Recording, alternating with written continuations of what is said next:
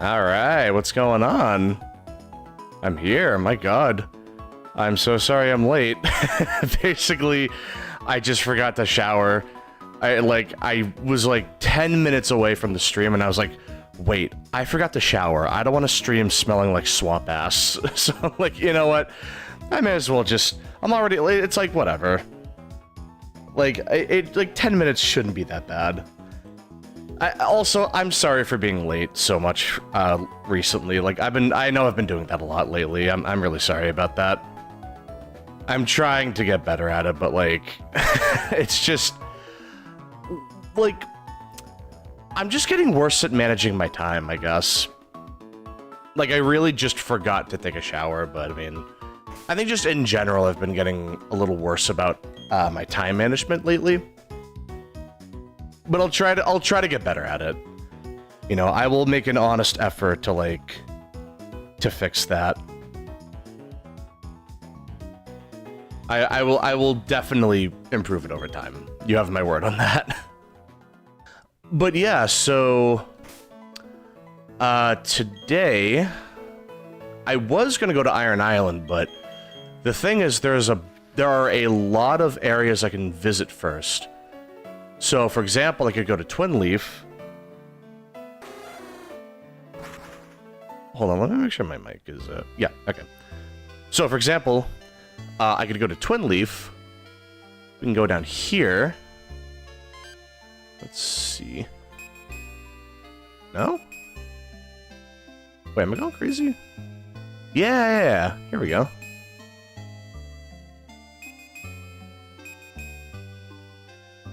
Yeah, there used to be... There's an item down here, right? I'm not going crazy, am I? Huh?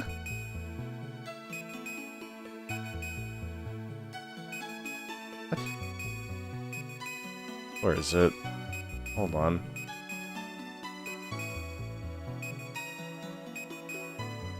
Where? What?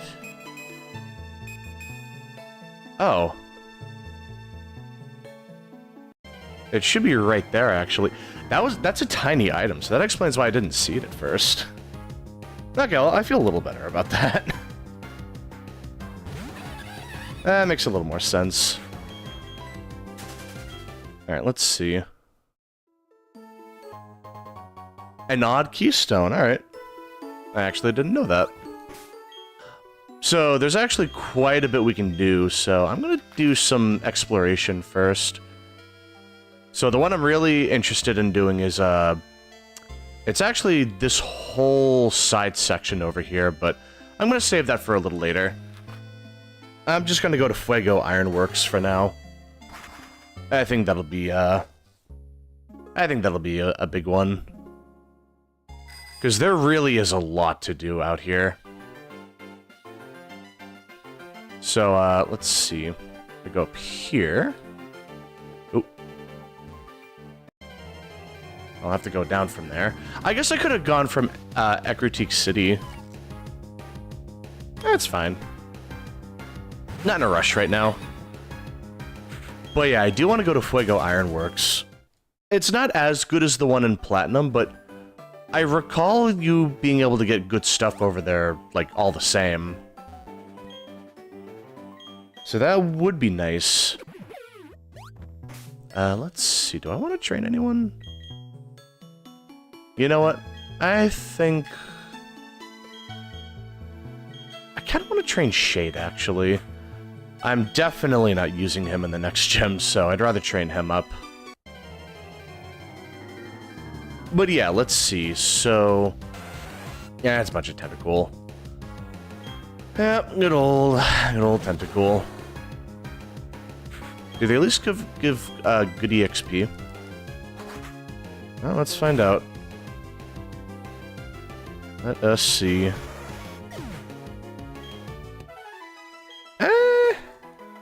Not really. Maybe it's just because it's at a lower level. But yeah, that's not really a whole lot. Man, I forgot how slow the surfing used to be back then. I'm pretty sure they sped it up in Platinum. I might be mistaken. There we go. I might be mistaken, but I'm pretty sure they sped that up in Platinum. It was definitely a big problem, for sure. One of the biggest criticisms for Diamond and Pearl was definitely just how slow the game ran. Like, God rest your soul if you kill a Blissey with close combat. Like, you're gonna be there for 3 to 5 business days.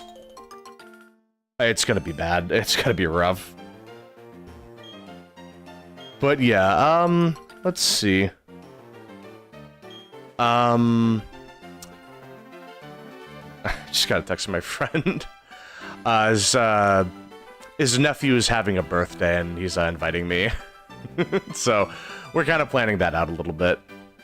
He just texted me, like, if we play Smash Brothers, I have his expressed permission to just destroy his nephew. Just go, his words, go full Omni-Man. I give you full permission to go all Omni-Man on us if we play Smash Bros. So I'm looking forward to that.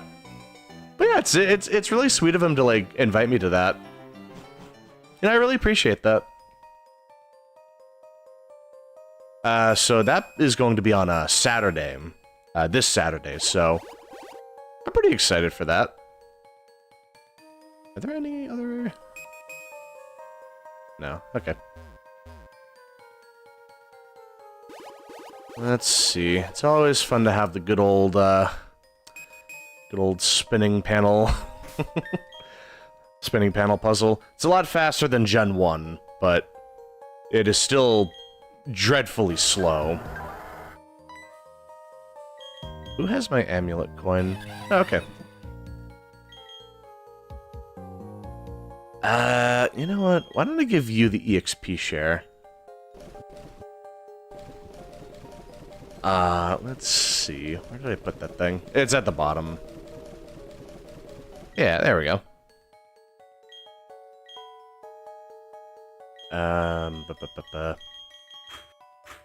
Yeah, this would be a good chance to train up Sun. I do want to get them to level 36, so that way they get close combat. And also evolve into Infernape. That'll be pretty good, too. You know, that'll be nice. But yeah, let's see. I do have flamethrower, that's right. Let's see. But yeah, once Sun and Shade evolve, the whole team will pretty much be totally finished. It's just a matter of, like, getting the rest of the moves at that point. Oh, here, I can use Shade here. Perfect. But yeah, it'll just be a matter of getting everything in line, so that'll be good. Yeah, one of the biggest criticisms with Diamond and Pearl is just how bad the Pokédex is, but if you know what to look for, if you go in with a game plan, you can make something work. You know, you can get some mileage out of it. Like, you just have to really go out of your way to, like, find the right Pokemon. Because, I mean, it's like, some of the Pokemon are just bad. Like, just straight up bad. Like, I mean, just straight cheeks. Like, just the worst. It's just, man. Sometimes you just literally don't get any options. Fire type. Oh, sorry, I think I'm coming down with a cold. And no warmth to fix the cold. Yeah. It's like, it is entirely valid criticism, by the way. I'm not, like, bashing anyone for that. The fact that there are just no fire types beyond Infernape and Rapidash is just, like... I will never live that. I will never let go of that. I will never get over it. Like, it's just how? How? Not, like, one more fire... Not even the Eevees. Not even Flareon. Which would have made perfect sense, but it's just like... Oy vey. They really just... They were not in fact cooking with that. They were doing the opposite of cooking with that. They were making some very bad Pokédex related decisions. Just really bad. But like I said, if you know where to look, you can make a decent team. It's just a matter of, like, you know, you have to already know what you're looking for. Like, if I was just catching whatever I saw, it would just be like... I would just be making, you know, like, the usual Diamond Pearl team. And I feel like most people know what I'm talking about when I say that. Like, odds are you're just gonna make that team if you're playing this for the first time. You know, you get, like, your starter. So let's say Infernape. You get Roserade, you get Staraptor. 5 attack, man. You get Floatzel, you got Luxray. You know, like, you got Lucario, and you're pretty much done. Like, just always... It usually winds up being like that. Or just some slight variation. It's like the Grass, Fire, Water core, that's always going to be there. Staraptor is just a classic, and I will try to avoid Staraptor. Only because I picked them, or I used to pick them all the time as a kid. Like, it was pretty much just always Staraptor. And yeah, it's like... I want to take a break from them. They're cool. They're super cool. I love them. Maybe when I play Shining Pearl, you know, maybe then I'll pick Staraptor. Because by then you really won't have many many other options. Let's see. Just double check. Which way goes where? Well, the bottom one will take me out of the area. I think it's the top one. Yeah, here we go. Alright, I'll just go slow. Nice! Let's see.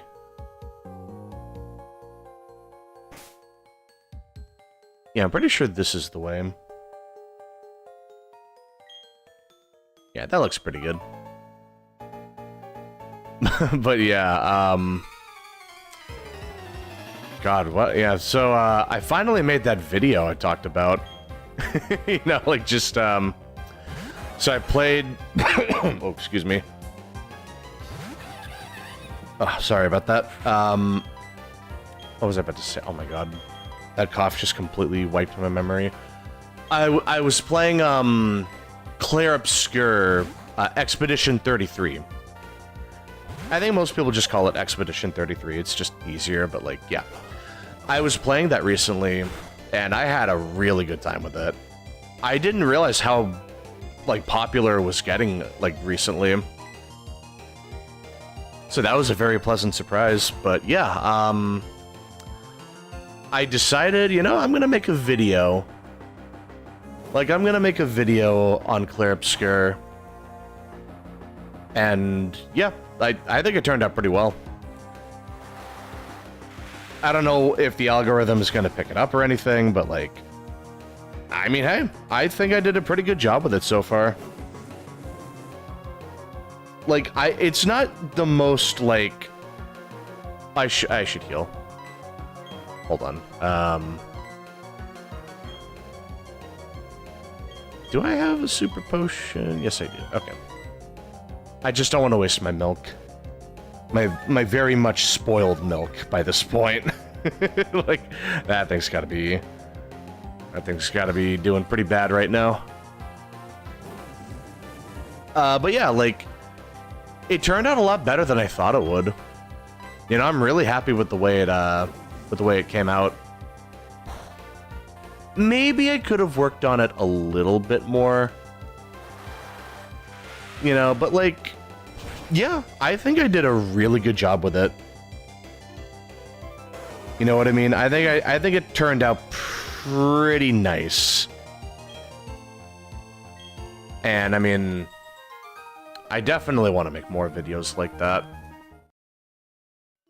So it's like that video took a couple like a couple days to make. Like, what, 2 days?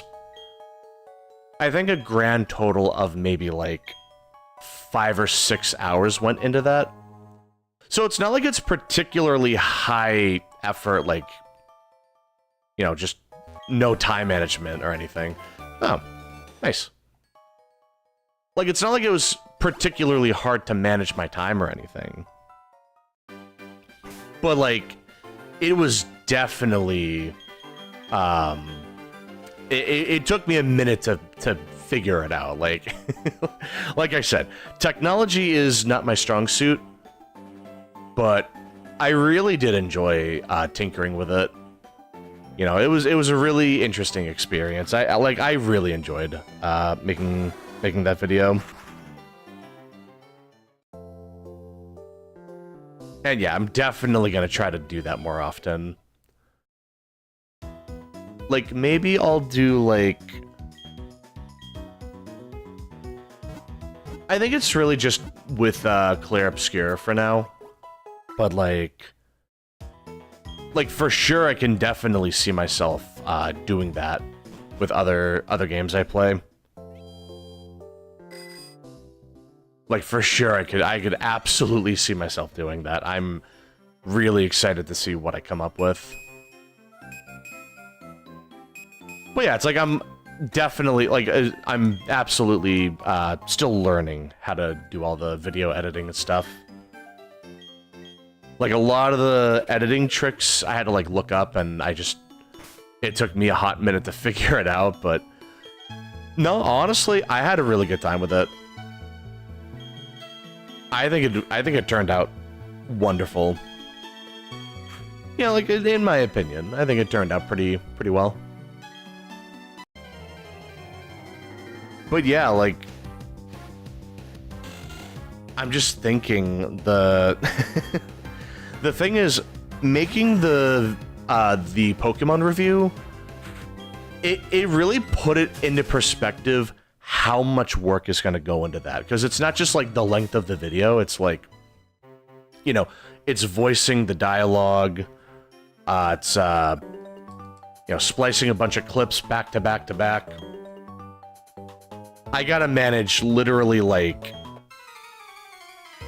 dozens of hours of footage. That Clair Obscur video was only, like, somewhere between 4 and 5 hours, I forget. Let me double check that. Like 4.5 hours. But yeah, like, it took a minute to get all that set up. Like, it took a little bit of time to get it all up and running. And I think it came out great, but it's like, making that Pokemon review, like, oh, brother. Like, man, that's gonna be a project. That's gonna be a very steep time investment. Which just makes me appreciate it even more, you know? Like, now I'm really excited to make that Pokemon review. Like, I have no idea how long it's gonna take me to edit that. I estimated, like, maybe by the end of the summer I could have it ready. Which is about, like, 4 months, so I think that's reasonable. But, like, it just, that short video I made, which it's like 35 minutes long or something, 35, 36 minutes. But, like, it definitely, compared to what I'm trying to make, that feels like a very short side project.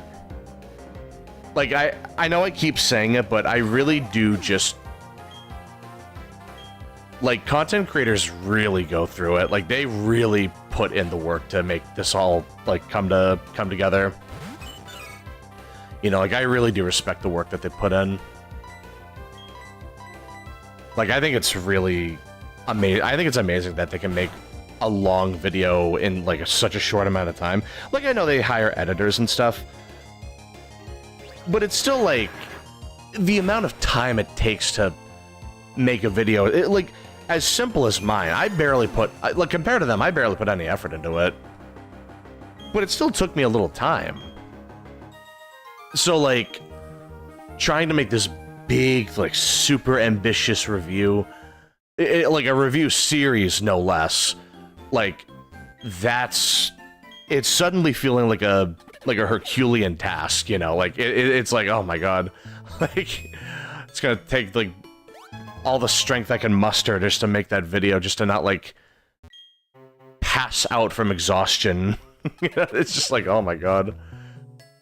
But it just makes me want to do it even more. It's kind of weird saying it like that, but it's true. I like, it just makes me want to pursue this even more, because it's like I had a blast making this video. Like, dude, I had so much fun making it. So to try to make something really big, like really ambitious, yeah, I definitely want to, I want to try to pursue that if I can help it. Like, I'm really interested in, just seeing what the video is going to look like when I'm finished with it. Because one thing that I noticed is it's very easy to, like, get lost in the sauce. Like, you're just constantly making little edits, like you're going back and changing things or adding things or taking things out, because it's like you figure out what kind of video you want as you go along. So it's like I wound up adding little snippets of things here and there, like it just, I was just having a lot of fun with it. It felt like I was at a playground. Like, just tinkering with everything. Like, it was cool, man. I think this might be my new thing for a bit. Again, I don't know how popular it's gonna be. I don't know if the algorithm is gonna kick in or what, but like regardless, I'm gonna have a good time just making these videos. Yeah, like, I really just want to keep doing this. But just thinking about it, like, what other... Because I could do that for Pokemon. I just don't know if I could... Because the thing is, like, I want to do the review, so I feel like if I focus on, like, a quick little video on this, I feel like that might get a little distracted. I feel like I would get distracted from, like, making the actual review. Which, yeah, I mean, like, that's coming along. But I just think, you know, I kind of wanted to take a break from it, just, like, work on something a little smaller, and then, like, just also to, like, practice it, like, get better at it. Because it's like, yeah, I'm much more, comfortable with DaVinci now. Like, I think it's working out pretty nicely. Like, I'm starting to understand the little tricks here and there, like, using, like, I think it's called, like, the opaqueness slider, so it just makes an image transparent, or, like, semi-transparent. Like, I only learned about that, like, last night. So, like, that was pretty cool. And I did have a little fun with that. I was having some fun with that. But yeah, it's learning stuff like that as I go along that just really makes me want to keep doing this. I think that's the most fun I've had being a content creator, is just like learning what I can do. You know, just like, it's not necessarily about getting the views and stuff. That, like, obviously that's important. You know, because otherwise, like, what are you making content for? Like, if no one's watching, who are you making it for? Like, I get it. But there is something just really addicting about just honing your craft and, like, getting better at stuff as you go along, you know? Like, I think that's pretty cool. It's a very addicting process of just, like, making content and wanting to, like, get better at making content. You know, like, I think it's really fun. Because it is, like, a genuine skill. I mean, hey, like, if I ever wanted to become an editor, like, just be an editor for hire or something, it's like, hey, I'm already getting some experience in. That's pretty cool. So it's like, I am, like, developing a skill set as I do this. And that could, like, genuinely be useful in life. I think that could be really fun. I have no idea what the process is being, like, a paid editor. I've never, like, done anything like that before, but yeah, for sure, I would definitely want to at least, like, consider it. You know, I got other things to do right now, but... And, like, I'm mainly just doing this for fun at the moment, but, like... If I ever get good at editing, you know, I think that would be... Like, I could have a lot of fun doing this. Like, I really just wanna... Oh, hello. Like, I just wanna learn more stuff as I go along. But yeah, like... That'll happen when it happens. That's the thing, like, you can't rush these things. Especially since I'm such a small content creator, like, I'm not really getting the traction. Which is to be expected. It's like... It's at, like, 4 views or something right now, so I'm not, like, getting a whole lot of attention at the moment. But that's to be expected, like I said. But, like, if it did get some traction, like, at some point... That would be really good. You know, just like, just knowing that I'm doing something that people want. You know, that, like, that's a good feeling. It would just be that feeling of, like, validation. Like, yeah, like, this is the right decision. Like, I should keep doing this. Actually, I don't think I'm confused yet. I can keep going. I would have been confused before they sent their Pokemon out. Yeah, there we go. But yeah, like... Yeah, like, I think I just want to...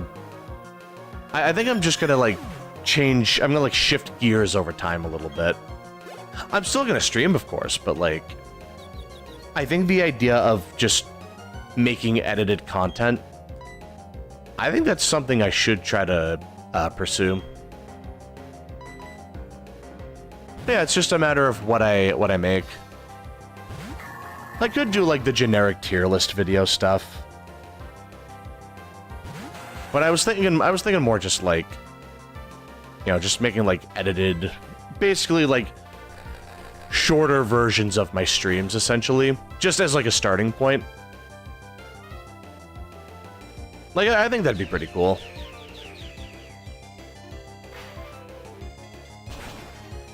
And I don't know, maybe I should do that in general. I feel like it wouldn't be as, like, high effort as the last one, if I'm doing it, like, constantly. So it's like, the moment I get home from work, I just start, like, throwing something together, like, just splicing up a 4-hour stream. Like, I could probably do that, but... I don't know if that's something I would enjoy, you know?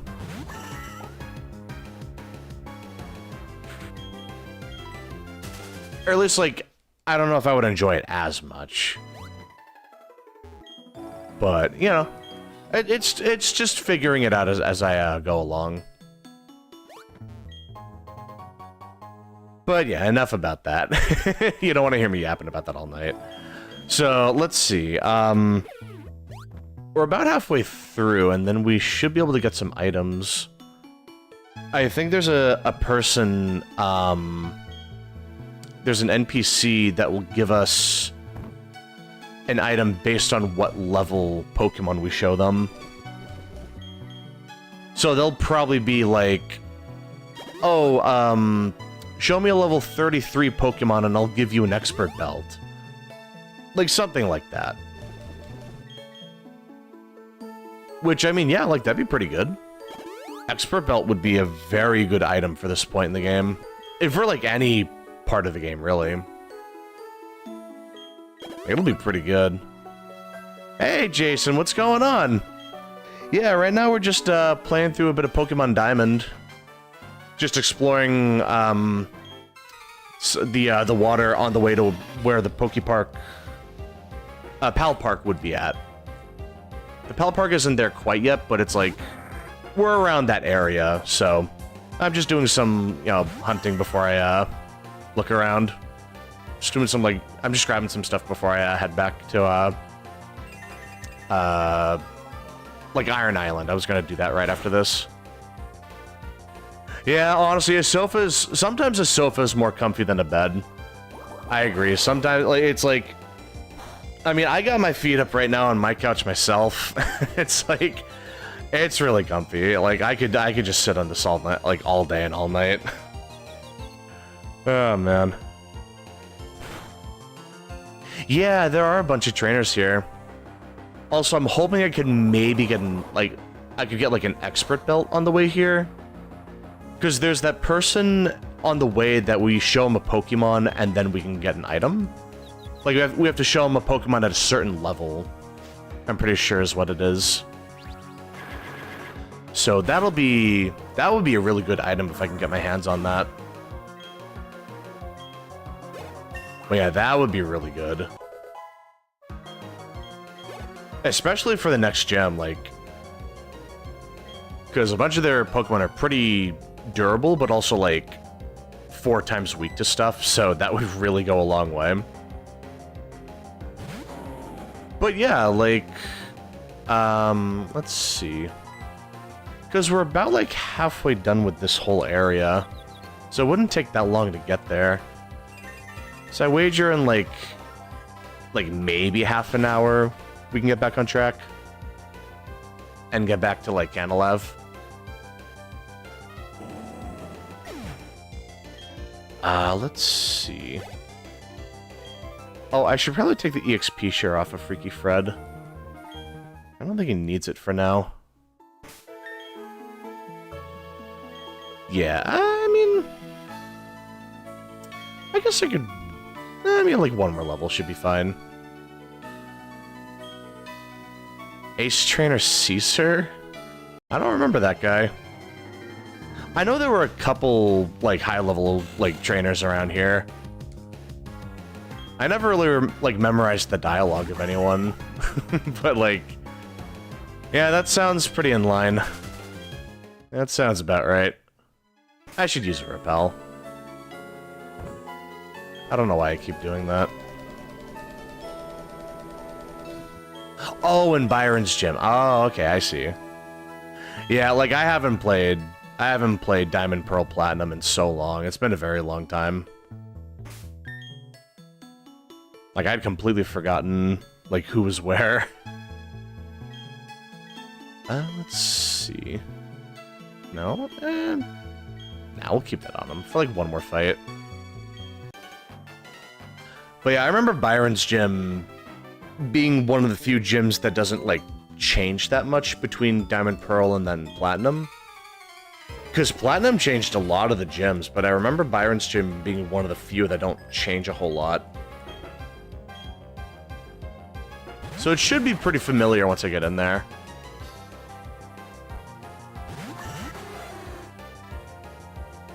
But yeah, just going through Diamond, like, it makes me reappreciate the changes that Platinum introduced. Like, they really went all in, making big changes. You know, I thought it was pretty sick. Yeah, let's see. That should be fine. But yeah, it's like Diamond and Pearl are still good games. It's just... Platinum went totally ballistic making changes. Like, they went hog wild. So I'm just really excited to... Like, when I eventually get to play Pokemon Platinum... Like, when I get to that point, like, that's gonna be huge. Like, I'm super pumped for that.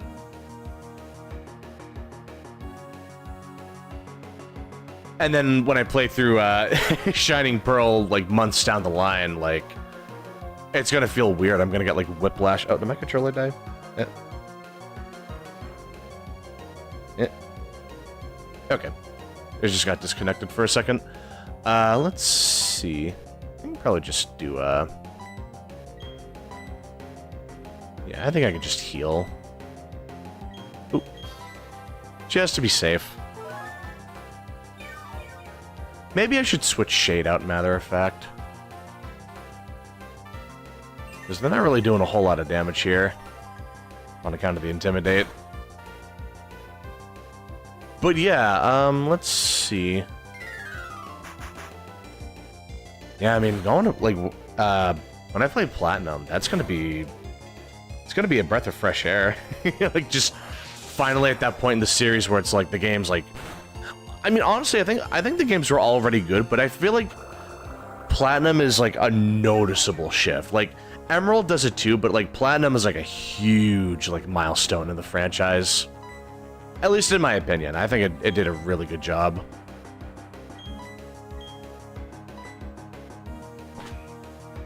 Like, man, I am just...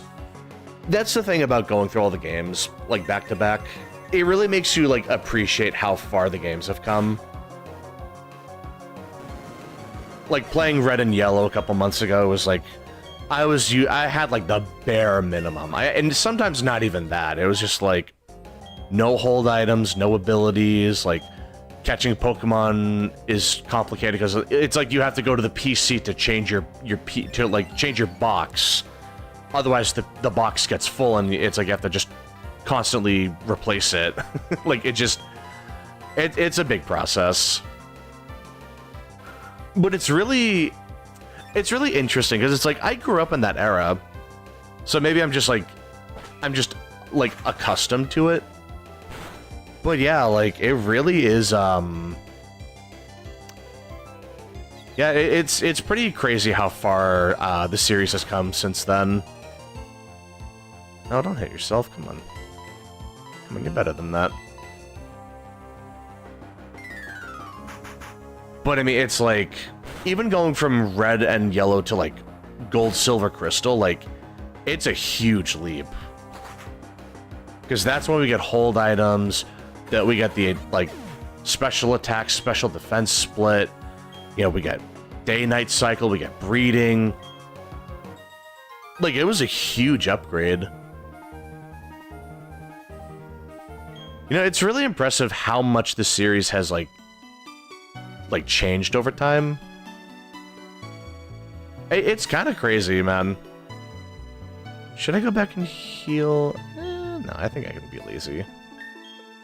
Yeah, it always sucked when you were about to catch a Pokemon you really wanted, and then you just ran out of space. Like, oh my god. Going to this, it happens to me all the time when I go to the Safari Zone. That's the worst when it happens, is like, I want to catch a bunch of Pokemon, and I'm just punished for it. That's when it sucks.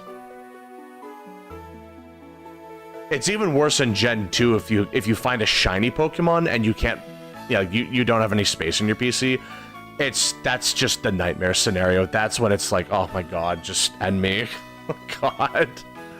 Like, it's awful when that happens. Like, my god. It's like pulling teeth. Thankfully, this never happened to me, but just, like, imagining that. Like, oh my god. If that ever happened to me, I'd be so... It'd be like if you're... I swear I've seen, like, a speedrun where someone was, like, in the very early segments of a game, and they found a shiny Pokemon. I think it was, like, in Emerald, they found, like, a shiny Zigzagoon before they were even able to grab Pokeballs. And it was just like, ah, oh, dude. Like, god. That's gotta hurt. Like, that, it's like... I feel like I would age by, like, 50 years if that happened to me. My hair just falls off. Oh my god. I would just die on the inside if that happened to me. Like, oh my god. It's like the worst case scenario.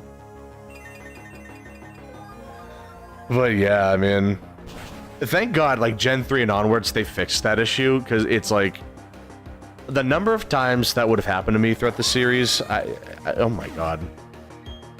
Because, like, I've seen my fair share of shiny Pokemon, but, like... If I lost any of them because my PC was full, I would be so mad. Like, I would never live it down. It would just be my sleep paralysis demon. Oh, protein, nice. You know what? Hold on. Give that to Big Guns. She needs all the help she can get.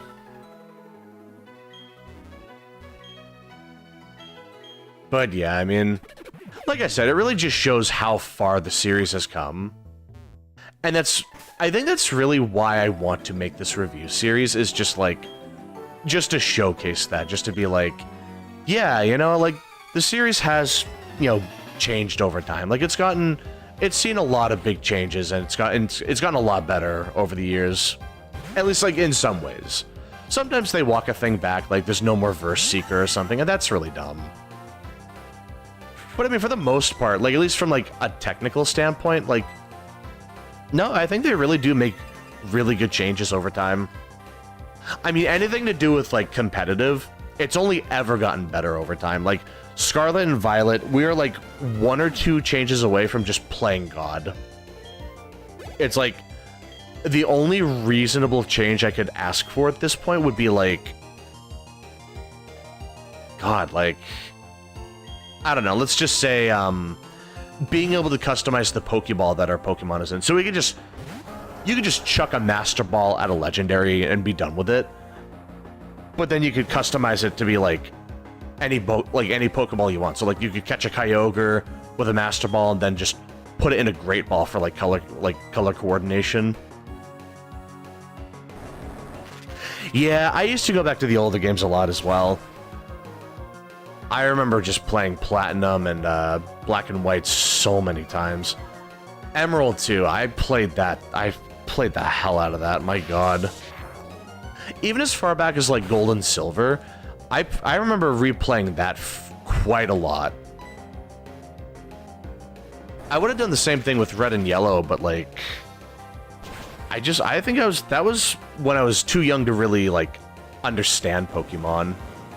Like those were my first Pokemon games, but like, I think I was just too young to really get it back then. And by the time Gold and Silver came out, that's when I was like, yeah, I think I get it now. Yeah, we call it classic, but it's kind of hard to tell. I feel like for most people, they would say the sprite art era is the classic era. Because, like, X and Y really is, like, it's the beginning of so many big changes. And, like, X and Y really felt like a big renaissance for the series. You know, for better or worse. Maybe renaissance isn't the right word. It's, like, just a big...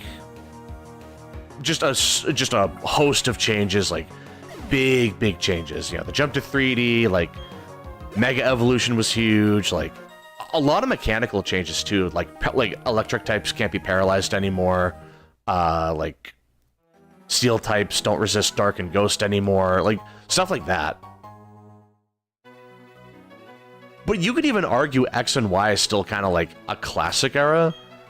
Like 3D, like the 3DS it's an old system at this point. I mean, if you twisted my arm, you could convince me like, you know, maybe 3DS era is kind of like retro.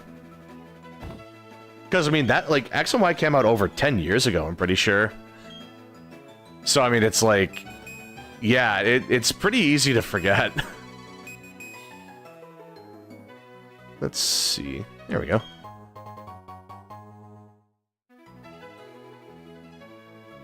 Yeah, I feel like we get treated as a kid more often now. I remember that was the one thing I liked about X and Y is that the main characters seem a lot more mature. Like, they seem older, like in their teens. Black and White as well. Like, Gen 5 as a whole, I feel like Gen 5 and 6, I feel like they really tried making you feel like a grown-up. Not like a grown-up, but like just older. 88. Jesus. Yeah, sure, let me just break out the action replay. Just grab a couple dozen rare candies. Ah, jeez. I was hoping it would be like level 30 something. It's usually around the level that I'm at. That's surprising. My guy's just got high standards. Holy. Like level 88. Most legendaries aren't even that level. Like, jeez, man. Oh, let me take that EXP share off. I'll give it to big guns. Yeah, I mean, Sun is going to have plenty of chances to level grind. So I don't need to worry about that for now. Yeah, let's see. We'll keep Smoothie. But yeah, it's like... I really do... Like, I agree. I think, like, a lot of the recent games, like, we are kind of just treated as a kid. Yeah, like, I can agree with that. Yeah, it's one of those things that it's harder to relate to as you get older and older. It's funny, because I feel like Gen 5 was meant to be, like, a response to kids kind of outgrowing Pokemon. Not, like, making it an adult game, per se, but, like, just making it feel like, you know, it's like, the kids that played Red and Blue are in high school now, so, you know, maybe they want a more mature theme, like more mature character designs. So I can appreciate that direction, but you're right, ever since, like, let's say Sun and Moon, especially in, like, Scarlet and Violet, you really are just treated like a kid. And that's just really obnoxious. Like, listen, man, I'm gonna be 31 in, like, a month, not even. So, like, being treated like a kid, like, going to school and stuff, like, oh my god. Like, it's just, come on. We're doing, like, basic edition, like, please. Yeah, the Kalos designs were really good. That's one thing I really like about Legend ZA, like, at least with the trailers. They really... Those designs are incredible. I love that. Like, the main characters just look really good. I mean, like, all the characters in general look really good, but, like, the main characters looking so much older is just like, oh my god, this, like, more of this, please. Like, just... My god, the designs are just, they're great. And then imagining, like, any possible fashion we're gonna get with that, like, oh my god. I'm just... Man, those games cannot come out soon enough. Yeah, I'm hoping Pokemon kind of rediscovers that, you know, it's like, people of all ages kind of play the series. So it would be nice if there was more, like, if there were more, like, age options, I guess. Not, like, maybe not age per se, but, like, or, like, maybe, like a height slider, like, adjusting how tall our character is. Yep, here we go.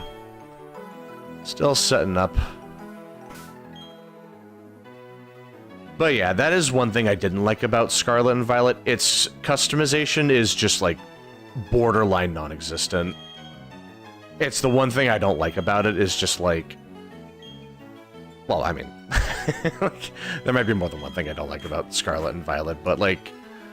Looking at it objectively, the lack of character customization in that game is so unfortunate. Like, the haircuts you can change pretty freely, but you barely get any outfit options. Like, it's so weird. So I'm really hoping, like, Legend ZA kind of brings that back, like, just giving us really good character customization. Like, just more outfits, more, like, options overall. Like, I'm really hoping we get more, you know, just more mileage out of this game. Yeah, colored socks, I mean, that's great. Hey, listen, that's the important thing. Did we really speed tie? That is so unfortunate. He really speed tied me on the fly. That stinks. But yeah, like Scarlet and Violet's customization was so underwhelming. Like, my god. I thought it would get better in the DLC or something. I mean, we get different outfits, but it's so bland, you know? Like, I remember, at least Sword and Shield had much better customization. Like, they were really good about giving you options. And I recall the DLC outfits were pretty good, too. I really like the outfits we get from the first DLC. Oh, what was it called? Crown Kingdom? Crown something. I'm drawing a blank on that. But yeah, like the one with Kubfu and like Urshifu. Like the outfit you get with that is really good looking. But yeah, it's like I'm hoping that they can correct that in Legends ZA and just moving forward in general. I'm hoping they just give us more character customization in general. Like at a minimum, give me like a slider so I can make myself taller or something. Cause it's like I remember in Scarlet and Violet they have like the students that go to the school, they're all kinds of ages. It's like you have little kids, you have like elderly people, like everything in between. So I'm kind of surprised that wasn't the point where they like let us customize ourselves a bit more. It would have been nice.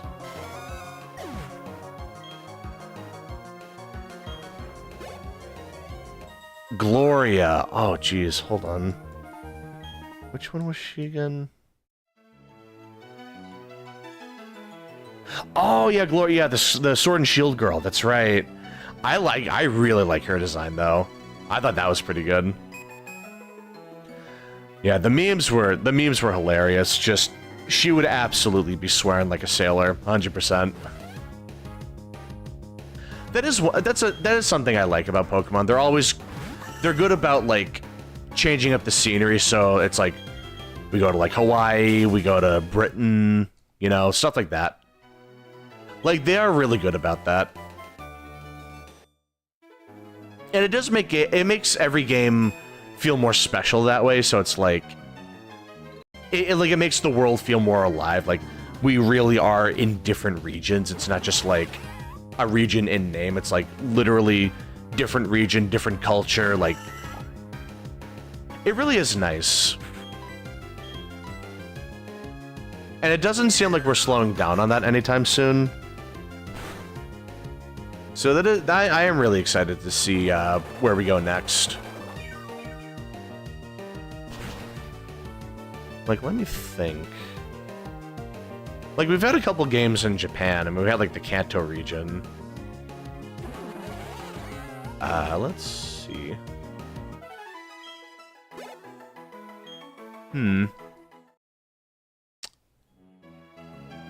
Maybe, like,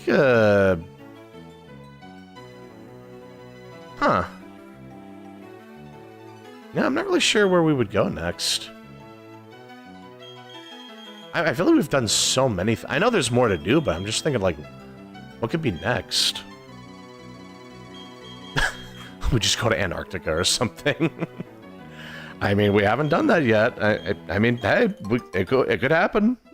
Like, it could happen. Everything's just an ice type.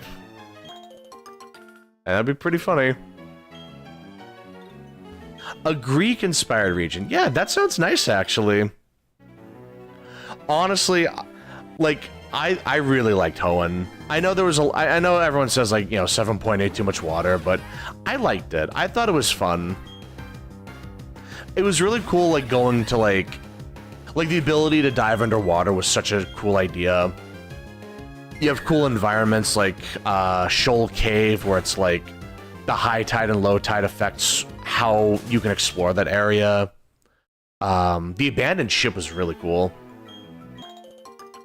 Really good, like, environmental stuff. Like, I really hope we get more of that, like, at some point. Like, I want a more, like, water-based region. I mean, technically Alola. like technically Alola does that. But maybe like a better mix, I should say. I feel like Hoenn, it's like the first half there's barely water, the second half it's all water. If it was like spaced out a little bit more. Like, I think that would be pretty cool. Especially the idea of, like, we start in, like, a center area, and then, like, if it's like an open world Pokemon, then we can kind of go in whatever direction we want. That would be a cool take on it. That would be really sick, actually. It's just like a Wind Waker Pokemon game or something. That would be interesting.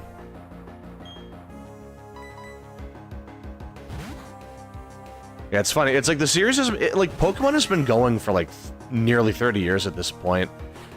And it's good to see that they still have like potential to grow. Like there's still things they haven't done yet.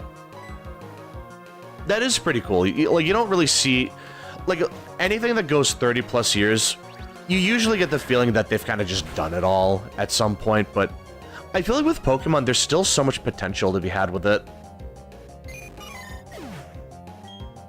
Like, it just makes me look forward to what the next game is going to be. And, like, yeah, maybe I'll be a little critical of certain things. But I think just for the most part, I still am excited for every Pokemon game that comes out. Like, I really just want to... Yeah, like, I'm just really excited to see what comes next. Yeah, I'm really, you know, like, I'm pretty excited. So I'm just wondering when we're gonna get, like, Generation 10. We're getting Legend ZA, so, I mean, we still have a little ways to go.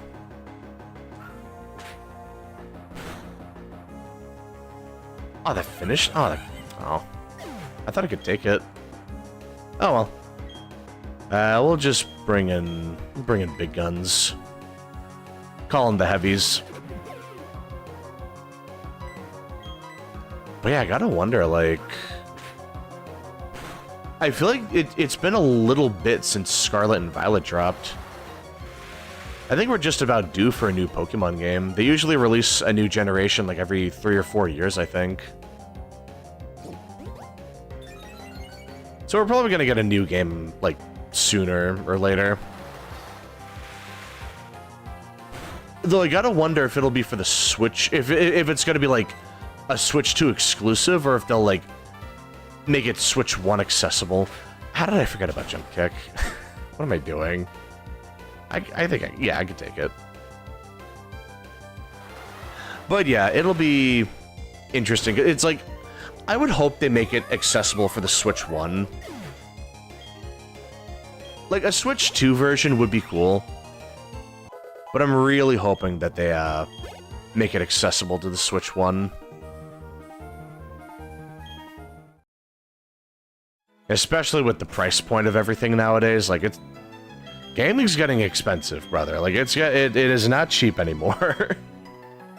So, I mean, just imagining Pokemon getting more expensive as if it wasn't already kind of expensive. Yeah, I'm really hoping that they make like a more like affordable Pokemon, or at the very least, just there's like a cheaper alternative. That would be nice. Yeah, I'm expecting next year as well for Generation 10. I just hope this time they have like a better handle on like performance. Like they showed gameplay for Legend ZA on the Switch 2. Like when they were showing the Switch 2 trailer, they showed like a couple seconds of gameplay. And yeah, it was running at like 60 FPS, I'm pretty sure, which is a really good start. I'm just hoping that they can get a better handle on like any like bugs or anything like that. Like that's what I'm more worried about.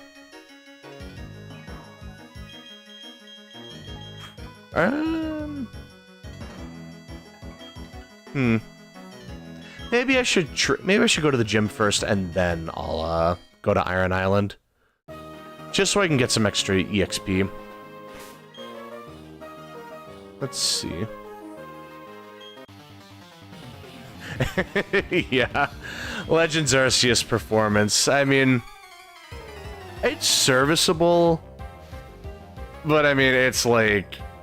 I feel like it could have been a little better. like just a tiny bit. But yeah, Scarlet and Violet, it's just, that game needed more time to cook.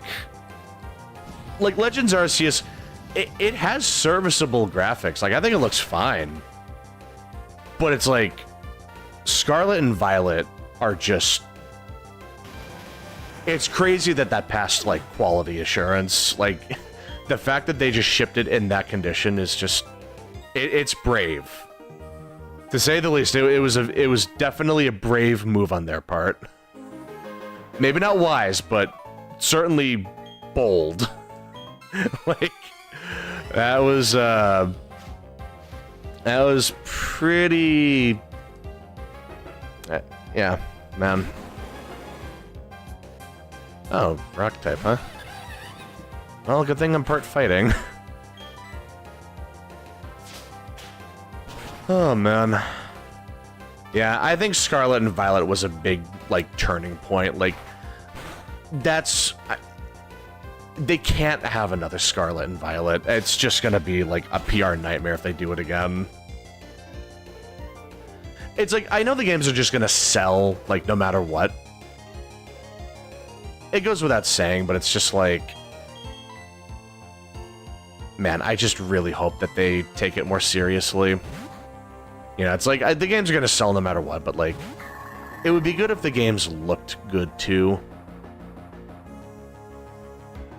Yeah, I remember the caves were really glitchy, too. I remember, like, falling, like, clipping through the floor in one of them. And not to mention, the camera would constantly, like, get stuck and, like, I would be seeing outside of the cave.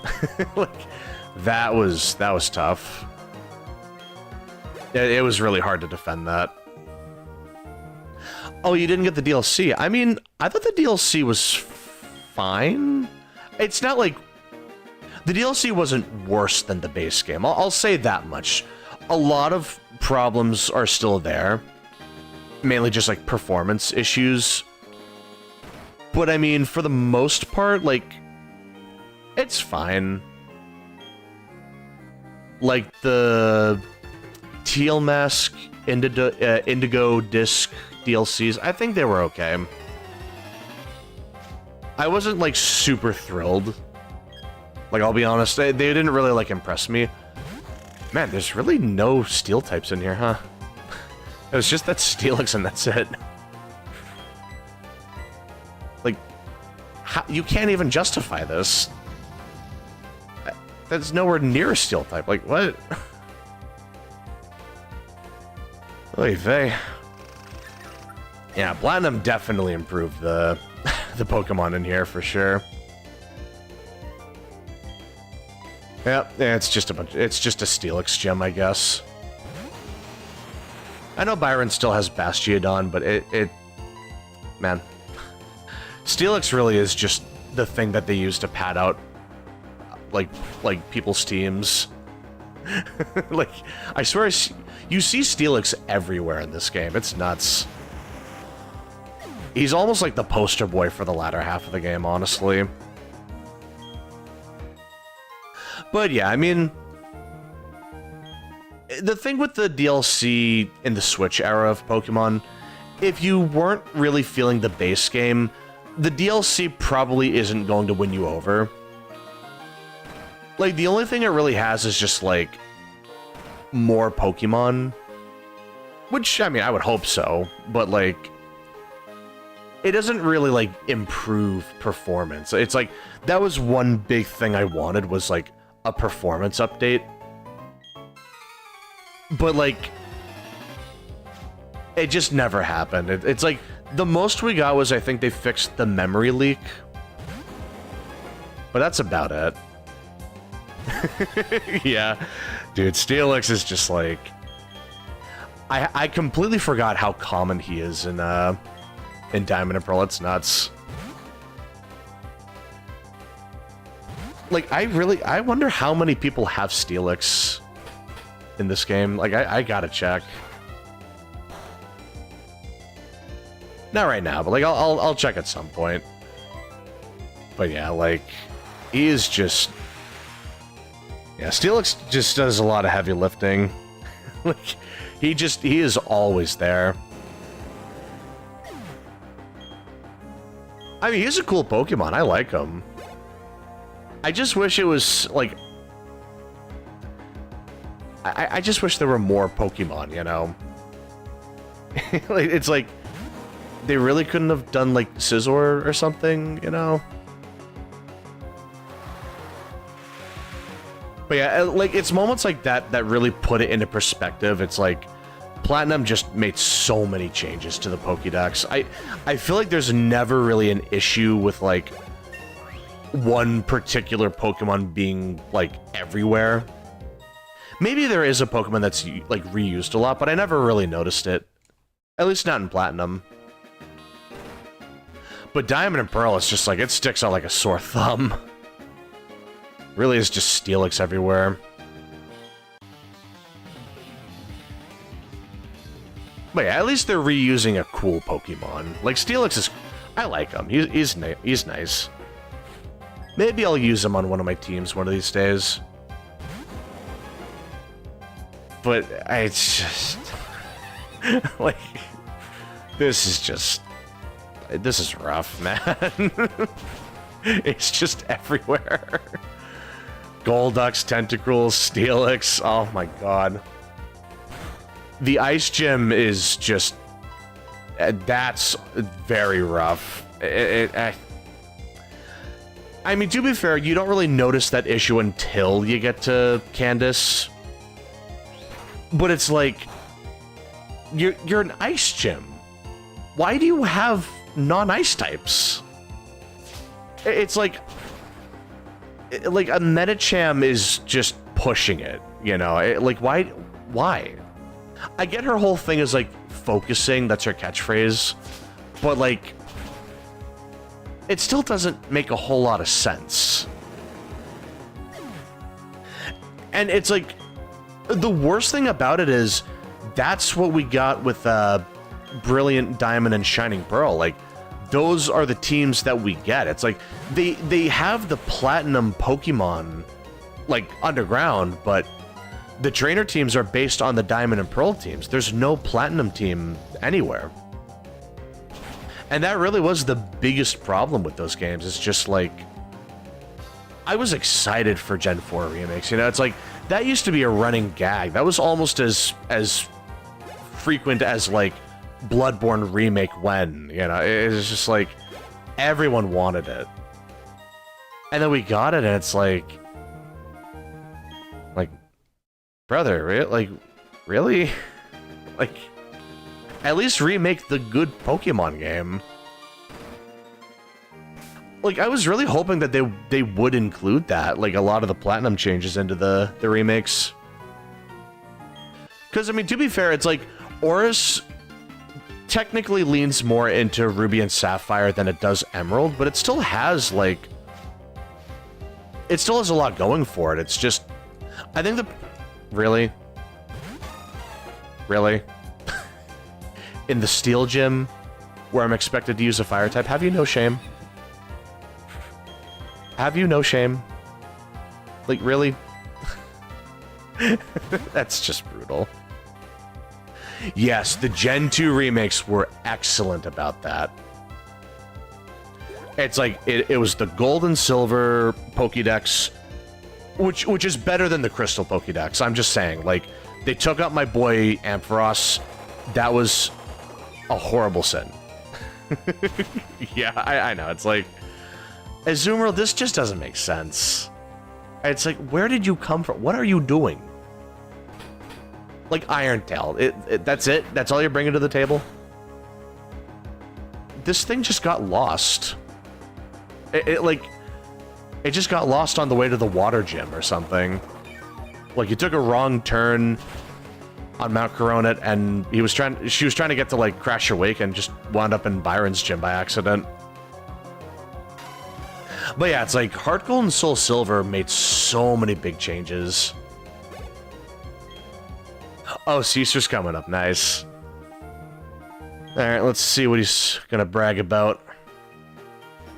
Alright, let's see.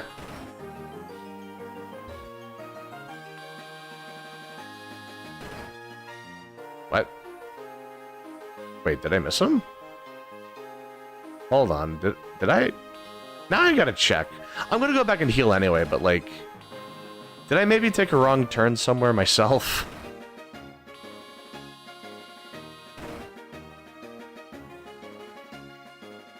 Maybe he's up here, hold on. Yeah, here we go. I don't think that's Caesar. Jackson. Have you seen Caesar around? Oh, maybe I did.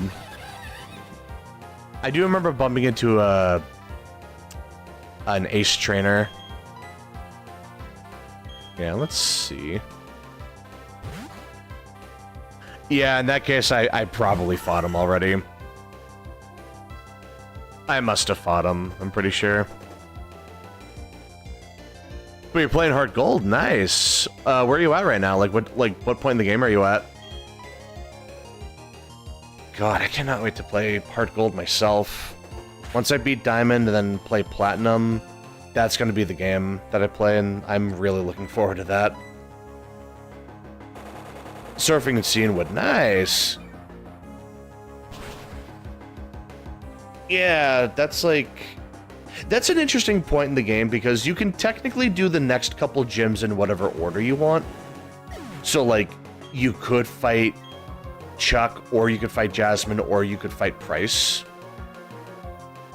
You at least beat, you beat Morty at least, but that's a pretty cool point in the game, because you can do those next 3 fights in whatever order you want. And that was really cool, that was something cool that, Gold and Silver did. Yeah, I wish more games did that. Let's see, like... Yeah, that, like, Heart Gold and Soul Silver, they made so many big changes. It's like, it had a lot of the Gold and Silver content, but it also had, Crystal content. Like, the whole Yusin and Suicune side quest. You know, like, that was great. Like, it found a good middle ground for, like, the remakes of the original games while adding the sequel game. Like the director's cut, quote-unquote. And I feel like, technically, it's like... We should have called it out by Emerald, like, by, Oris, like Omega Ruby, Alpha Sapphire, because they cut out the Emerald stuff, they cut out the Battle Frontier, and that was really sad. But, like... For the most part, I remember Oris being really well made. I really enjoyed playing that. Because it's like, yeah, it was more based on Ruby and Sapphire, but it also does, like, differentiate itself from what came before it, and I think that's pretty good. That's the thing that BDSP doesn't really do that well. It doesn't really differentiate itself that well. And so its flaws really stand out at that point. Oh, Ruins of Alph. Yeah, I like that.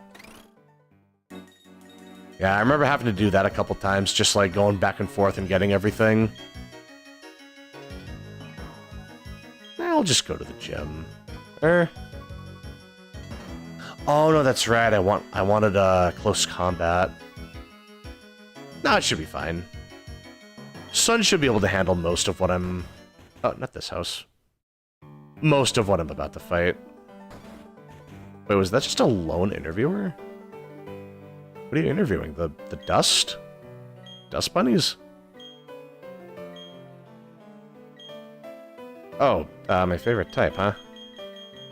Probably dragon. Oh.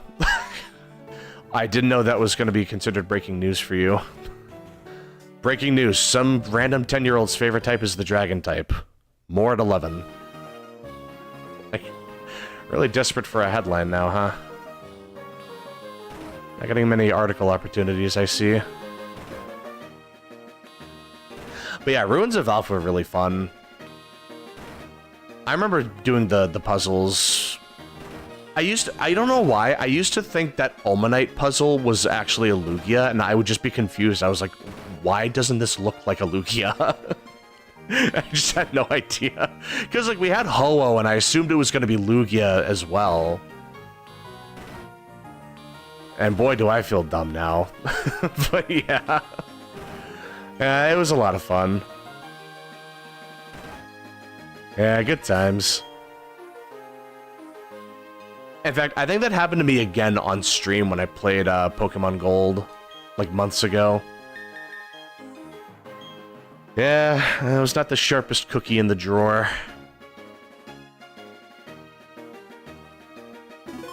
Yeah, I think we all have our little moment like that. We all have our brain fart moments. Alright, Byron.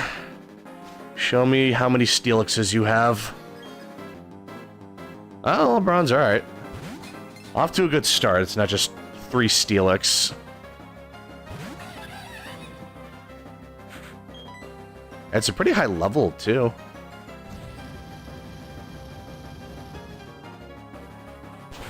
And this one definitely doesn't have a heat proof. So I'm pretty sure every trainer Pokemon in this game just has the same, like, ability. Oh, don't do that. Come on. It's okay. I can heal that. Any luck, I mean, they might just, let's see. They might just hit themselves to death. Or, like, burn to death. I'm gonna hit myself to death if I don't heal it. God, I don't remember the Gen 4 anime super well. That's around the time that I kind of dropped off from the anime, to be honest. I remember, I think it was, like, maybe halfway into the Gen 4 anime. I'd watched the first 3 generations, but, like, I think it was, like, about halfway into Gen 4 that I kind of, like, was more on and off with it. I remember that one guy that had, like, at the Pokemon League, that one guy that just had the Darkrai and the Latios. I remember that very vividly. That was cracked. Like, I'm amazed that they put a guy like that in the anime. Purely just so Ash didn't win a Pokemon League. It's like what? Bastiodon, here we go. Alright, let's see. Yeah. Yeah, Paul was a cool character. I liked him, though. I like Chimchar, too. That was a good character moment. I was expecting Metal Burst. Okay, I can just heal that. Let's see. Yeah, just Moo Moo Milk. Drink the spoiled milk, son. It'll be good for your bones. Like, I've had this Moo Moo Milk in my bag for a couple days. It's just been... just warm and, like, rotting. Just, like, chunks of milk. That's not good. Okay. I think I let him pop off for a little too long. That's okay. Let's see. Wow. 4 times weak, huh? I might be in trouble. And he's using Chesto Resto on me. You are cheeky. I mean, Flamethrower's got to do some damage, right? Maybe we can get a lucky burn. Okay. I think I'm in trouble. Like, that Ancient Power boost is not messing around.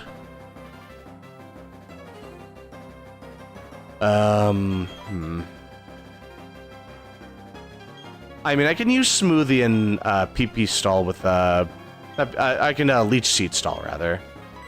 But I need to get a safe switch in. You know what? Hold on. Actually, I think Bella would be a good switch in here. They're not doing much damage, but they're not taking much damage either.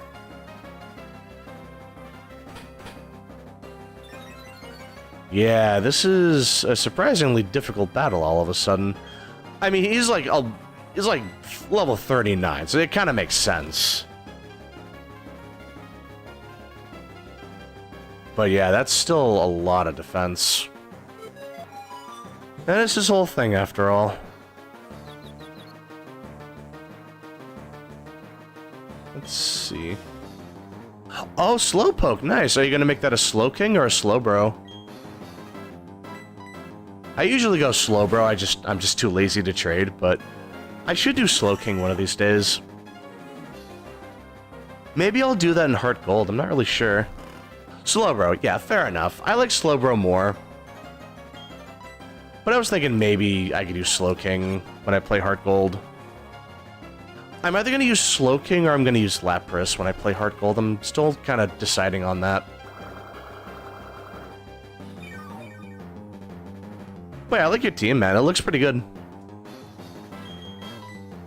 Let me think. When I play Heart Gold, I'm probably going to get stuff like... I was probably going to get like a Heracross or something. Yeah, that would be a really good Pokemon to get. My starter was probably gonna be... You know, I think it was gonna be Cyndaquil, now that I think about it, because I used Totodile in Gold, and I used Chikorita in Crystal, so Heart Gold would be Cyndaquil.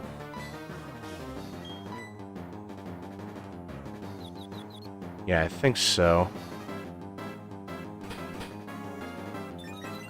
Oh, Steelix. Yeah, that's a good that's a good pick. But yeah, the cliff area, that's the way that leads to the new Safari Zone, right? Like right by Cianwood. So I remember there were a couple of changes over there. And that was definitely one of my favorite changes. Let me think. Like, yeah. I forget the... I can never memorize the route numbers, but yeah, like, basically, just a... Not like a super long trip, but like a somewhat long stretch. And then you get, like, easily the best Safari Zone in the series.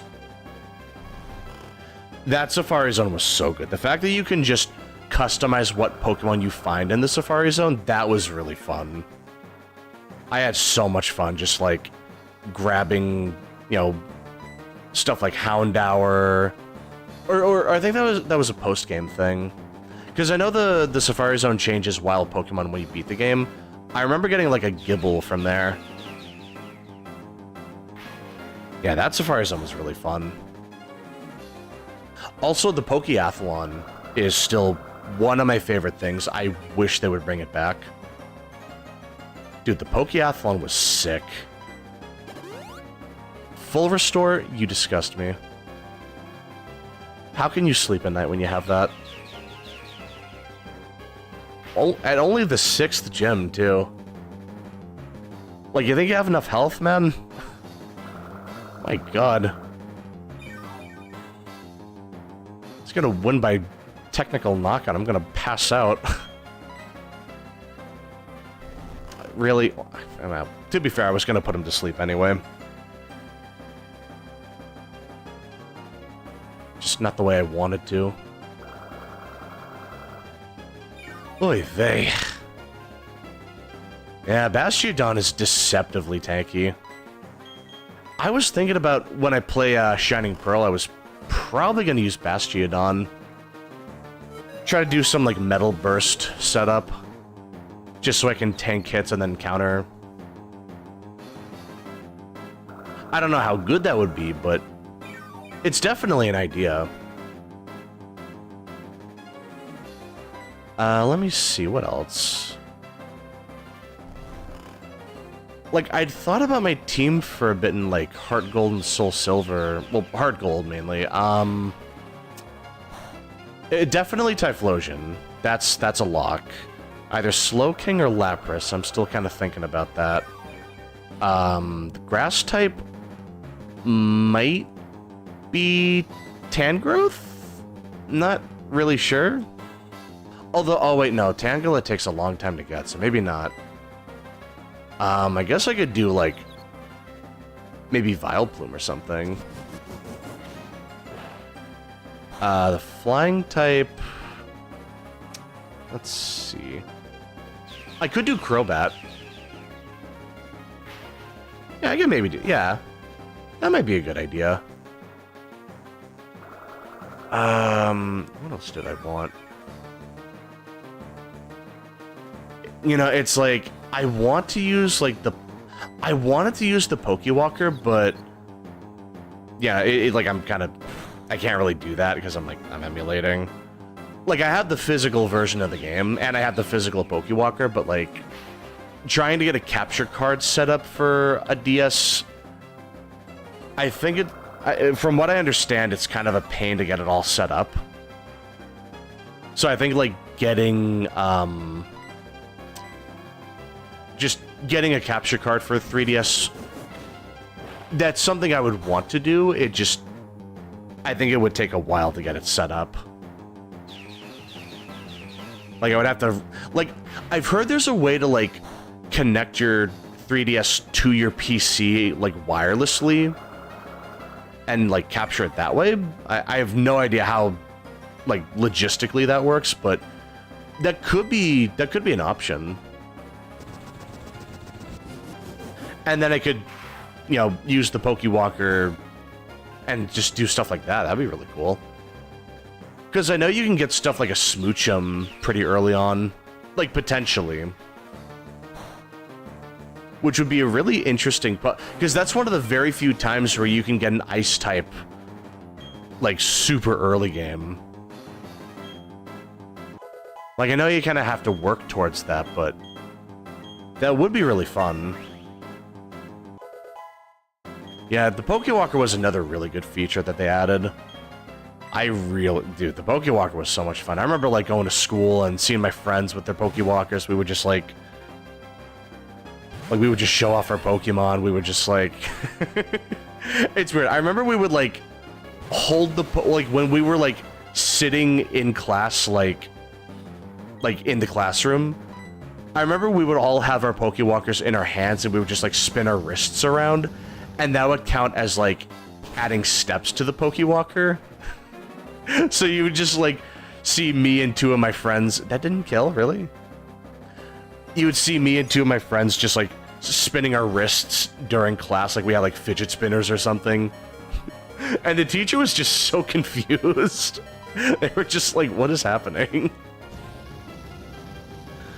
Oh, man. Yeah, those are good times. Honestly, Pokewalker was kind of like the original Pokemon Go. Like the Pokemon thing that made you go outside and walk around. It was pretty cool. I could definitely, absolutely, I could see myself trying to get a Pokewalker set up. I just don't know how I would, like, get that set up for, like, a streaming setup, you know? Like, 100% I would want to do that.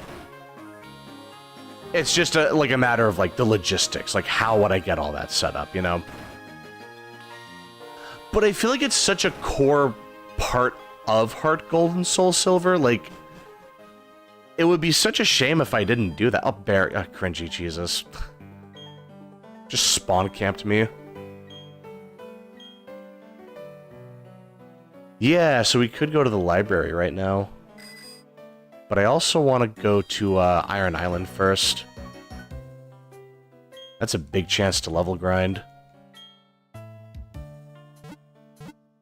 Also, I guess I could get the Lucario egg. Well, like, Riolu egg, technically, but yeah. I guess I could do that, too. Let's see.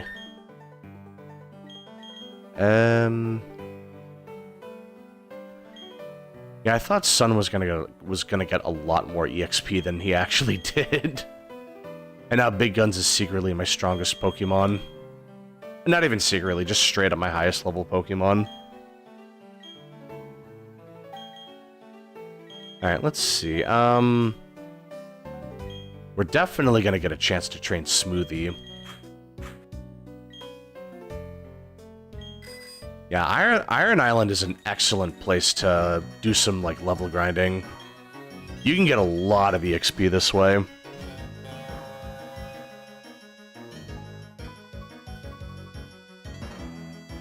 Also, Riley is the best teammate you can get. I like him. He's just a really cool person. Let's see. Actually, they're nice. It's 1:41 in your area. Wow, so you're staying up pretty late then. But yeah, I mean, like, if you need to go to bed, like, I don't mind. Like, do what you gotta do, man. But yeah, I mean, like, if you're gonna... Like, if you just want to, like, listen to me, like, while you're trying to sleep, hey, that's cool, too. But yeah, I mean, let's see. Yeah, it is nice just knowing that, like... I do like just being like a low energy kind of streamer, because I'm usually just low energy regardless. Because like I'll get back from work and I'm just really tired and I don't feel like, you know, like, you know, I just don't feel like I can't do that high energy thing that some people do.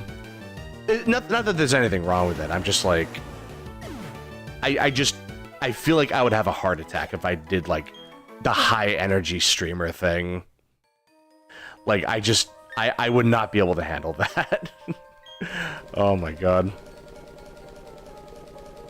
But yeah, it's like, oh, I should not have done that, but that's alright. Let's see. Oh, I think I went the wrong way. Actually, hold on. Could I? Is there an item up there? No. That's alright. At least have a trainer to fight. Yeah, I like that too. I like... Sometimes I like a game that's fast-paced, high energy, but then I also like playing a game that's just really chill. Like work has been getting very busy for me recently, and I just haven't had as much time or energy to play a game, so I thought, like, kind of recently maybe I should, like, tone it down with, like, Dark Souls kind of games, like Souls-likes. Maybe just more RPGs. Just because it's, like, it's just easier for me to play it. So when I get home and I'm, like, I'm tired, I'm, like, I'm, like, sleepy, you know, it's nice to have a game where I can just, like, I don't need to, like, think about it too much.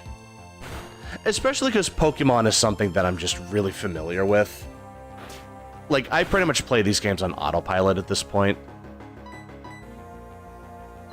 So it's just, I think, like, a game like Pokemon is the perfect thing for me to play when I'm just, like, you know, like, I just want to chill.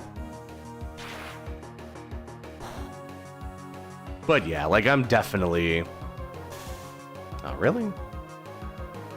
Yeah, like, I think this is... let's see. Maybe we can bring in Sun. Yeah, I think this is the kind of energy I like to bring on the channel. It's just really easy, especially because, like, I'm a bit of an endurance streamer sometimes. Not all the time. Like I said, I'm doing a lot of work recently, so I... Man, 2 for 2, huh? I might should go to the casino. But, like, sometimes I can stream for, like, 6 or 8 hours at a time. So I feel like if I was high energy, I wouldn't be able to, like, I don't think I'd be able to keep it up. Man, and confused. Getting me with the parafusion. This camper is taking no prisoners. But yeah, I think it just kind of works out. Stunky. Yeah, I can just bring in Shade. It should be fine. But yeah, like, I used to be kind of self-conscious about it, like, if I'm not, like, engaging, then I'm worried that, like, people aren't gonna watch. Like, I know there's a place for low energy content, but I feel like when you're just starting out, it's like, I was worried that if I'm not like engaging enough, then people aren't gonna like stick around. Because it's like I said, when you're just starting out, you need to make sure people are hooked, like the moment they see like your content. But I guess I overthought it. You know, it's like at some point I kind of just decided, you know what, I'm gonna do things my way. It's like, it's not the end of the world. I can play games the way I want to, and it's like, it's whatever. And honestly, I feel like I'm much better off because of that. Now I don't need to worry about it. It's like, you know, even if I'm not getting a lot of views or anything, like, I'm just having fun making content. And it's definitely helped me just psychologically. You know, it's just like, I don't need to worry about it. And yeah, I think it's worked out really well for me.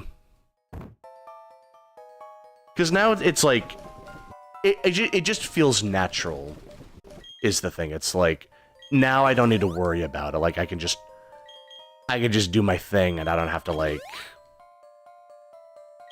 I don't know, like, I don't have to, like, it's just one less thing weighing down on me.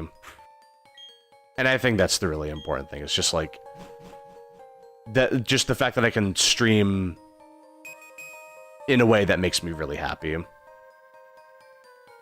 And honestly, it's been a good, like, a good reminder of, like,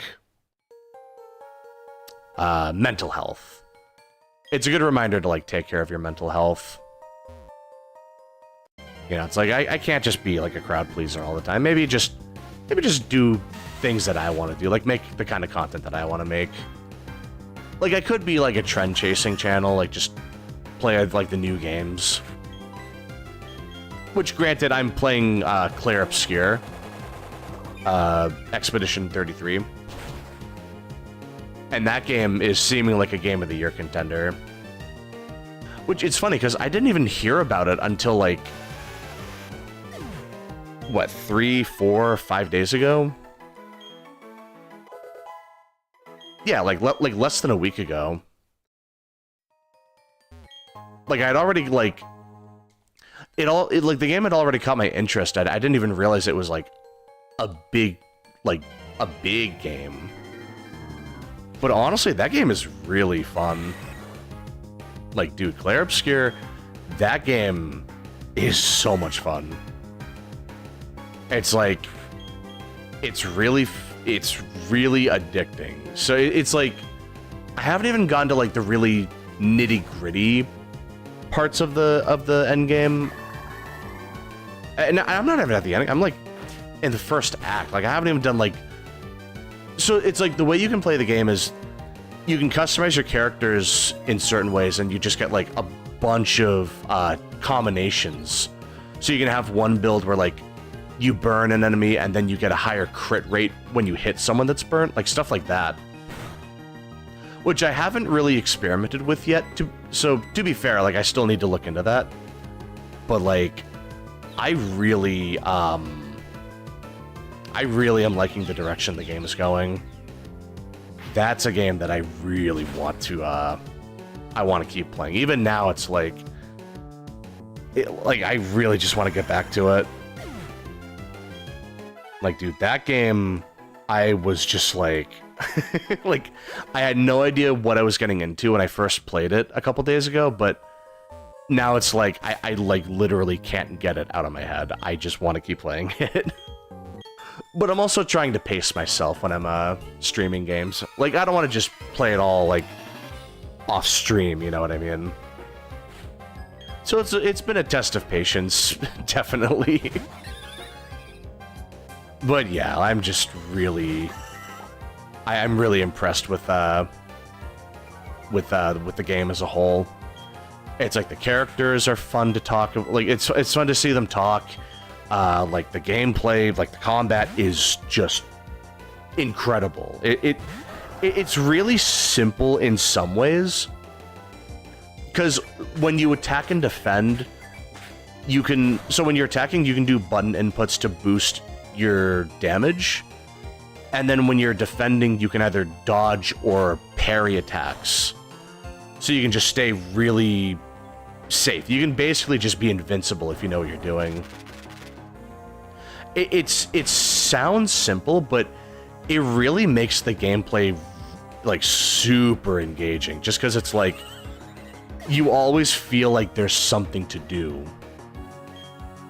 Yeah, there's never like downtime. Like if you do an attack in like let's say you're playing Final Fantasy VII or something, when you do an attack, you just have to wait for the move to do the animation, and then you're just kind of like sitting there. Like you can maybe do some menuing in the meantime, but it's like you get to a point where you're just sitting there waiting for your move to finish.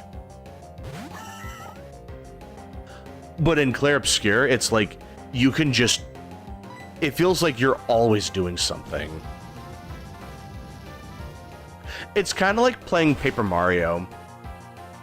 Like, you do inputs to increase your damage, you do inputs to avoid damage. It's a really simple thing to put in a game, but it makes a huge difference. Like, it's a turn-based game, but it feels very engaging. And that's what it's been so addicting for me. It's just like learning the parry timings to everything, just optimizing my damage. And then there's like the character customization, like I said. So it's like you can customize each of your characters so that they start doing certain strategies. So it's like I said, you can burn one enemy and then you just get extra crit rate when you hit a burnt enemy. You know, it's like you have characters that have like a stance system. That's a lot of damage. But yeah, you have like a character with a stance system, and they can change their stance based on what move you use, and you can only use certain moves when you're in a certain stance, or you only get to move to a certain stance when like the target is burnt and you use this move. It's like stuff like that. I'm only in the early parts of the game, so I really only have like the burn strats right now, but there's a lot of stuff I want to experiment with. Oh, hold on. Let me use a repel. Let's see. But yeah, it's like, that's the kind of game that I'm really... I've wanted to play a game like this for a while. Like, just... I was looking... It's funny, because I was looking for a turn-based RPG, like, somewhat recently. And I just didn't know what to play. But it was like... all of a sudden, you know, Clair Obscur comes out, and I'm like, oh, well, this is perfect. Like, this is exactly what I wanted. Because if it wasn't Clair Obscur, it was probably going to be like Chrono Trigger, or maybe one of the Dragon Quest games. You know, that was going to be a really... Like, I'm still going to get around to that at some point. Like, of course, like, those... Dude... Like, Chrono Trigger is one of my all-time favorite games. It was only a matter of time before I start playing that. But, like... Dragon Quest... I've only played Dragon Quest XI. And I think... I played a little bit of... I think it was... 8? Dragon Quest 8, I think? Yeah, Dragon Quest VIII. And it's like... I had a lot of fun with it. And then it's like there are the Dragon Quest games on the Switch that I could play. And now that just has me wondering, like, man, you know, maybe I should play the old school Dragon Quest games. I have no idea what they're like. They're definitely not going to have the quality of life that we have today, but, like... I don't know, it looks really interesting. Like, it could be a fun little, like, mini-series, I guess. Where I just work my way up through the Dragon Quest series. Like, I don't know, I think that would be a good little side quest for me. Yeah, hold on. Oh, I should give the EXP share to Shade. Let's see. Yeah, it would have been nice to go through this a little faster. Just speed up the menuing a little bit. But anyway, there's also, like, Digimon Cyber Sleuth. Cyber Sleuth, and then there's also, Cyber Sleuth Hacker's Memory. I could see myself playing that as well. Ooh. Is there nothing up here? Oh. That's alright. But yeah, like, there's also, like, Digimon World Dawn and Dusk, there's Digimon World DS, and there's Digimon World 3 that I never played before.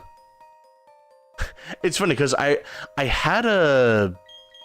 what is it? I had a strategy guide book of that game, but I never got the game itself. I don't know why. But yeah, I had the strategy book for Digimon World 3, but I never got the game.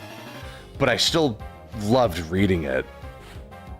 Like, I loved seeing all the Digimon that were in the game, like, all the things you could do in that game. And yet, I never got the game. Because I'm pretty sure it was on PlayStation 1.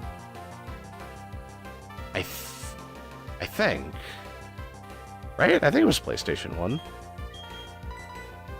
Now I have to check that. Hold on.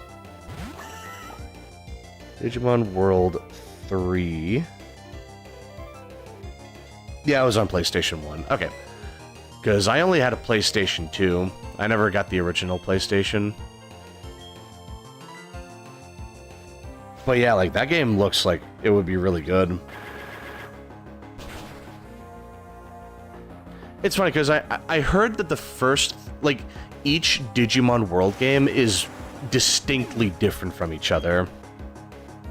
Like, I know Digimon World 2 is, like, I think it's like a dungeon explorer. So I don't really know how that would play exactly.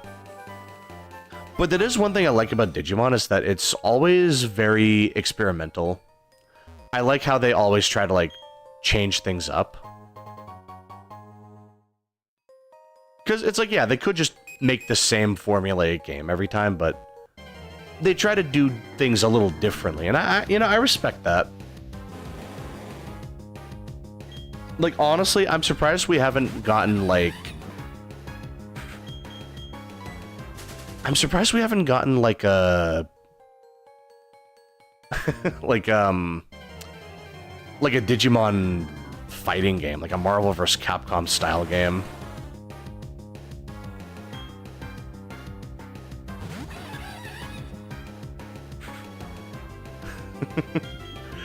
That would be really cool. They could easily do that, too. I feel like they could. It's like, they have such a huge roster. Like, there's so many Digimon they could use. Like, they could implement so many big, like, mechanics. It's like, you start off as a weaker Digimon, and as you, like, as you progress through the fight, like, you just start digivolving. I mean, maybe you could even just start fully digivolved or something. And then, like, the smaller stage Digimon are, like, assists or something. Like, I could see that. Like, I feel like Digimon has a lot of potential in, like, the fighting game scene. But they just never really... For whatever reason or another, they just never went down that road. Which, I mean, it's like, I get it. Yeah, it's like they're more of like a JRPG kind of franchise. Like, I get it. Like, Pokemon tried a fighting game once with a Pokken tournament. And I recall that it didn't do, like, particularly well. I think it did well, but it's also, like, it launched on the Wii U, so it was, like, kind of destined to not be super big. I mean, even a game like Mario Kart 8, it was, like, a big seller on the Wii U, but not, like, it didn't save the console, you know? And then when they put it on the Switch, it just got insanely popular. Like, I think Mario Kart 8 Deluxe has... Jeez, what... It's like, it's gotta be like something past 50 million sales. Like, it's something pretty big. Like, it's a crazy big amount. Hey, Riley, how you doing? Yeah. Pokemon's another game that could do, like... what is it? They could definitely do, Oh. They could definitely do, like, a Marvel vs. Capcom style game. They absolutely could do that. I'm kind of surprised they didn't do that earlier. Or, like, one weird idea I had was, like, maybe you could make, like, a... You could do, like, a Fire Emblem game in the style of, like, Marvel vs. Capcom, where it's, like... It's, like, the traditional Fire Emblem gameplay at first, where it's, like, you move your characters over a map, but then when you get to the actual combat, it's just, like, straight up Marvel vs. Capcom. I feel like they could do that. It would be a really interesting take, because it's like, you still have the strategy aspect of Fire Emblem, but then it's like the fast-paced combat of like a fighting game. So it's like a mix of the two. I don't know how that would work. I don't know how well that would work. Maybe it's just like, it sounds cool on paper, but in practice it's kind of like, no, maybe we shouldn't do that. But I don't know, I think, like, if there's one thing I know about Nintendo, it's that they're very experimental. Like, they're not afraid of trying new ideas. So I feel like they could do that. I mean, it's like, we already have, like, Fire Emblem Warriors, so, like, they are willing to change the formula for a series. Even if it doesn't necessarily fit. Even if it's, like, a huge shakeup, rather. Like, I don't know, it would be really interesting to see them try that. I think there's a lot of potential for that.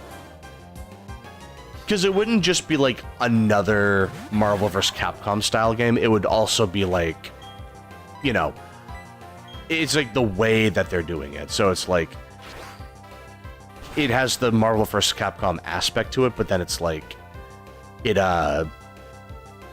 like the way you get to that combat is different. Like, you have to strategize, you have to plan things out, you have to, like, move your characters accordingly, because you could get ambushed, and then, like, you know, your team might be too weakened to fight back, and then it's like, you're screwed, or it's like, you're using a flying unit, and you get ambushed by an archer, and you just can't fight back for a minute. Like, there is still that aspect to it, and I think that's something they should toy around with.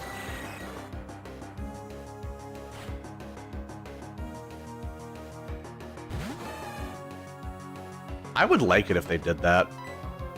I'm not saying they have to, but, like, I think it would still be, like, a good idea to try to, just experiment with stuff like that. Let's see. What's another franchise that could... I mean, it's like, look at Mario and the Raging Rabbids crossover.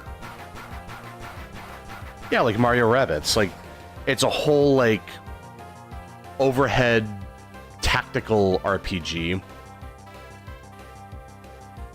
It's like that, like, that's nowhere near what Mario is, you know? It's like, they could absolutely do stuff like that easily. You know, I think if they leaned more into that, like, just, like, taking an established series and just totally flipping it on its head, like, just doing something completely out of left field. I think that would be really cool. Like, it's definitely possible. It's just a matter of, like, will they want to do that?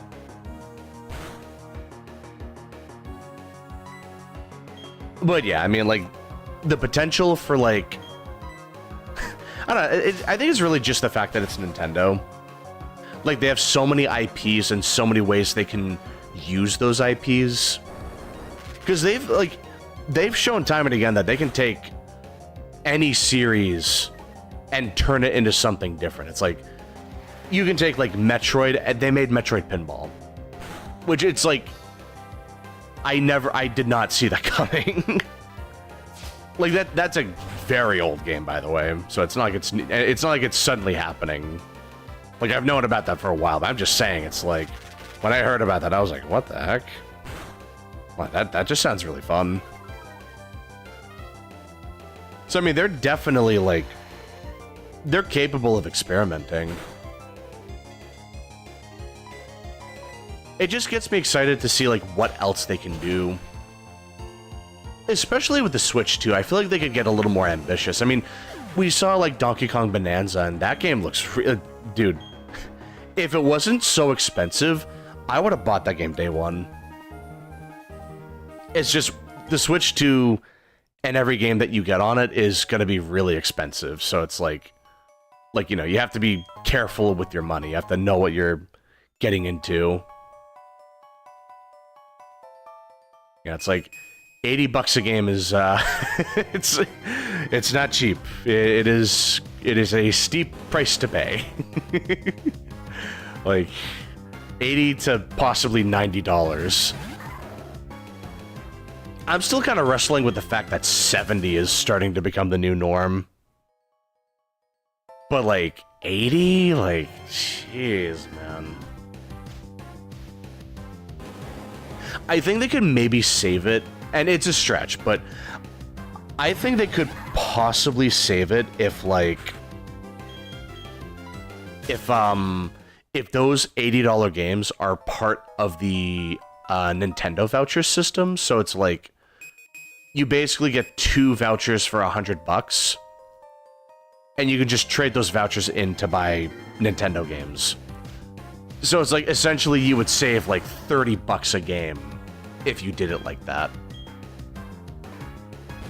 Which they're not going to do that. Obviously, there's no way they're actually going to do that. Yeah, I'm just thinking hypothetically, like, if they did do that, they could absolutely, like 100%, they could save the prices. Like, I think so. It's like, at the very least, they could make it so it's like, they don't include the game in the voucher system at launch, but then it's like, after a couple months, then they put that game on the voucher system. I think that would be a good way of handling it. So that way they, like, actually start discounting their games, which, I know, fat chance. It's like, I'm living in a dream world at this point. But I can't help it, you know, it's like... $80. Like, 80 clams. Like, that's just... That's brutal. Like, I don't know about that one. That's just... That's a hard sell. That's a hard sell, Chief.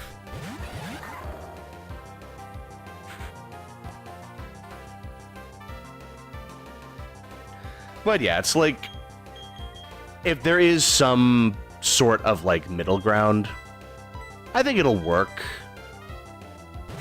Like, if they make the games expensive at first, just to get the initial sales, and then they, like, regularly lower prices a couple months after the sales, I think that really... Really? You gonna blow up on me, man? Come on. Why you gotta be like that? But yeah, it's like, if they can, like, lower the sales a couple months after the launch, you know, I think that would be fine. I think you could maybe convince me that the prices are, like, somewhat justified. It's like, the initial, you're getting, like, they're just trying to get the initial funds and then they just regularly put them on sale, which that's being really generous. That's a very generous, like, I'm giving them a little more credit than maybe I should at that point. But, I mean, it would definitely help. It would be a good start. But yeah, it's like... back to reality. Like, $80 is pretty expensive. What was I talking about before? Oh my god, I just went into a whole tangent. I completely forgot where I was leading that into. Holy. I'm just so bad about that. I just have that bad habit of, like, going into a whole tangent and then completely forgetting why I started talking about it in the first place. Oy vey. But yeah, like, let's see. It's like, I think if they start experimenting a bit more with their games, that would be, like, I would be very happy about that. Like, all they have to do is just, like, you know, give us a Fire Emblem fighting game. Even just that, like, that would be a good start.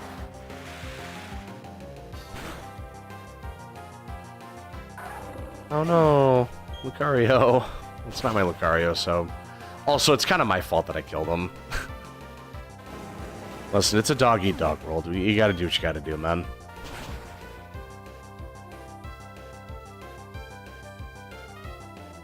But alright, enough ragging on Nintendo. Let's get back to, what was I talking about earlier? Like, just thinking about what games I could play on stream.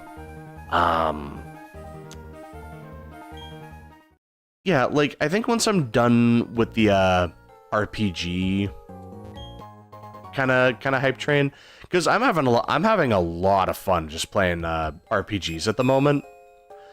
But I will want to get back to playing more like Souls games or like Monster Hunter at some point. So I'm thinking like,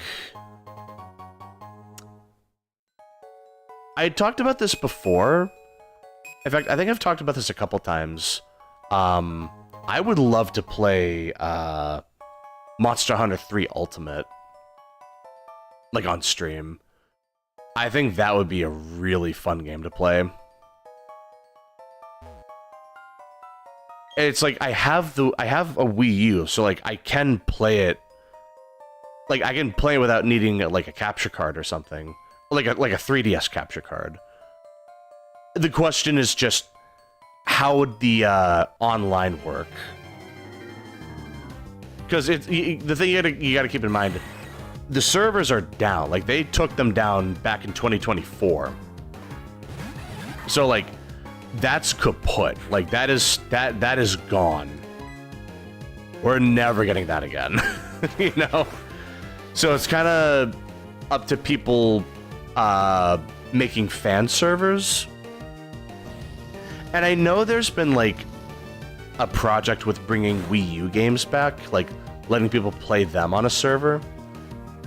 It's just a matter of, like, will that happen? Like, when would that happen, rather? Because, I mean, if we can get the ability to play 3U online again, dude, I would love to play that. Like, I could play it by myself for a while, but then it's just a matter of, like, you know, going through the hub. Because the thing is, listen, it's like, it's not that bad in GU, but in the older Monster Hunters, doing the hub quests by yourself was a very grand undertaking. It was like, it takes a long time to kill a monster. Like, it's a long journey. Like, it takes a while. But yeah, like, if you can get all of that set up, Like, if I could somehow play online, like, yeah, dude, I would love to do that. I would love to play that online. Like, trying to set it up with, like, viewers as well. I don't know how many people would play it with me, but, like, I would really want to, experiment with that. Because it's, like, I like Monster Hunter as, like, a social experience, you know? I think it's a chance to really just, you know, get to know people, like, just do a little socializing. Like, I would like to... Like, I kind of wanted to do that in World years ago, but I just never really did it. But, like, I would love to do that. Like, I would love to just play a Monster Hunter, like, with, like, a community. So, I mean, I would assume it's, like, if I'm playing on private servers, like, there would be people that are playing, like, regardless. Oh, Magnet, nice. Notes for Platinum, I guess. Assuming I put an electric type on the team. But yeah, like for sure I would want to play it with someone. It's just like I said, getting the servers, like playing on a private server, assuming that they get the servers ready. You know, it's like I would really, I don't want to play it by myself is the thing. It's like, I could just play it by myself right now. Like, I have 3U. Like, on the Wii U, I can play it. The problem is just, like, I really just don't want to play it by myself. Like, I really don't want to play it by myself. Just because I remember playing it by myself on the 3DS a year or two ago. And even just doing the village quests, like, monsters took a really long time to die, so doing the hub quests by myself, that's a it's a long project. That is a tall order. Oh, Lucario, please don't die.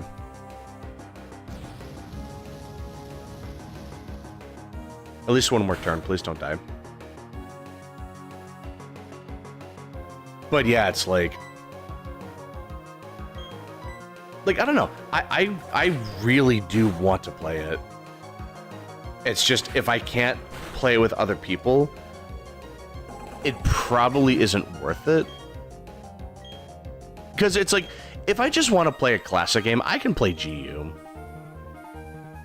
It's just 3U, that's when it gets really, like you're really out in the trenches, you know? Like, you're not getting that many resources. You know, trying to make a high DPS build, that doesn't really happen in, like, the traditional way. So you kind of just have to, like, brute force it. Like, I've heard, like, fighting a Duramboros literally takes, like, half an hour. Even if you're, like, optimized. Like, I hear it takes a genuinely long time just to take one of them down. Like, it's rough. And I just... like, listen, I fought Fatalis and Iceborne, I fought Primordial Malzeno in Sunbreak. I've been to the highest peaks, I've been to the lowest valleys, I've seen it all. You know? But that, fighting a Duramboros for 30 minutes straight, just non-stop DPS, I don't know. I don't think I could do that.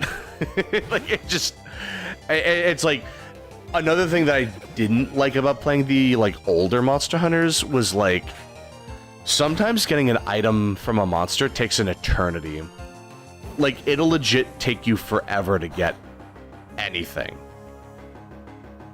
It's like, if you're trying to get, like, I don't know. Like, take Lagiacrus. I cut his tail like 8 times, and I didn't get to carve a tail until the 8th time. Like, literally, I had to, like, I cut 8 tails and only got 1. Every other tail carve was a shard, and it's like, dude, like, what? Like, what are you talking about? It's just, it's so, just, it's brutal, man. Trying to get anything in that game. It's like if you play Monster Hunter nowadays, like you start with World or Rise or Wilds, you're showered in monster material. You get like, if you're just looking for a tail, you're gonna get like a dozen of those things. You'll think you're fighting like the Nine Tails or something. But it's just like, no, man. It's just, no. It's just a very simple, like, tail. That's it. Like, it's a trial just to get some of the simplest material in that game. It's crazy. Which I wouldn't mind doing that with friends, but if it's just by myself, it's like literally, even some of the easier fights take like I don't know, like let's say like a Zinogre. That's not like a super hard monster.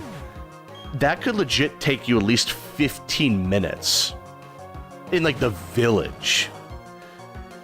But I'm also not the most skilled gamer, so like that's probably something to do with it.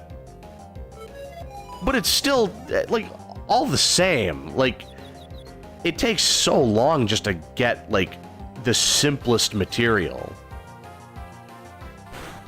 And that's back in the day when like getting like a ruby or something, or like a gem off of a monster, that was back when it was like a 2 or 3% chance. So we're talking like, really, Pelipper? You really gotta do this to me, man?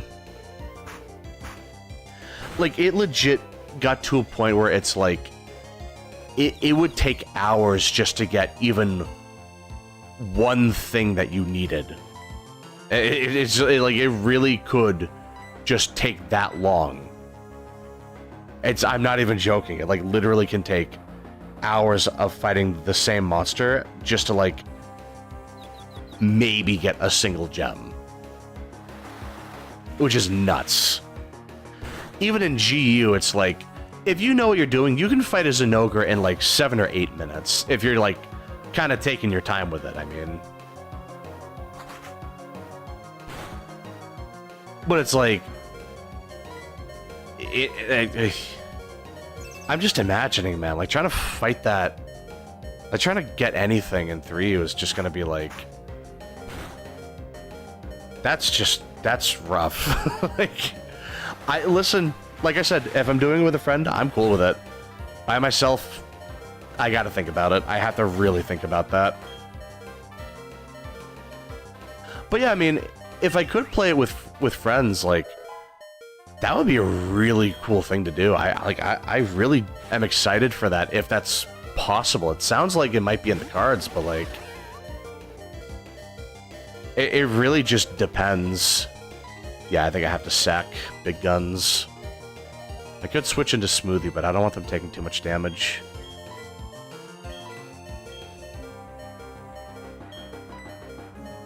Yeah, let's see. Oh my god, Big Guns is... She's popping off. Hold on. Can I get a crit, please? She unlocked Ultra Instinct.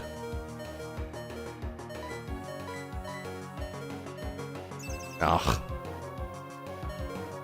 But yeah, Big Guns unfortunately has to die. Yeah. I mean, it's not like I'm doing a Nuzlocke or anything. It's not a big deal. Yeah, bring in Smoothie.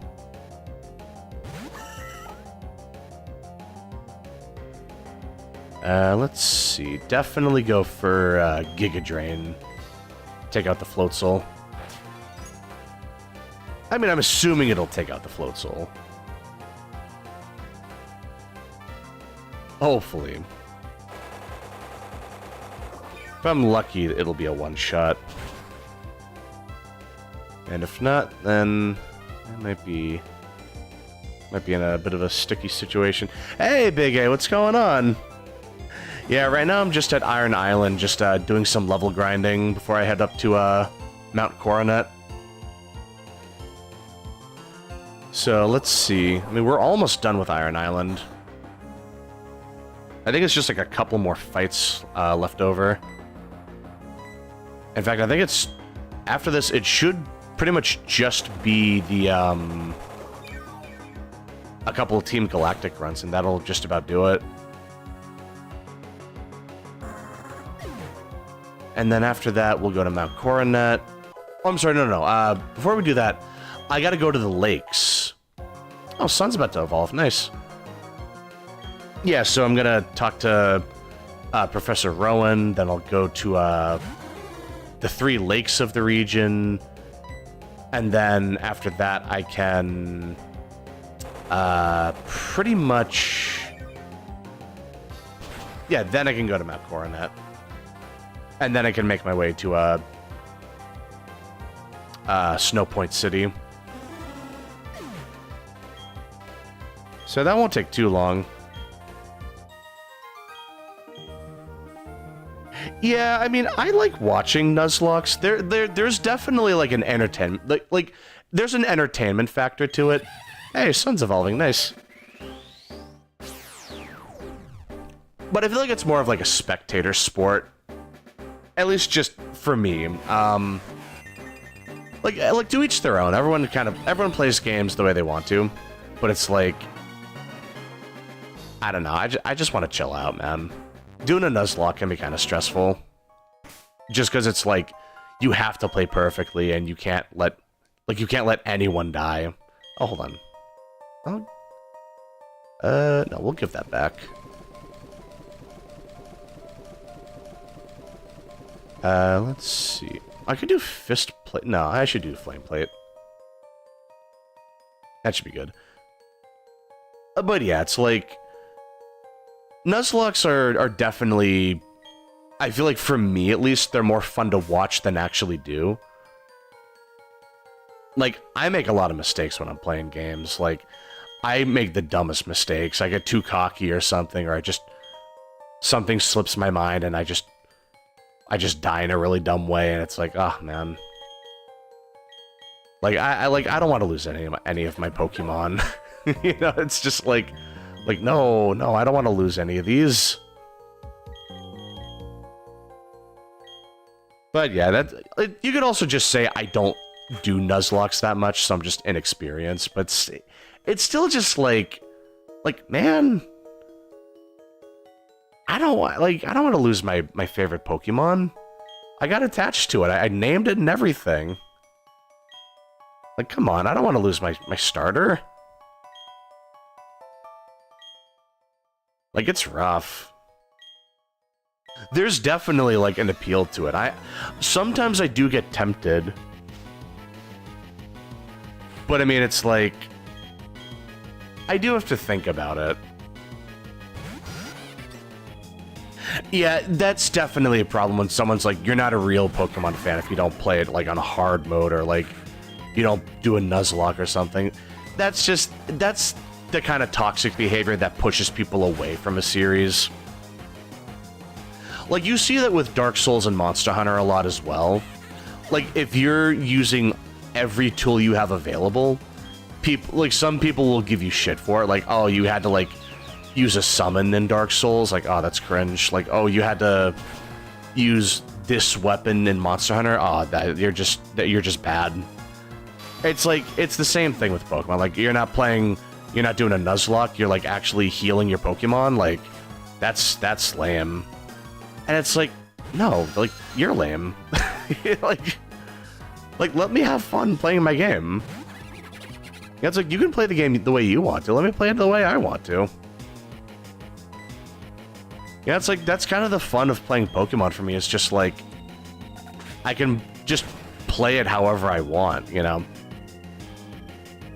And that's something that I really appreciate with, like, the newer games, too. It's just like, you can get so many different Pokemon, like, at the start of the game, and you can just build whatever team you want. You know, it's like, that's the kind of stuff I like. But if I'm told, like, oh, don't use that Pokemon, that's broken. Yeah, it's like, if, like, it's my choice if I want to use it or not. Don't tell me what to do. Like, brother, come on. But yeah, it's like, I'm fine with people playing a game however they want until, like, they tell me that my way of playing is wrong. If that's how they're gonna handle it, like, man, I just don't like that. It's the kind of talk that pushes people away from a series. Like I said, it's just like, it's just a very toxic mentality, and I just try not to, like, I try not to deal with that too much. But yeah, Pokemon is just like, it just weirdly attracts people that are just very, like, competitive in that respect. Oh, Armor Core does that too, really? So if you use a specific build, or like if you don't use a specific build, you just get, like, made fun of for it? Oh, that sucks. I never played Armored Core, but it looks really fun. Like, you can just make whatever build you want, just, like, if you want to do, like, a full sniper build or, like, a full, like, melee build, like, that just seems really cool. If anything, if you're being told, like, you're not supposed to make this build or that build, it's like, that just defeats the whole point of the game, you know? It's like, I get, like, maybe some builds are recommended for a certain fight or a certain mission or something, but, like, it's just a game, you know? Like, just let people have fun. You know, man, like, just, like, people just need to mellow out. I think people are just at a point where it's like, some people are just very defensive about a game. Like, they just believe they have to fight tooth and nail. Like, their way of doing it is right, and if you don't believe in that, then you're doing something wrong. Like, if they don't totally try to convince you to come to their side, then, like, they're somehow in the wrong. Like, I don't know. It's a weird mentality I've noticed a lot lately. People are just very combative about their opinion on something. Like, I don't know. Some people are just really weird about it. It gets to a point where it's like, oh, well, I guess he's just gonna hold onto that egg for me forever. 'Cause I'm probably not coming back. Just gonna, you can keep that egg, man. Just, you can cook it sunny side up for all I care. You can just have that one.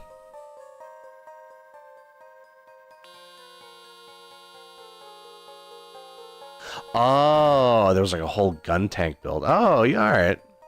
So, like, you can just, like, tank hits really easily, I take it. Alright. But yeah, it's like, that's what I mean. Like, there is, like, a recommended way to play. Or maybe, like, one build is just better than another, but it's like, I don't know, like, the whole point of the game seems to be just making whatever build you want and just, like, having fun with it. So I feel like telling people not to play a certain way just defeats the whole point of the game.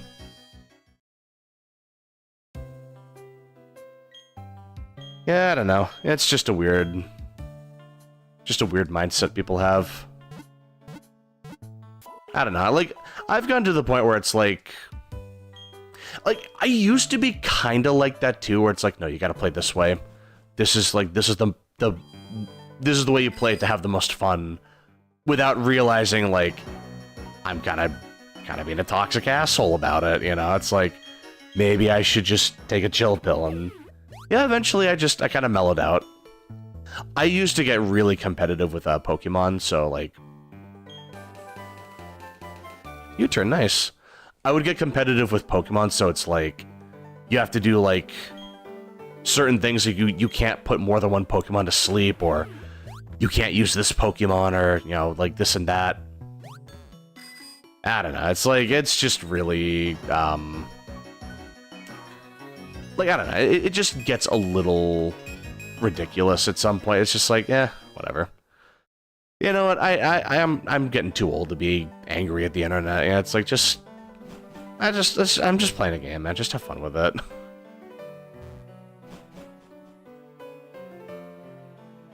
But yeah, it's like, oh yeah, it's like, that's just the fun of the game. It's just like, you can do any build, you can use any build in any situation, even if it's not optimal. That is kind of the fun of games, is just like, just experimenting with stuff like that.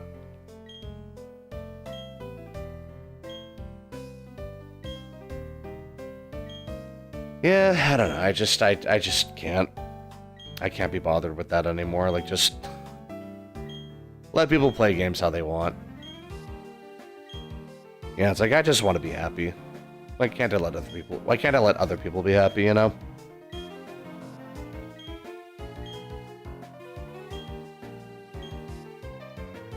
Oh yeah. I'm getting really tired, actually. I can keep going for another, like, hour and a half. Yeah, I've just been getting really tired lately. Jeez, yeah. Oh god, the bomb went off. Oh my god. But yeah, like... Yep. Yeah, I think it's just... Like I said, people just adopt a really, like, negative mindset nowadays, and I think more people are kind of calling that out. Which I think is good. Old dude and kids. Grandpa's just taking the kids to, like... Just taking the kids out.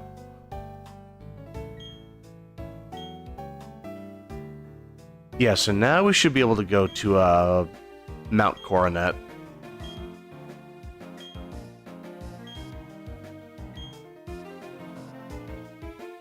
Oh, well, actually, hold on. No, I gotta go to the other lakes first. That's right. Also... Let me just double check. Okay. Well, I already taught strength, so I'm good on that.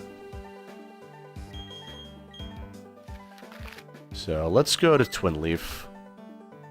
That's where we can start, fighting Team Galactic. No, do I need to heal? No, I don't need to heal. Okay, we're good. But I should train Shade. I definitely need to train him up a little bit. I'm getting close to getting a Dusk Stone, though. I think just a little bit longer and then I can get one.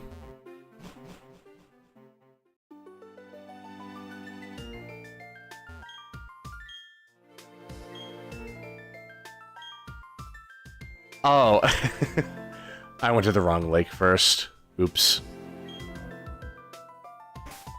Yeah, so, let's see. We go here, actually, Pastoria, and then we can explore the lake there. Yeah, that's right, that's right. Yep.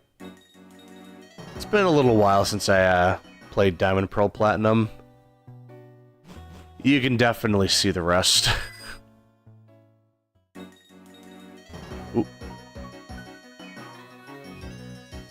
But honestly, I think that's kind of the fun of it. It's just like, if I just played this game all the time, it would just be boring.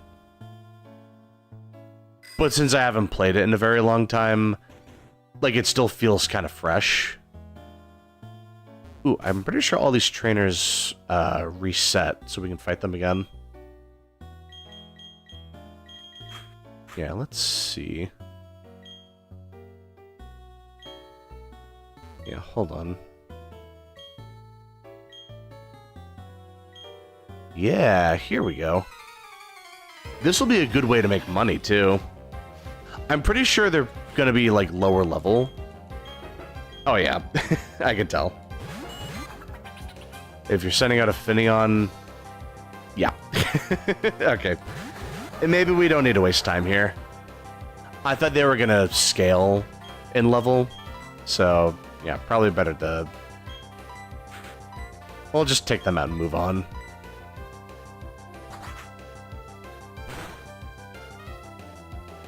Yeah, I'm not gonna fight every trainer here. I really thought that it was gonna be like... They were gonna be in their 30s by now.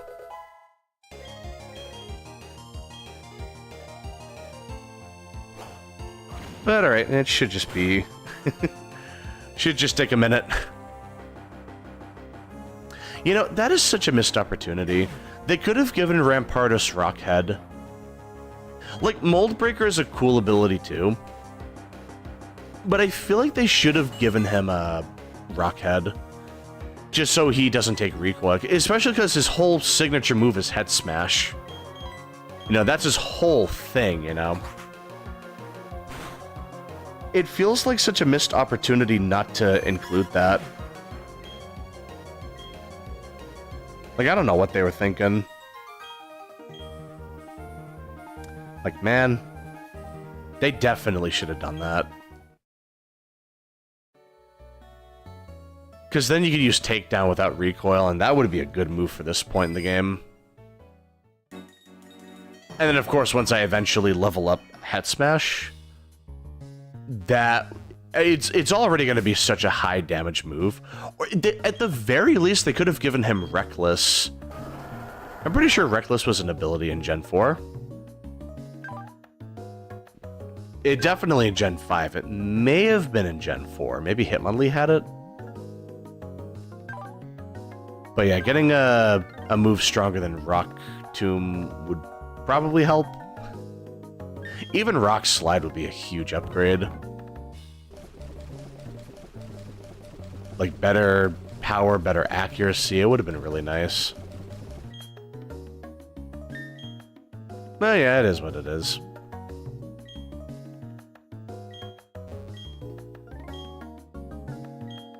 Oh. Completely unopposed, huh? You just picking on kids, are you?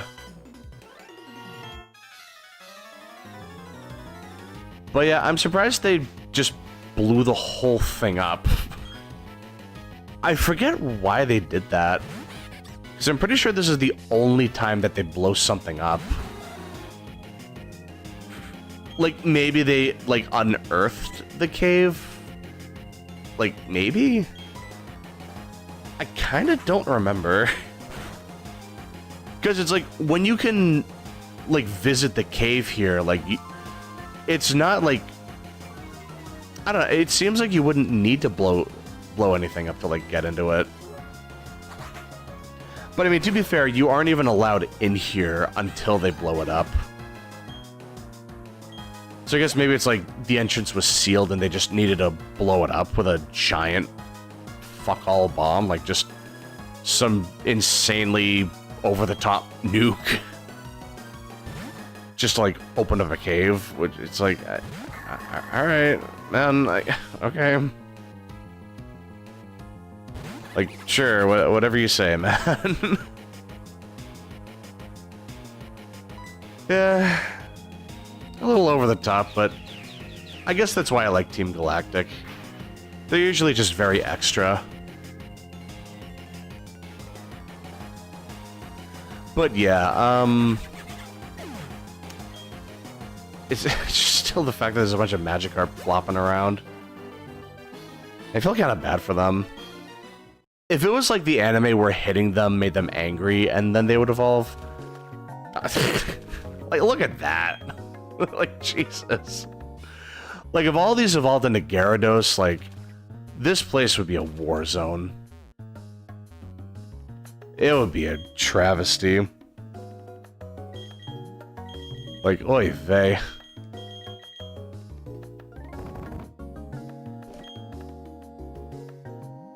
God, I know I've talked about this before, but they should definitely change the, like... They should update the evolution requirements of certain Pokemon. It's like, one thing that always bugged me was, like, you would get some Pokemon that evolve at like level 40 or level 50 or something, and you get them when they're like level 6 or 7, so you have to wait so long to actually like evolve them, which is Ponyta's problem. Yeah, that's like, you get Ponyta pretty much right before you fight Rourke, and it's like, it would still be a Ponyta at this point in the game. Like, it would take an eternity to evolve it. And that's not even, like, the biggest offender. It's like, one thing that was kind of, like, I didn't like about Gen 5 was, some of the Pokemon don't evolve until, like, level 50-something. Like, that game introduced some of the highest level requirements for evolving your Pokemon. It's like, taking, like, a Mienfoo, for example, you need to wait till level 50 to get a Mienshao. Like, level 50-something. And then it's like, there are games where you can catch a Mienfoo before even, like, level 20, and then you're just stuck with it forever. Like, you don't even evolve until, like the last gym or something. If there was, like, a middle stage Pokemon, like, intermittent, you know, it's like you have, like, Garchomp. It's like, you're not just stuck with a Gible until level 48. You evolve into Gabite, and then you use that until you get Garchomp. You know, it's like, that makes sense. But then it's like, you have to wait forever with, like, my favorite example, I say favorite, but, like, one of the biggest examples I can come up with is, like, in, what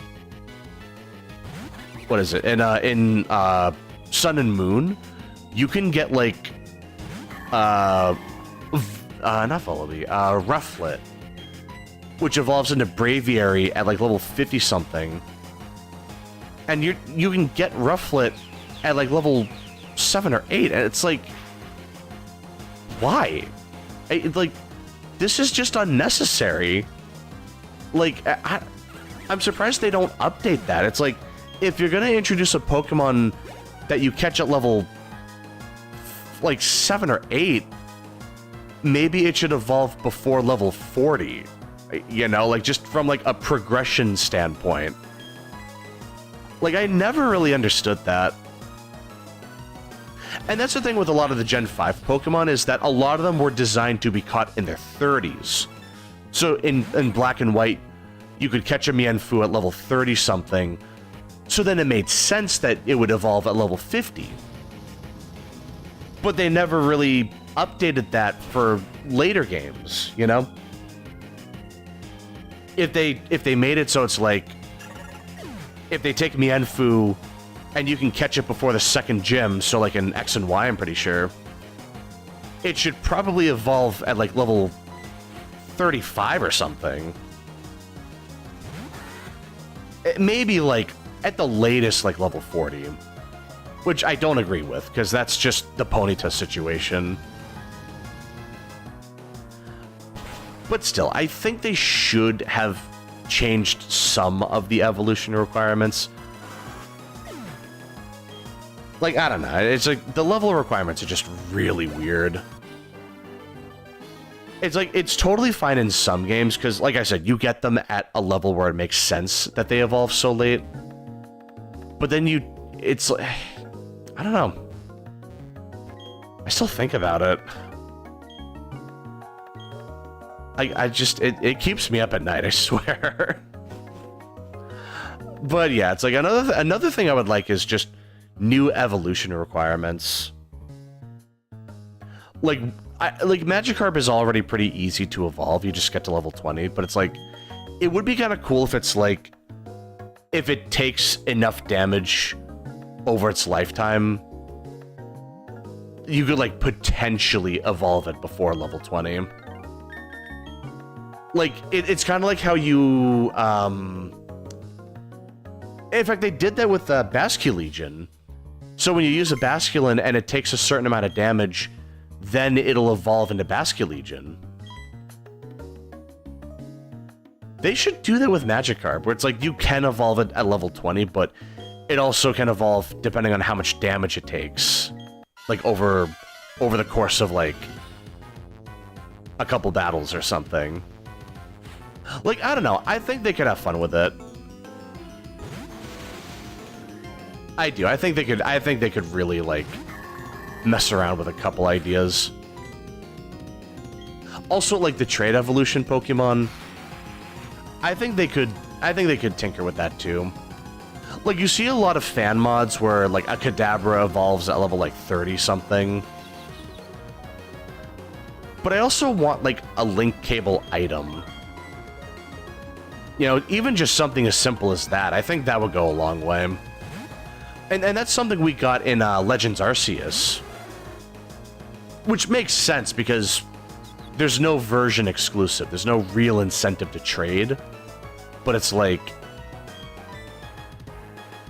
I don't know, at the same time, it's like, they could definitely, they could throw that in. Like, just give us the link cable for, like, the mainline games. So I feel like it's just harder to trade with people nowadays. And by trade with people, I mean trade with myself. Because, like, 9 times out of 10, if I was trading to evolve a Pokemon, I was trading with myself. Like, I would have 2 Game Boys next to each other, just with the link cable. It was on Headbutt, nice. I would have 2 link cables next to each other, and I would just evolve my Pokemon that way. And then, like the 3DS, like DS and 3DS, I would just have them next to each other, but it's like, the odds of me having 2 Switches are not very... Oh. Well, I mean, if I'm getting a Switch 2...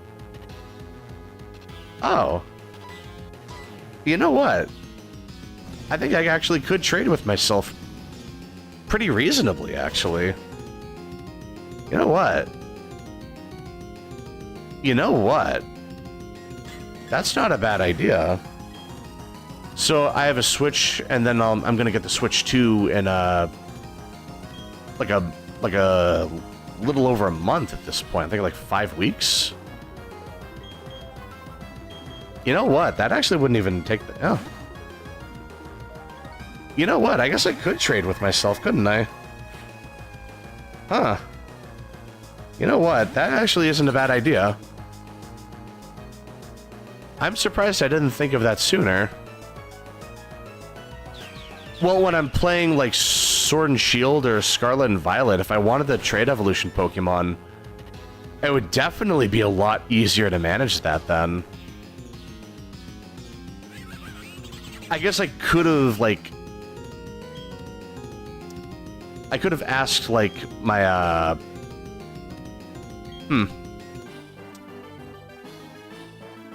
guess I could have done that. Oh, gee, I'm sorry, Big A. I'm sorry. I didn't notice your comment. I'm so sorry about that. God. I went into my rant and I just saw red. Oh my God. I'm really sorry about that. Yeah. Oh, wait. That was when we were playing that Emerald ROM hack together, weren't we? Yeah, that was the ROM hack where it's like there's supposed to be like co-op play, but like we kind of couldn't figure it out. I remember that. I remember you had to like get that Riolu at the start and you had to like level grind it before you could fight Roxanne. Yeah, I think that's what... Yeah. Unless you played another ROM hack. But I'm pretty sure that was like... I remember that. Yeah, trying to get that ROM hack set up was really weird. It's like... It took us a couple tries to get it set up. It's like... Like, we got it to work at some point, but it was just like... Oh no, they're taking over. That's okay, we can take care of them pretty quickly. Double battle. Nice. Let's see. Now let's take that EXP share, give it to Smoothie. That's a good time to give it to them.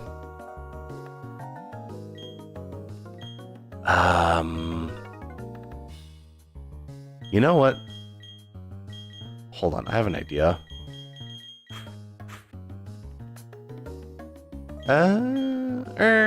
No.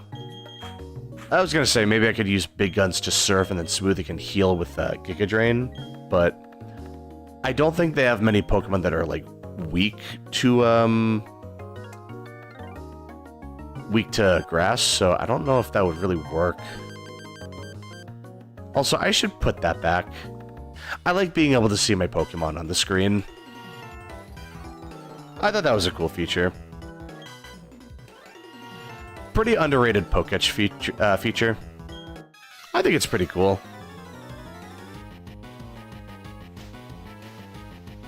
But yeah, like, I would wager none of their Pokemon here are weak to grass. In fact, they're just gonna have bug and poison types, so that's really not gonna work out. Let's see. I guess I can just murder this cat with close combat. Jesus. Just pulling out the nuclear warhead on the cat. That's crazy. But yeah, that does also tie into what I was saying with Pokemon taking a long time to evolve. To be fair, Riolu evolves with friendship, but it still takes a long time if you're just starting out. Like, you're not expected to evolve a friendship Pokemon until, like... God, probably like a third of the way into the game, if I had to guess. So if you get a Riolu at the start, you could probably evolve it at, like, level 20-something. Like, off the top of my head.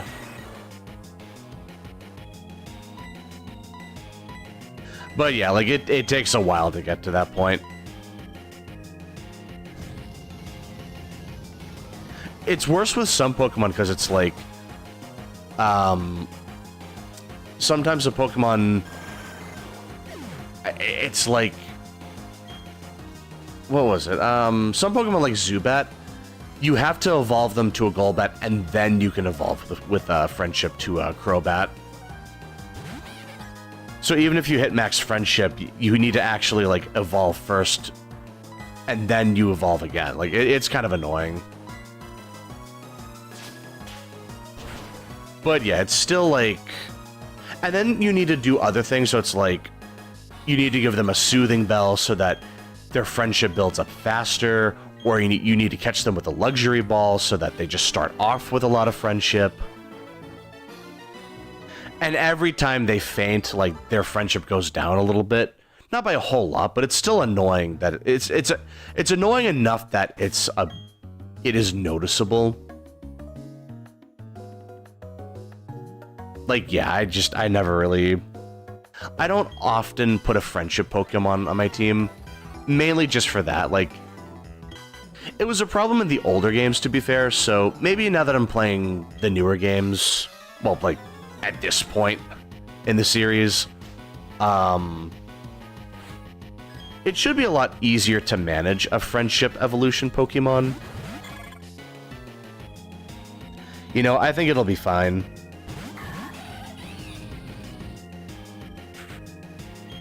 But yeah, it definitely took a while. I will say that. It took a... Sometimes it takes a long time to evolve certain Pokemon.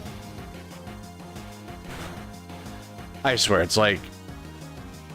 Like, trying to evolve... Trying to get a Hydreigon, for example. That's worse than any friendship evolution Pokemon. That is just... That's rough. Like... It is brutal, like, brother. Oh my god. That is not for the faint of heart. If you put that kind of a Pokemon on your team, and you're trying to evolve them before you fight the Elite Four or something, God rest your soul. You know, God have mercy on your soul. That is just brutal. Really? Immobilized by love? Ah, God. Sun is just... I should have named him Simp. I swear every time he gets attracted, like, he just never attacks. He just sits there, like, starstruck. It's like those old cartoon characters where they're like, their eyes pop out of their head, they're like, "Auga!" God, he's just mesmerized. She's dead now, so he got over it. So, we're good. Hey, Smoothie leveled up, nice. And it's double Glameow. Let's see. Nah, Mach Punch really should just take it out. I wager that'll be a good one-shot. Yep, there we go. Not too bad. But yeah, I just wish some... I don't know, it's like a small thing, I get it, but it's like... I still wish some Pokemon just got easier evolution requirements. I don't think that's a particularly tall order either. I feel like they could have done that years ago. But they just don't do it for some reason. Like, I don't know. I feel like it's just... I don't know. It's like, they've changed evolution requirements before. That's the funny thing. That's not like a series first or anything. Like, I don't know, man. I feel like they could do it. It's like, you know, we take Milotic, for example. You can change the evolution requirements for that. We go from raising beauty to basically just making it a trade evolution Pokemon. You know, like, I think we can do the same thing here. I don't think it's like out of the cards. I just wish they would follow up. I just wish they would like commit to it. It would be so cool to like actually get that. But yeah. What could have been, I guess. Like, it's not a big deal. Like, I get it. I just want to see, you know, the series get some more, like, positive changes. Like, I'm just hoping they start getting a little more experimental with the, like, mechanics again.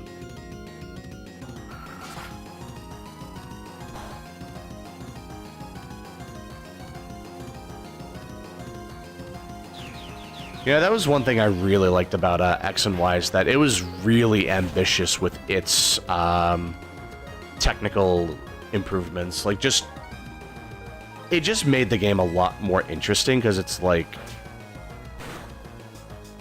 It was a lot of small changes that just built up. It just steamrolled into something massive, where it's like... You, It's like electric types can't be paralyzed. Steel types don't resist dark and ghost. The like introduction of the fairy type, which to be fair was a massive change. And I'm dreading the day that we get a new type. If it's gonna be as broken as fairy types were back then, like, man, it's gonna be crazy. But then there's also like small mechanical things, like so small that you don't even really notice it. Unless this was introduced in Gen 5, but I'm pretty sure it was a Gen 6 thing where it's like dark types are immune to moves that are boosted by Prankster, so it's like Prankster just takes a status move and gives it priority, so it's like you could have like Thunder Wave on a Prankster Thundurus, for example. And then you just have, like, a priority move that paralyzes something. And that's really cool. But then if you used it on, like, a Weavile, for example, which is a dark type, even though it would normally be hit by, like, a normal Thunder Wave, the fact that it's powered up, the fact that it's being affected by Prankster means that Weavile is just immune to that specific kind of Thunder Wave. Like, little mechanical changes like that, I find those changes really interesting. You know, I'm really hoping we can get like a big shakeup like that. just a bunch of little changes that cause a huge ripple effect. Like, this is going to be a hot take, no pun intended. I really do think that water types should be weak to ice moves. That would be a crazy shakeup. It's like, yeah, ice is kind of busted offensively. But just the logic of, like, if you're freezing water, it becomes ice. Like, it's no longer water, you're turning it into ice. Like, water is vulnerable to being, you know, altered by the temperature. You know, it's like, that's what I'm saying. I think they should try to do that.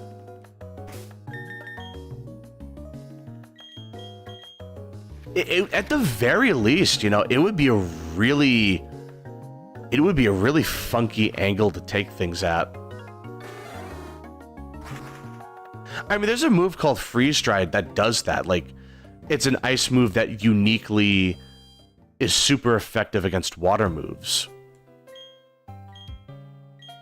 I just wish that they would, like, lean into that more.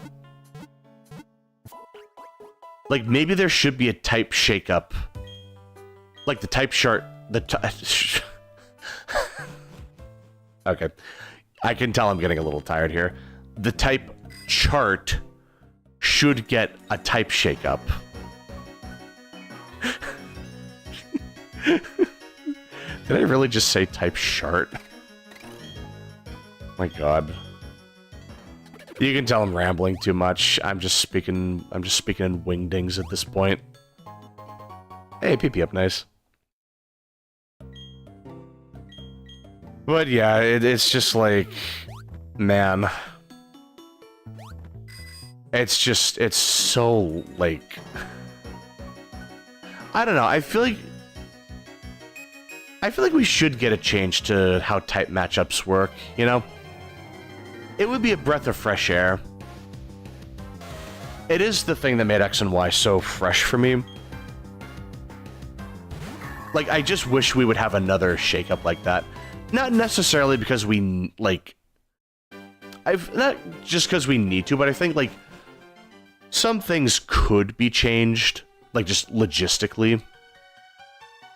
Oh, did my controller die again? Uh-oh. I'm gonna get my charger. Hold on. One moment, please. 1 second.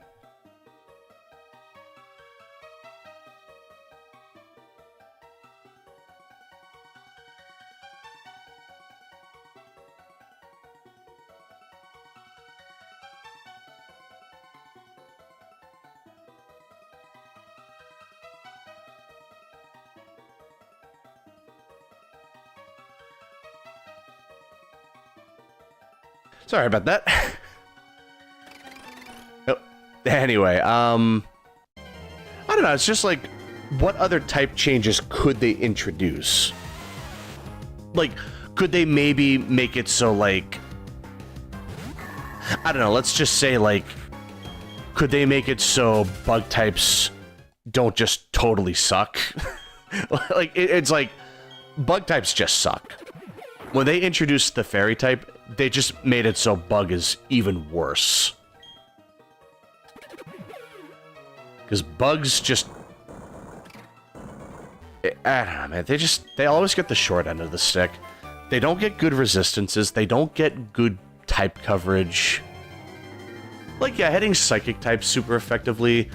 Dark as well. Like, that's cool. And grass, I guess.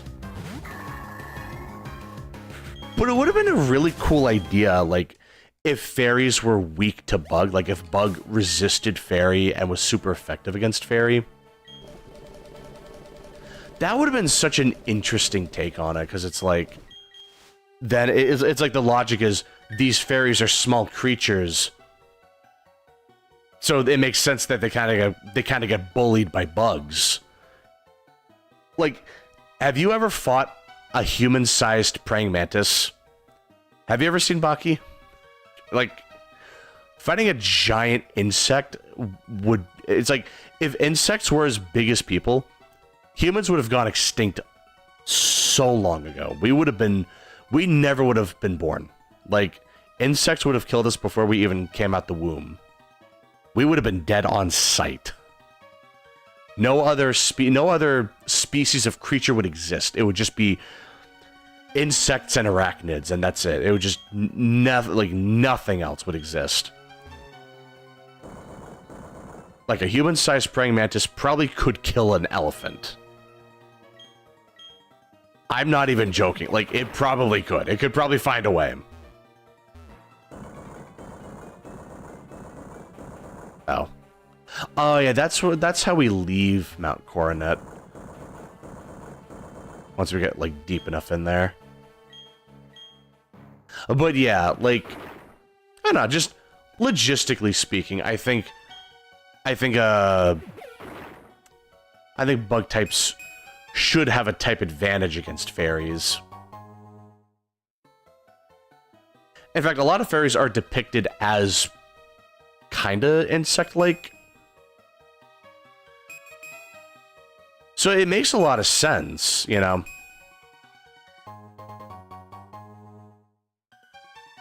Like, if they do that, for example, like, the implications would be huge. Just the fact that it's like, all these type matchups are now completely different.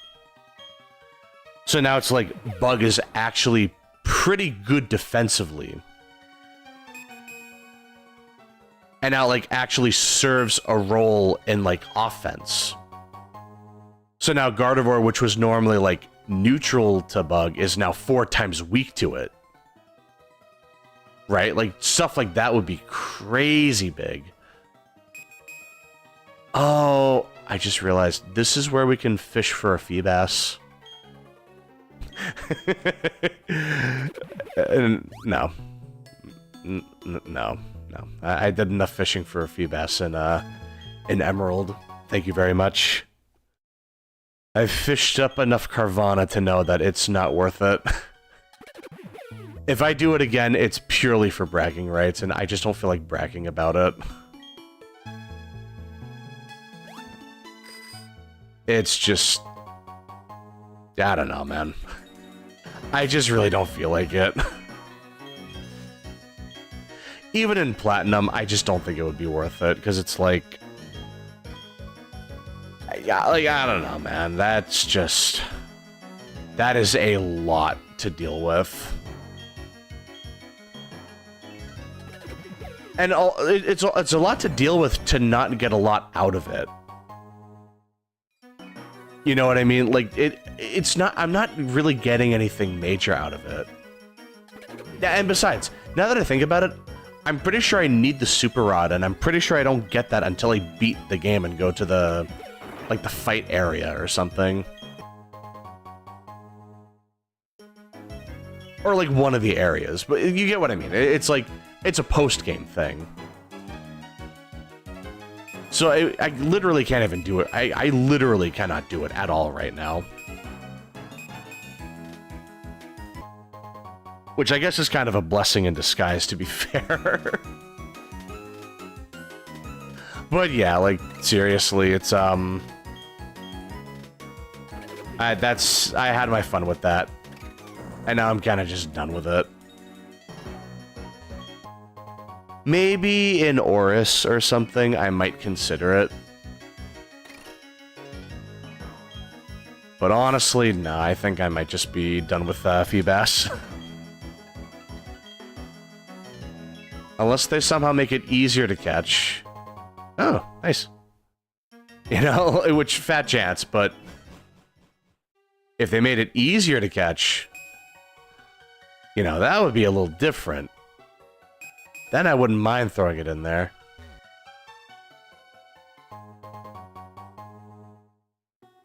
You know, I wouldn't mind at least, like, catching one, you know, but... yeah, it's just... oh, we can't use the bike in here. Interesting. I see. Was it like that in Platinum? I remember there were a lot more areas in Platinum that we could bike in.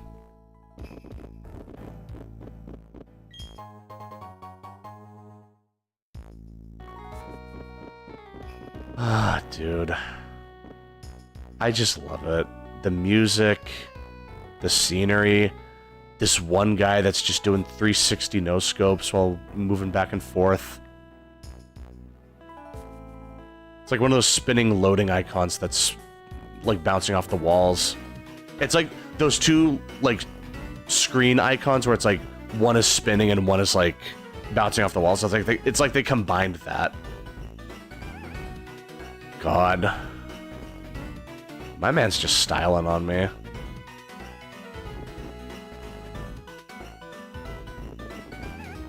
Yeah, dude, this is one of my favorite tracks in the whole game.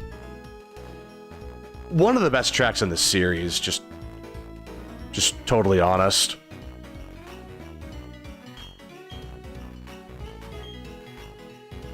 Yeah. This is just such a good time. Nothing but good vibes. Wait, hold on. Yeah, let's go back down here.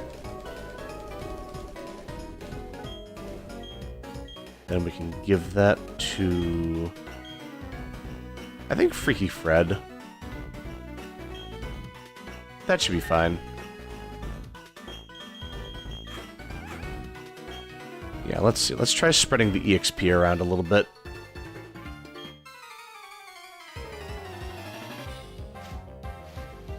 Let's see. Laura. I should have enough time to get to... I can get to Snow Point and then fight Candace.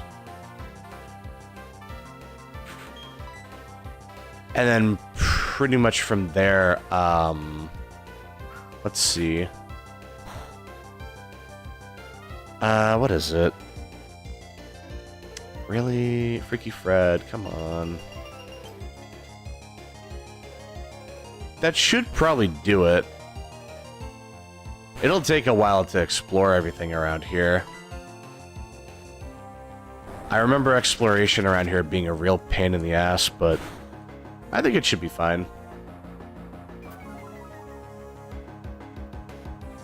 Man. All that attack power and being stuck with weak Rock Tomb. That's brutal. Yeah, the Achilles heel for Freaky Fred is that he doesn't really have any good moves right now. That didn't even KO, man. Like, Zen Headbutt is a strong move, but it's also kind of inaccurate.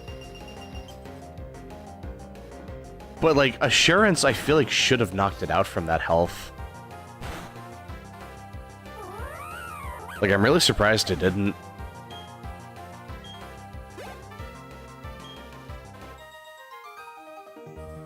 Yeah, once I get Rock Slide, we will be in business. Then we'll be cooking. But yeah, until then, we're kind of just stuck with what we have. Oh, I need rocks. I need Rock Climb to get back here. All right, that's fine.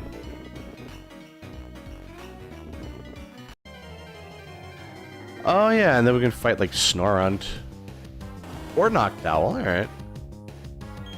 I kind of forgot that was a thing over here. I swear, if all the Pokemon in the Sinnoh Dex, I feel like I always forget Noctowl's in it. I feel like that's a Pokemon I never see. But it's also just a very forgettable Pokemon. Aside from the anime where Ash had a shiny Noctowl for some reason, that was pretty cool. But yeah, like, I don't know, I feel like Noctowl is just like super forgettable beyond, yeah, the anime. Where even then, other than the fact that Ash's Noctowl is shiny, I don't remember what it really contributed. I feel like it never really did anything in his, like, gym battles. It was always just kind of there, you know? But I also haven't watched the anime in a very long time, other than the first season. Like, I remember watching the first season, like, a year-ish ago, like a year or two ago, with some of my friends. But yeah, like, I don't remember anything with, the later seasons. Or at least I don't remember it very vividly.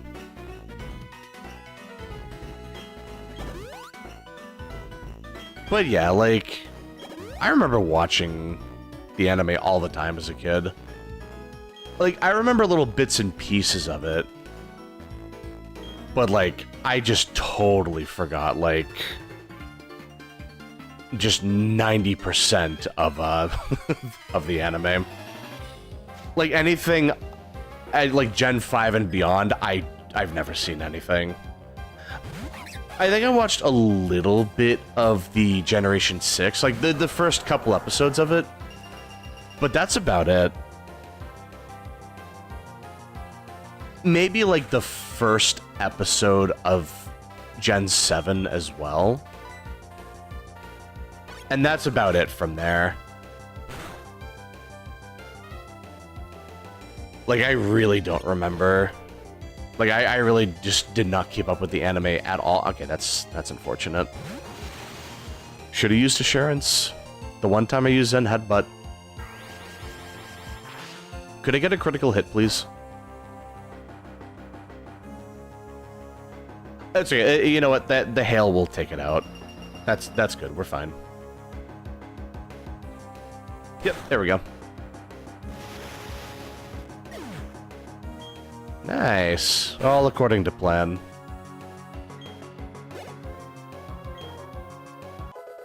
Hey, Smoothie leveled up. Nice. And just Ambipom. Yep, I will bring in Sun and just bring the beat down. Just give him the Wrath of God.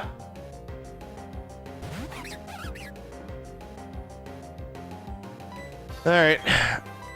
Drop the nuke. Time to deliver the goods. It really is just like literally just dropping an atom bomb on top of a monkey. I feel so bad for Ambipom. If I had another fighting move, like I wouldn't want to use close combat here. That's just for, like, if I'm fighting something really tanky. Like, I never got Brick Break, did I? I mean, did I? No, I never got it. I could do Drain Punch.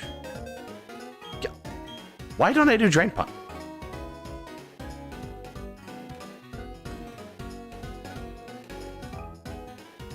Why does God hate me? How is this still a thing? It makes perfect sense for Infernape to get Drain Punch. What is it, like a Lucario exclusive? I know other Pokemon get it, but...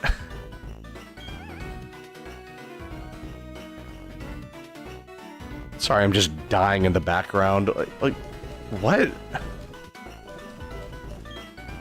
That just... that goes beyond all science. It just goes beyond all science and logic. It's... in a way, that's a miracle how bad that is. Like, it would have actually made a little bit of sense. Like, man... Listen, it's not as bad as the time Feraligatr couldn't learn Waterfall, but it's still pretty bad. It's still not great. I remember when I tried teaching Feraligatr Waterfall in Gold, and I had like a damn near conniption. Like, I was about to have a stroke. I was so upset. Not like I was raging or anything, but it was just like, I was like, for half an hour, I was inconsolable. I was just, like, at a loss. Like, it's like, it learns it now, of course, but, like, back then it didn't. I was just like, what? Like, what do you mean? Like, what are you talking about? That's just weird, man.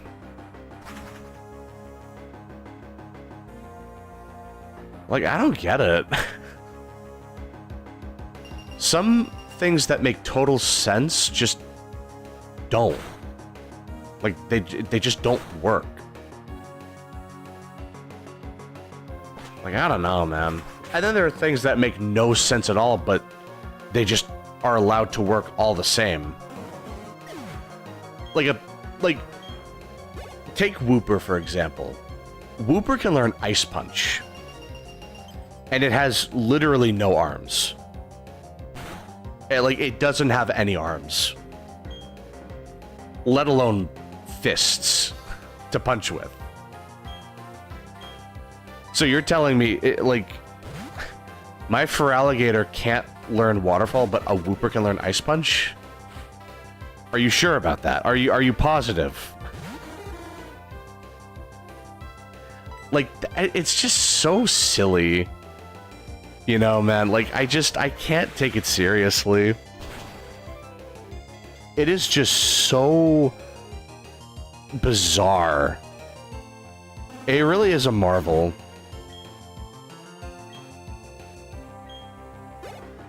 Like, man. And then there was the time I tried teaching Crobat Sludge Bomb in Crystal, and I just couldn't learn it. It knows it now, granted, but it's like... That's what I'm saying. Those kinds of, like, very questionable, like, very questionable changes. Or not changes, like, how it was originally. Like, the fact that we had to, like, change that later so that it does learn it. Like, it just wasn't a thing to begin with. It defies all logic, man. Like, I never understood that. Like, it was the weirdest thing. Like, man. It was so satisfying that when I used Seviper and Sapphire, like, right after that, I could just teach it Sludge Bomb, no problem. It was like, oh my god, thank you. Like, thank god. I don't have to relive this drama. Like, oh, Lord. Yeah, it was a tough pill to swallow, but, you know, I had to take it. It was just brutal. Like, just absolutely, it was devastating almost. Maybe I'm getting a little over the top, but, like, it was still like, how?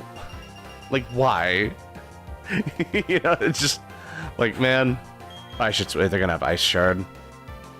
Let's see. Now bring in Sun. We should be totally fine. Slash. Maybe I should have stayed in if that's the move you're picking. All right. I figured you would have gone with a nice move. All right.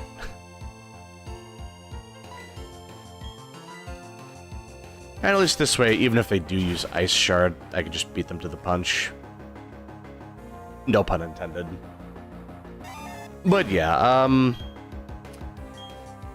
it's just kind of crazy what, like, moves Pokemon couldn't learn back then. It's just like, we really have come a long way. It's really funny to think about it. Oh, that's a rest stop, isn't it? So I kind of wasted that Moo Moo Milk.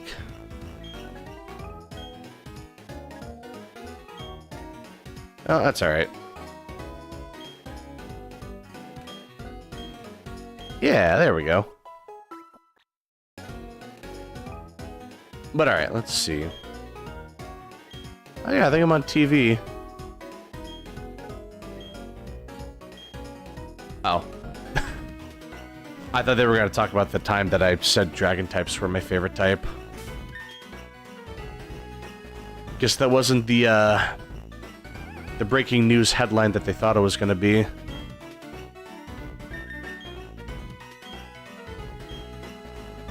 Wait, I just realized I haven't saved in a while. Yeah, thank God I didn't forget to do that.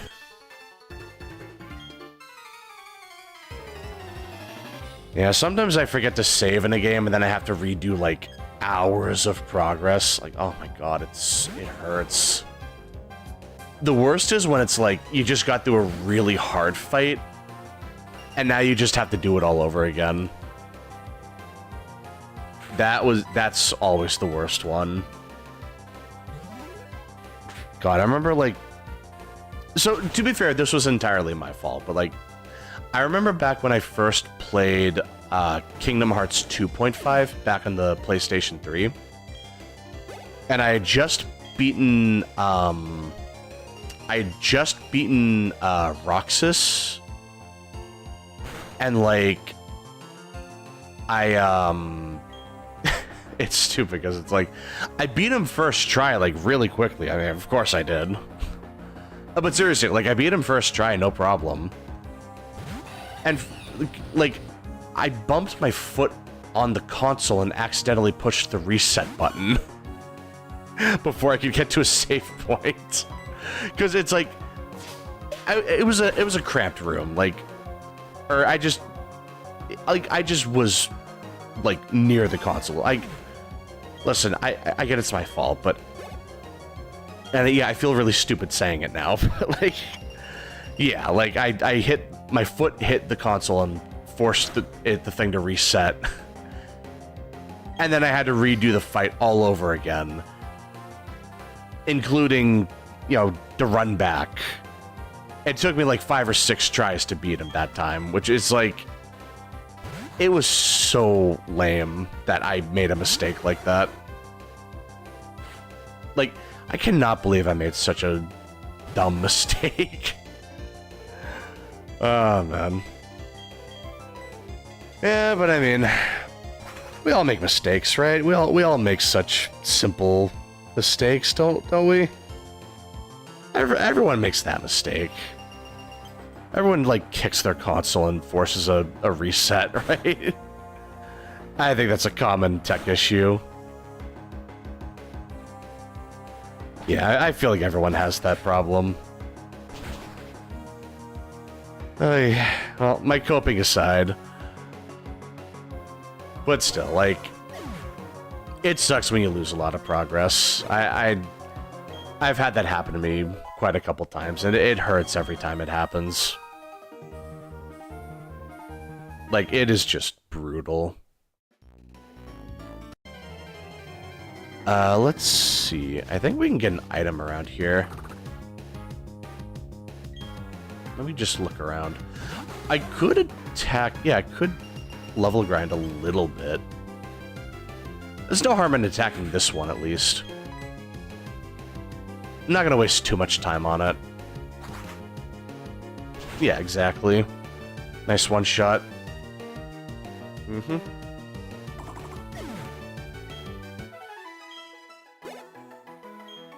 Well, not a whole lot of EXP. That's alright. Alright, let's see. What else do we have around here? Oh, there weren't items, alright. I thought there would be. What about down here? No? Alright. Well, I know for oh, my headphones are dying. I know for sure that we can get items up ahead. Hold on, I'm gonna hook my charger up to my headphones. Jeez. I thought I charged them earlier. Well, that's alright. They're in the charger now, they should be fine. They have a decent battery life.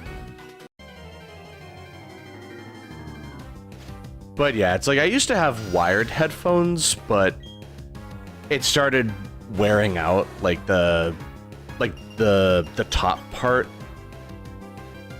It started like cracking in the middle, and I was just like, I still have it, like it's still oh, excuse me, it still works. It's just a matter of time before it like snaps, you know.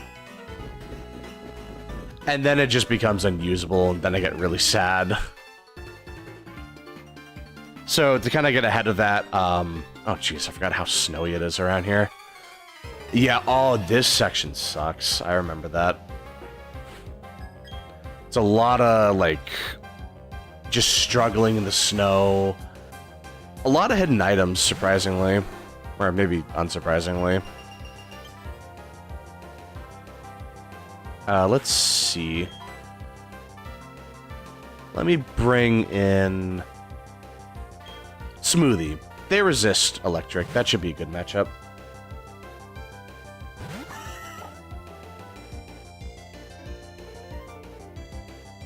You know, I just realized that, I don't really have a good electric answer. So Volkner might be a challenge? Oh, wait a minute. It's Diamond and Pearl. He's not gonna... half of his team isn't even electric. Like, yeah, you know what? I think we'll be fine.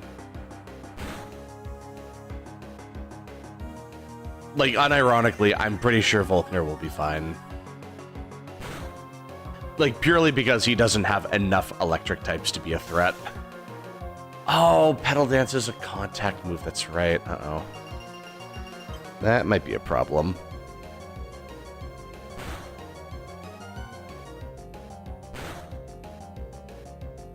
Yeah, that's gonna be a...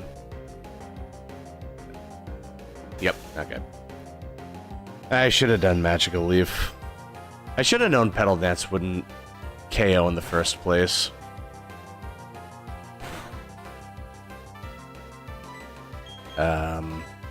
Could I perhaps do Giga Drain?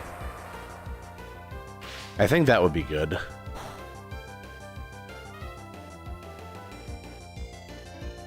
No? Man. That paralysis is no joke. I'm getting screwed over. I mean, I can at least survive this next attack. That should be fine.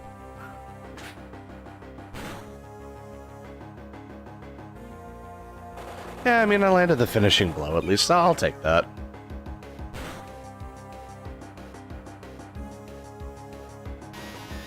Yeah, there we go.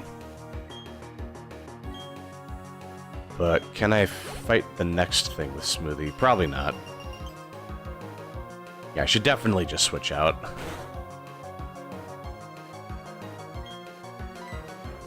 That might actually be a decent...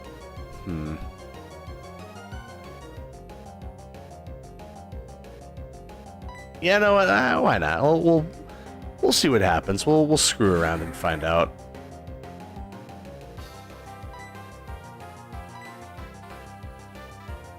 Yeah, because if I can land a Giga Drain, I can at least, like, get some health back.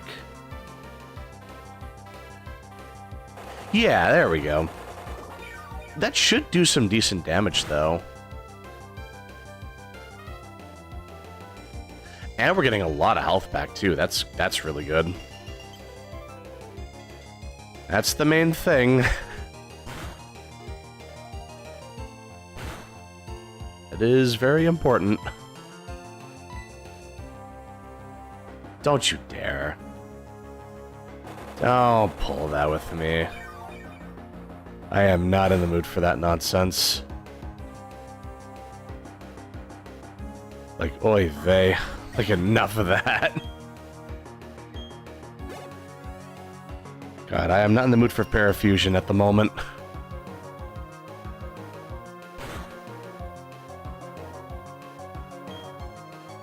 Oh, that's another Pokemon I want to use Smoothie on. Any luck? Yeah. Trade Hail for Sandstorm.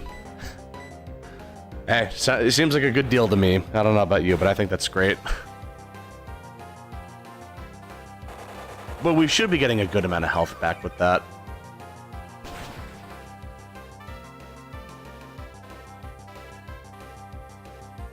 Yeah, let's see. Oh, yeah, perfect. And then I can just heal off the paralysis, and we should be good.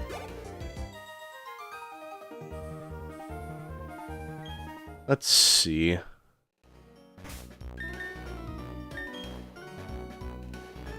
Yeah, just a paralyze heal. Well, now that I think about it, I'm literally, like, right in front of the thing here. I shouldn't have to worry about it. Yeah, because, I mean, there's no point. I may as well just heal here. Like, what? I can't waste, like, a single minute just running down here.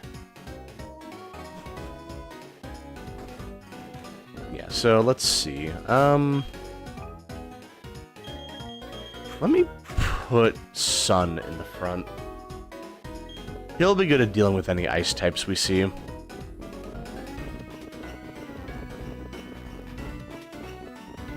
Alright, now we're going to be using a lot of the dowsing app. Because there are a lot of items out here. It's going to take a hot minute to get everything. But I mean, it'll be worth it, I think. I mean, I think. I know we can get one of the plates. Like the ice plate, I'm assuming. No, hold on. Take that off. Let's bring in Freaky Fred. Yeah, here we go. This way we can do some good damage. Rainy days. I doubt it ever rains up here. If it's raining up here, if there's ever rain in this area, it's got to be some, like, environmental hazard. It's got to be some horrible tragedy. Like some, like Kyogre must have made its way out here. Just one of the Hoenn invaders. I never understood how that became a meme. I love that that's a meme. I'm just surprised that that became a meme. Like, just Hoenn invaders. Like, why Hoenn specifically? I never really understood that. I would have assumed, like, Kanto invaders, because they're just everywhere. Ooh. Ooh.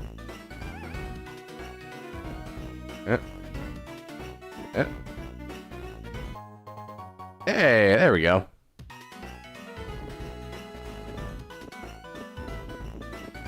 Yeah, maybe I'm just too old to keep up with Pokemon memes. Oh, I see that, though. Hello, sir. Man, how have you not died of hypothermia? You're not dressed for the cold at all. Buddy. Your fingers must be, like, totally rotted off, like just frozen blue. Man, he's really committed to this bit, isn't he?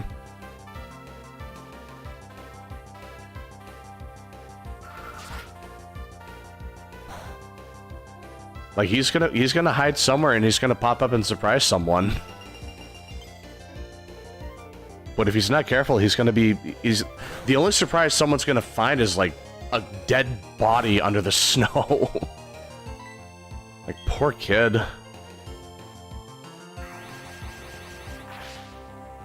But yeah, I should use Zen Headbutt more often.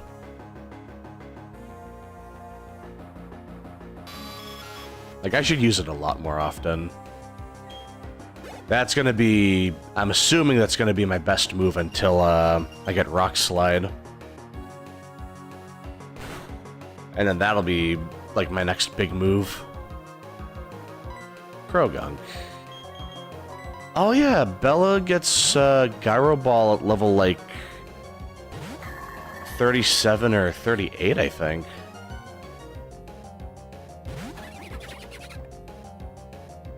Yeah. That'll be an excellent move to get.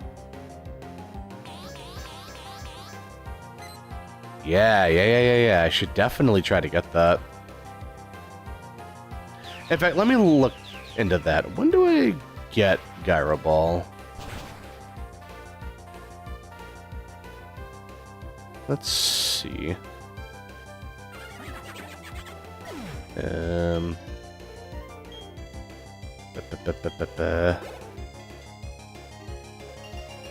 Let me just look it up. Hold on. Just taking a minute to... Level 38. Okay. That wouldn't take too long. And that'll... Like, that'll hit really hard.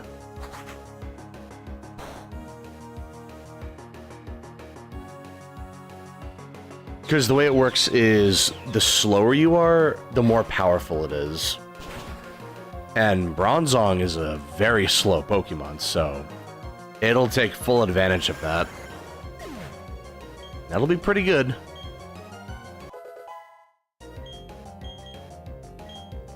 Let's see.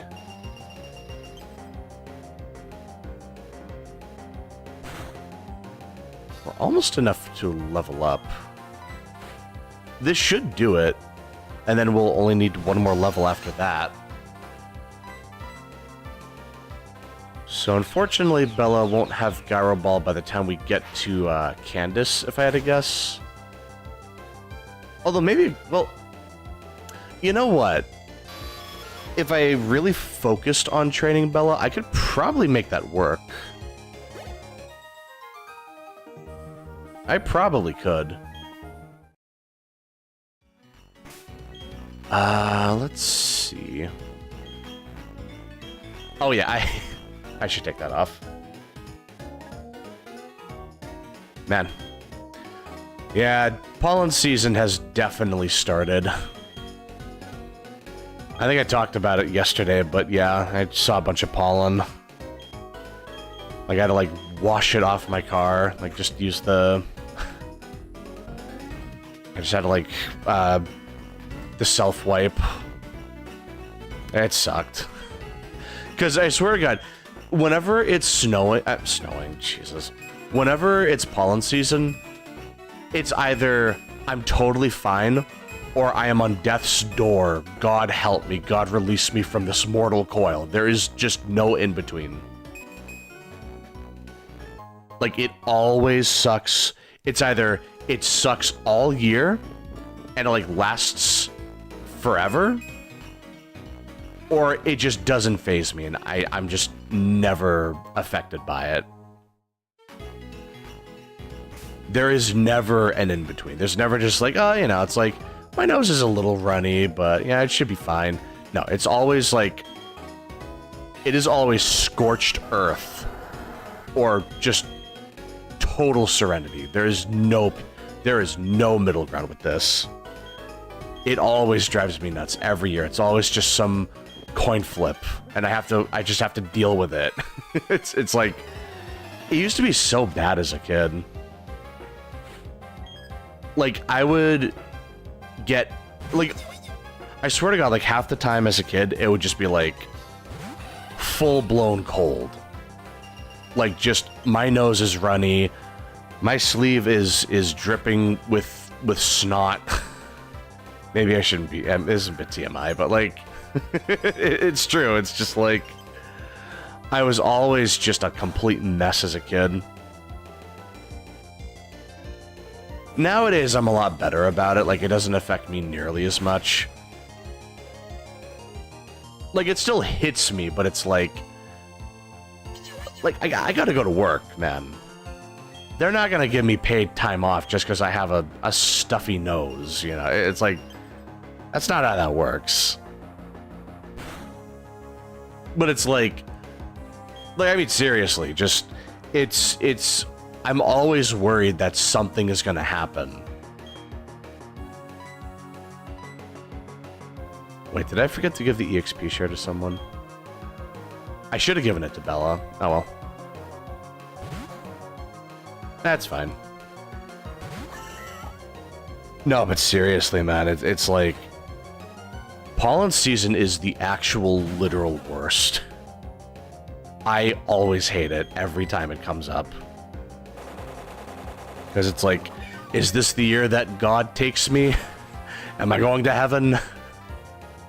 Or am I just going to be completely unfazed? It's always a fun little game. But yeah, I mean...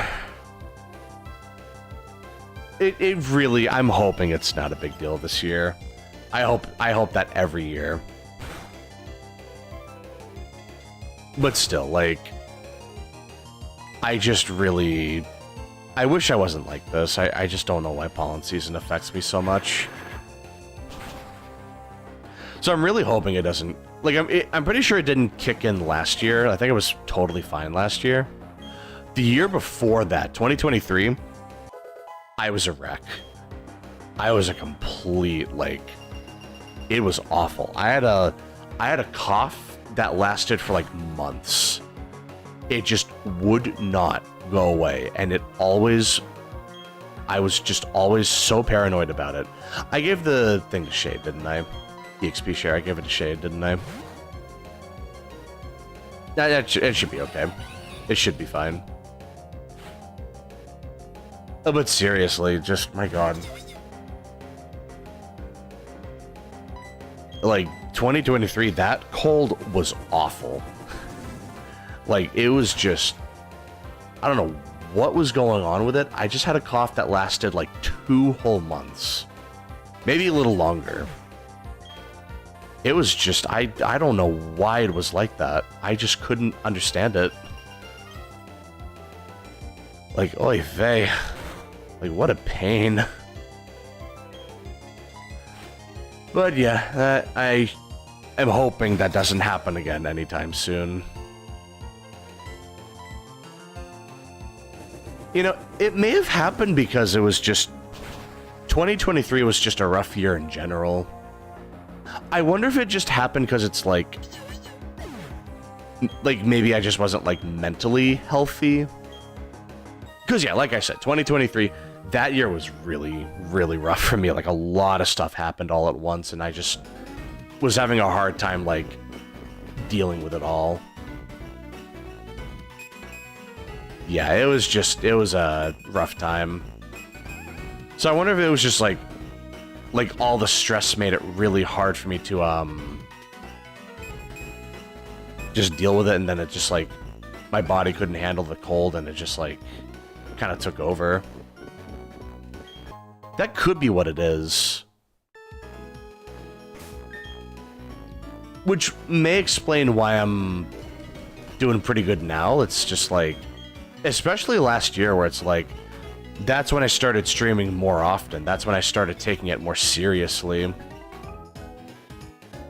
And also, you know, like, work was getting a lot better. You know, life in general was getting a lot easier to manage. That could have something to do with it.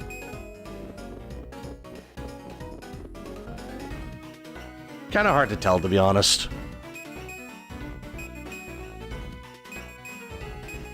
But yeah, sometimes it's just a good reminder that you need to, like, take care of yourself. Like, mental health is just really important. Like, it's rough, man. And not everyone wants to admit about, like, mental health. Like, that's another big problem, is just, like... Sometimes people get into the mindset that, like, if you admit there's something wrong, it's like you're weak or something. Like, I don't know. It just seems really stupid. Like, sometimes people just get to a point where it's like, no, like, don't, like, there's nothing wrong. You just have to, like, you just have to deal with it. And not even that. It's not even like people confront you about it necessarily. It's just like, you kind of convince yourself that, like, no, if you like, if you admit that you're not doing okay, then it's like, like, it makes other people, like, you're worried that it'll upset other people. Like, that's the thing that really sucks. It's just like you kind of convince yourself that you're doing something wrong.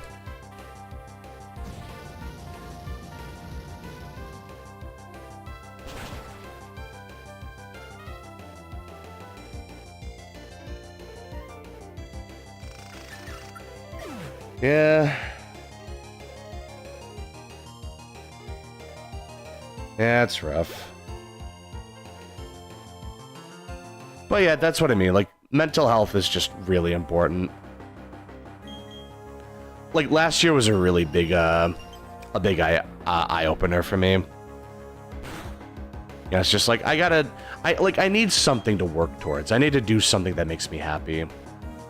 And then I started streaming, and then I was just kind of like, I was just doing something that I really enjoyed doing, and now it's like, yeah, I feel like I'm in a much better spot mentally right now. Like, I feel very, very happy. Like, it's pretty good, man. Like, honestly, streaming was, I know I keep saying it, but it's like, streaming was one of the best decisions I ever made, man. Like, it really made a big difference. Like, it's been, like, an absolute pleasure, just, like, you know, working on this thing that I've been, you know, enjoying. Like, just making a channel, making content for it. I'm even starting to make, like, actual full-on videos now. Like, I made a video on Clair Obscur. Like, just a goofy little compilation of the first stream I did on it. And I think it turned out pretty good. I'm hoping the algorithm picks up on it at some point. Because I think it's a fine video. I think it turned out pretty well. Let's see. Oh, perfect. Nice. Yeah. But that's what I mean. Like, you have to just take care of yourself. You have to, like, you have to do something that makes you happy. Find a hobby. I used to think gaming was that hobby. Like, I used to think gaming alone would be enough of a hobby. But now I've realized, like, I think I just needed a little more. Rock climb. There we go. You know, like, I just needed one more push. And I think this is it. I think this is where, like, I'm in a good spot.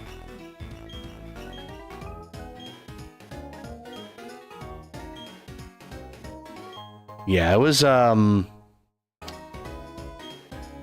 think this was the right call. It's like, it just kind of recontextualized why I got into gaming in the first place. Like, it just kind of, or like, not, it, like, it reminded me of why I got into gaming. Like, there's like a special feeling of, like, you know, there's something I want to do and I just want to do it. Because before, like, a couple years ago, it just felt very, like, I'm just kind of going through the motions. Granted, I still loved playing games back then. But even just a year ago, it felt very, like, you know, like I've done this before. I've done this so many times. Like, it's just, it's all the same. Like, I just, I don't know. It just didn't feel like I was doing anything new for a while. But even just playing these old games, it's like, playing it on stream is, it's definitely a big, it's a big difference. Like, right off the bat, it's just like, it's a different kind of environment. It's a different, like, it's like you have people to talk to sometimes, and it's like, you can kind of just shoot the shit for a couple minutes, just, you know, talk about this game that you like, and it's cool. You know, it's like, it is a chance to, like, socialize a little bit. It's a chance to, you know, just talk to people about the things you're interested in. And honestly, like, that's... Oh, what am I doing? I think that's, like, the best part is, like, this could potentially be something that I'm, like, really trying to, what is it? This turns into something that I want to, like, really,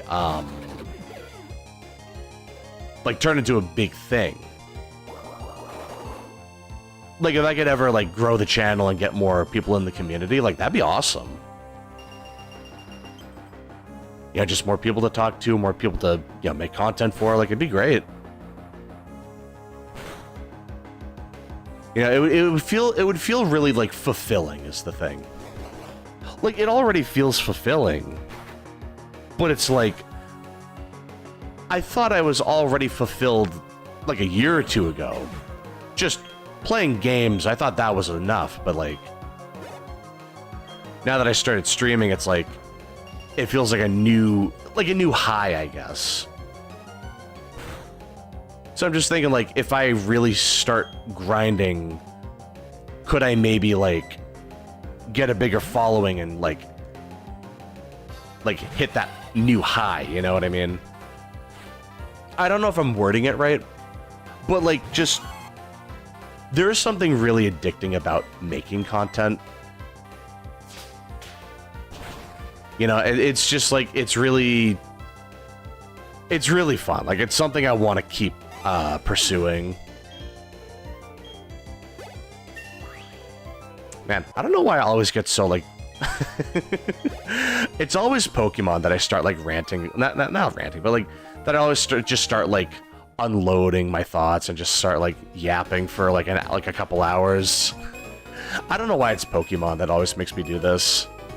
I think just because it's, like, if I'm playing Monster Hunter, I have to, like, really concentrate and, like, I don't have time to think about what I'm doing. I just have to, like, not die to the monster.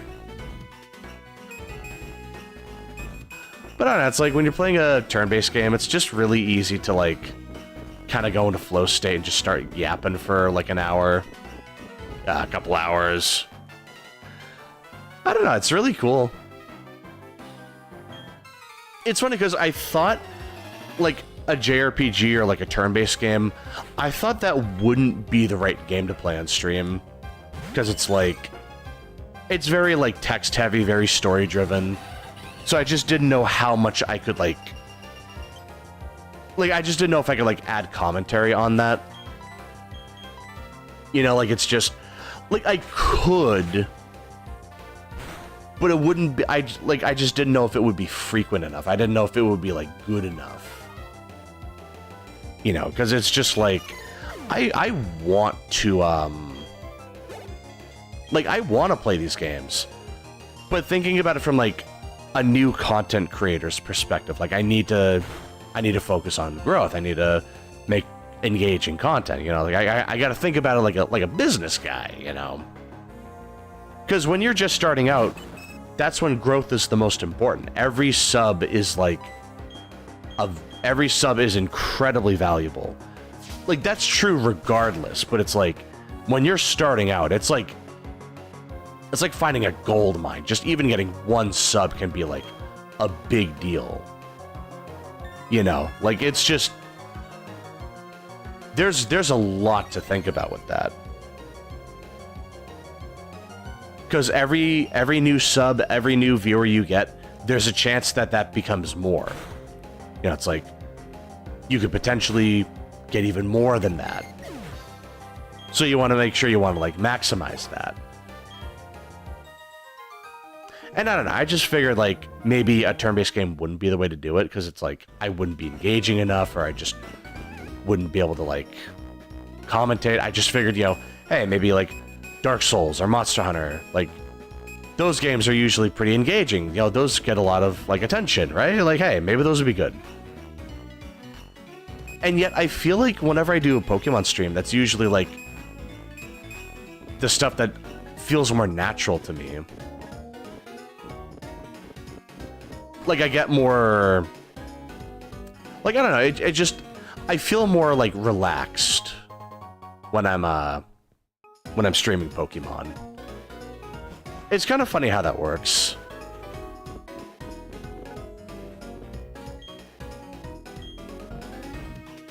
Yeah, good idea. Let me use mine. Nothing here. Oh, this is where we could, if I had an Eevee, I could evolve it to a Glaceon here. which would take a really long time to get. But, like, even if I did want Glaceon, I wouldn't be able to use it until this point in the game. So yeah, that's a tough sale. That is not easy to get set up. Oh, hold on. Yeah, hold on. Let me do that. Karate Guy, do you have anything weak to Psychic? Bella needs to level up and get Gyro Ball. She will obliterate the next gym. Or, well, technically Bella doesn't have a gender, but the wordplay makes me want Bella to be a girl. We'll just pretend she's a girl, you know? I don't know, it's like... Bella's a nice name. And it just works as a pun. It took a while to get to this point, because it was just a bronzer, and the name didn't really make sense, but now it kind of does. It's not a great pun, but I mean, I'm not very good at nicknaming my Pokemon, so I'll just keep it. You know, I'll make it work.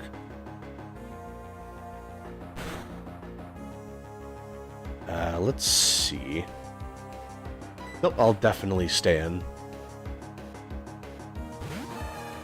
I'm pretty sure this next Pokemon will get me Gyro Ball.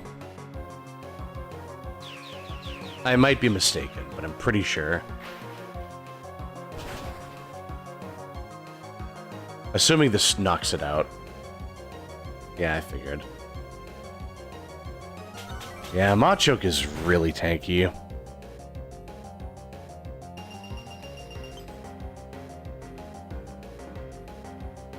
Even though it's weak to Psychic, but yeah. It just has a lot of bulk. Let's see. But yeah, like, getting back to the conversation, it's like, I don't know, like, Pokemon games just feel really easy to stream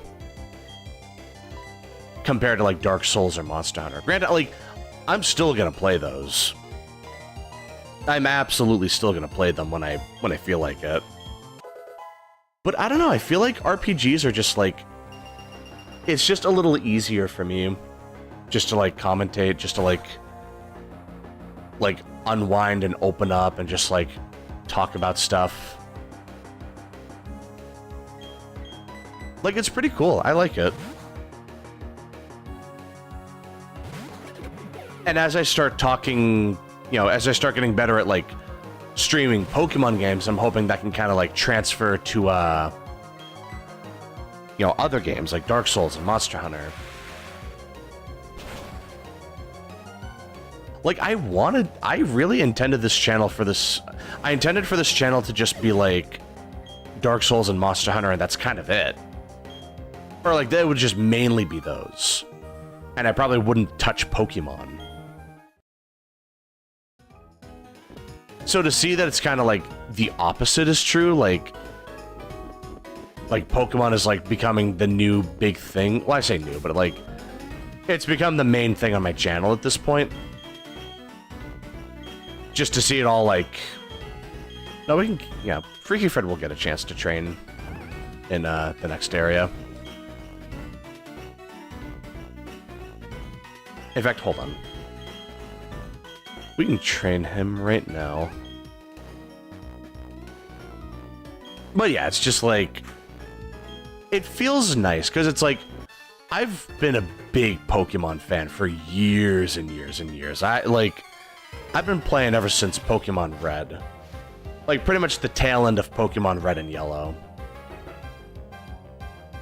But like, I always thought, like, streaming Pokemon wouldn't really... Okay, that's a bad matchup. I figured it wouldn't be the right call, just because it's like...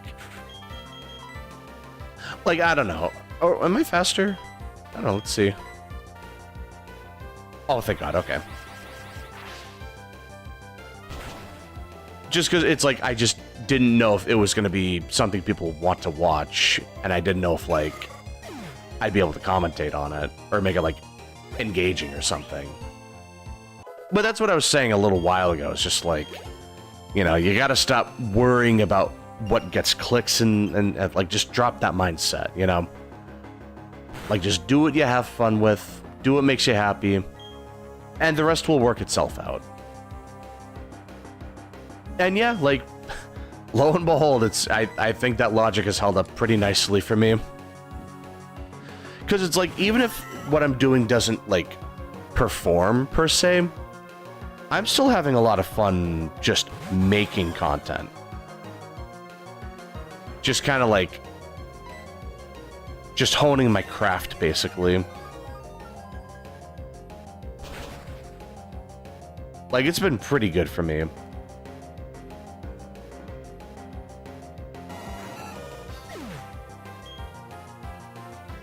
Yeah, so like, I don't know, at some point I just kind of like got over it. It's just like, you know, like if I'm not having fun, why am I doing this? So just do what you enjoy.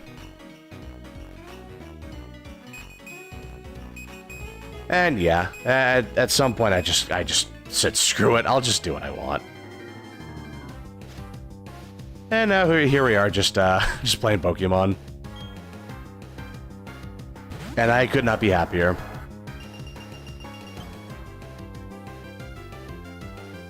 The only question is, like, what'll I do after Pokemon? Because, I mean, I'm not just gonna play Pokemon, you know? Like, I do still want to play, like, other games, you know what I mean? But maybe I could start playing Dragon Quest or something. Or I could play, like, Final Fantasy or something. You know, I think that would be a good, thing to look into. Because, yeah, I mean, like, I could definitely see myself playing, like, Final Fantasy at this point.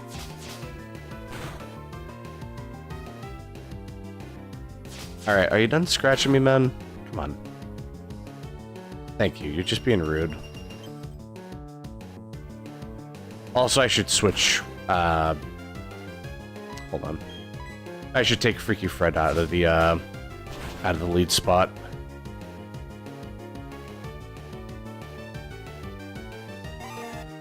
Yeah, because he is too slow to be the lead. Either that, or I should use Repel. No, I mean, I should just put, Sun should just be in the lead. He will one-shot pretty much everything. Ah, finally, a break from the snow. Well, the blizzard. But yeah, like right here, I can just one-shot. Easy EXP, don't have to think about it.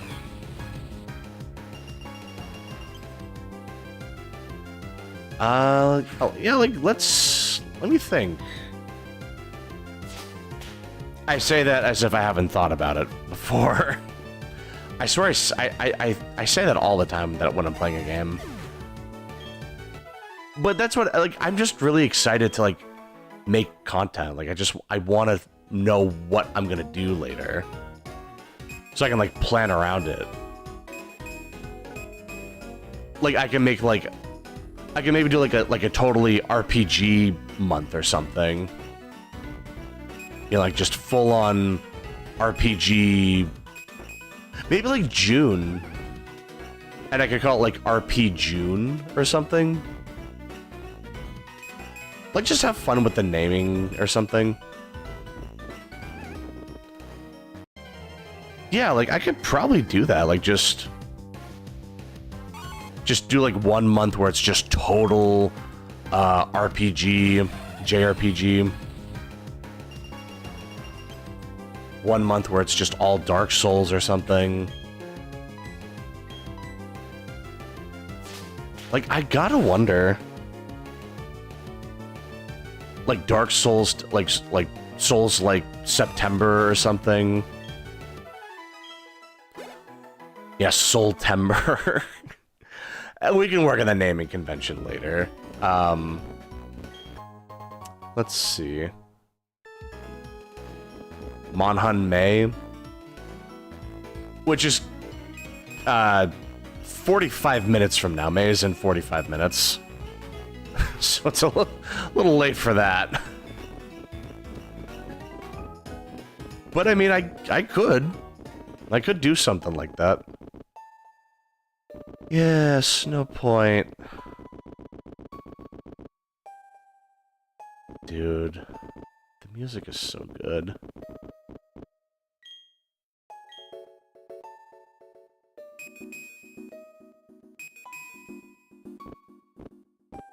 God, what a reward for making it all the way out here.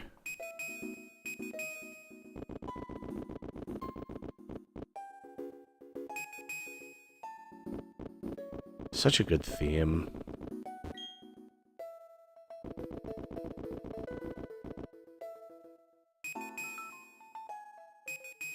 Yeah, just such a memorable soundtrack. Hyper Potion, cool. Yeah, man. It's a classic. But alright, we should have just enough time to fight Candace. And that'll probably conclude tonight's stream. I am getting pretty tired. Yeah, ever since working this job, it's like I used to be able to go until midnight. Now it's kind of hard just to get close to midnight. Yeah, now it's kind of hard to like stay awake. But yeah, I mean, that just means I have to go to bed. Like, yeah, that's another thing is because I felt like I didn't have much like direction, like just playing games for the sake of it or whatever. Like, it felt like I was just like I just didn't need to worry about how late I was staying up. I could just stay up till midnight and not worry about it. I mean, honestly, sometimes I would stay up even later. And that would, like, genuinely affect my, like, my health, like, to an extent. Like, I would just wake up really... Floats... Oh, yeah. Brother, come on. Give me an ice type. You're the first guy here, come on. But yeah, like, I would just wake up really sleep-deprived, and that would kind of, like, bleed into work, and then it would just make me more tired, and then I would just, you know, go back to playing games, and then it's like, oh, yeah. The cycle continues, you know? That's just how it used to be back then. But now I really feel like I can just, you know, like, I feel like I'm like, I have a good life balance, I guess. Like, it's just easy for me to, like, you know, go to bed earlier now. Which is good. It's very good that I can do that. Because there are times where it's like, it would be hard to force myself to go to sleep. Whereas now it's like, it's becoming increasingly easier to go to sleep, which is great. Not gonna complain about that, no siree. But yeah, it has been, like, to be fair, it has been kind of difficult to, like, manage everything, like, getting back from work and then trying to, like, edit a video and then, like, doing a stream. Which is partially why, like, I've been late to so many streams lately. Which, I apologize for that. But, like, I think that's a big factor. It's just, like, I'm just trying to juggle all this stuff. And it's just becoming, like, very time-consuming. So, like, I'm tired because I'm just doing so much extra, like, extra work. You know what I mean? And now it's just, like, I'm just trying to figure out my new, like, life balance. Trying to figure out how to, like, juggle everything. You know what I mean? So now it's just, like, you know, like, it's a fun problem to have, I guess. You know, just, like, trying to figure out how to, like, make the best content I can. You know, just trying to find time for it all. Just trying to do stuff that I like. And just finding the time for it. Like, the more I do for the channel, the more work I'm taking on. And now it's getting to the point where it's like, I need to figure out what the hell I'm doing. You know what I mean? Like, even just like 1 month ago, I feel like I was just kind of messing around with making content. Just doing what I want to do. But now it's like, now that I'm taking on more things, like, now I have to, you know, now I have to dedicate time to certain things. I can't just waste time watching YouTube videos for a couple hours a day, like I usually do. Which is very much something I should not be doing. Do you even have a water move? I gotta wonder. Because if I just switch into an ice beam, I'm gonna be really upset.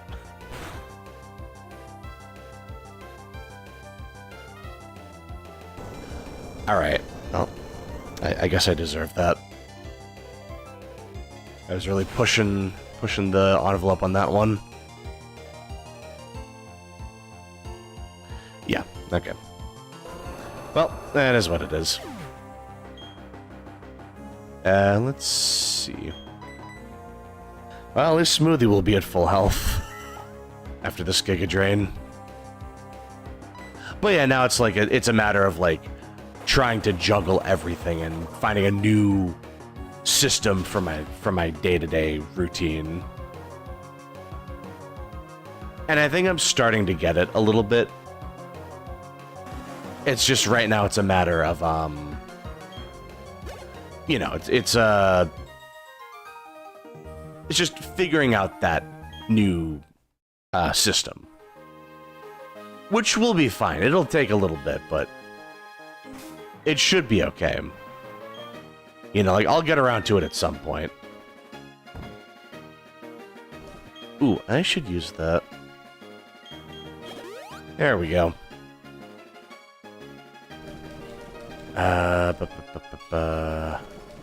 Yeah, there, okay. Probably didn't need to waste that. I am just being lazy, though. Please have an ice type. Like, please actually have an ice type.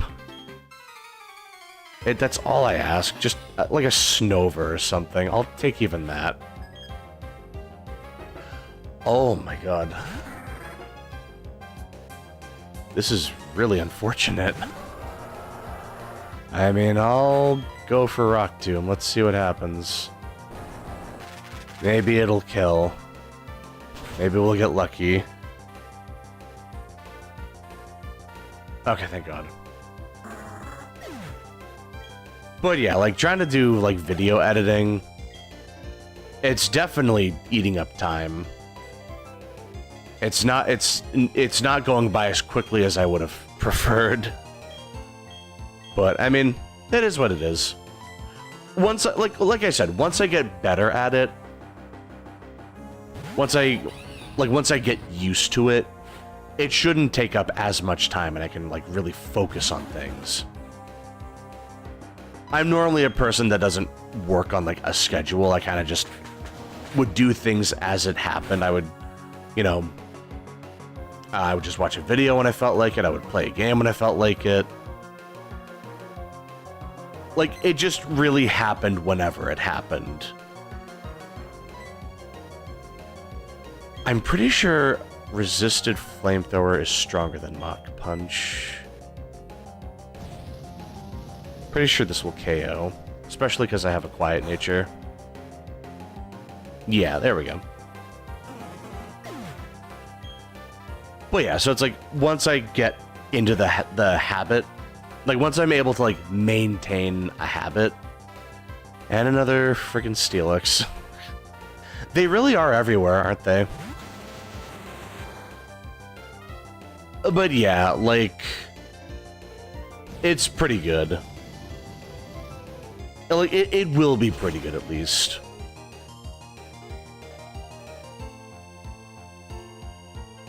But man, I'm getting really tired. I think I'm finally running out of steam. The yapper is finally yapping himself to sleep. It's like counting sheep. But alright, let's see. I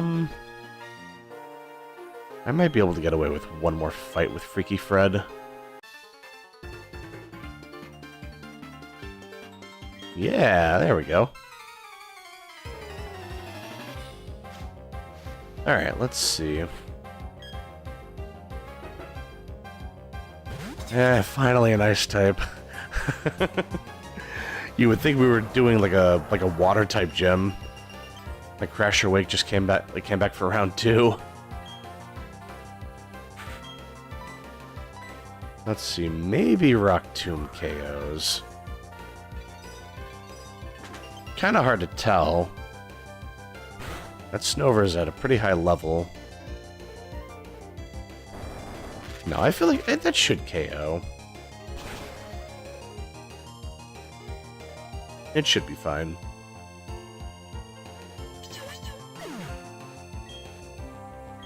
It's just a matter of, like, what else is coming. You know, what's next? Oh, nothing. Nothing is coming next. I see. Let me see. Nope, I think that's every trainer. Let me double check. No, there's still one more. Let me see.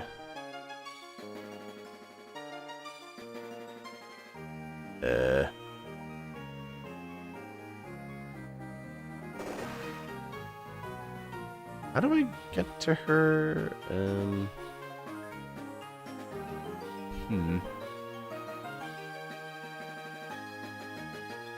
Well, let me,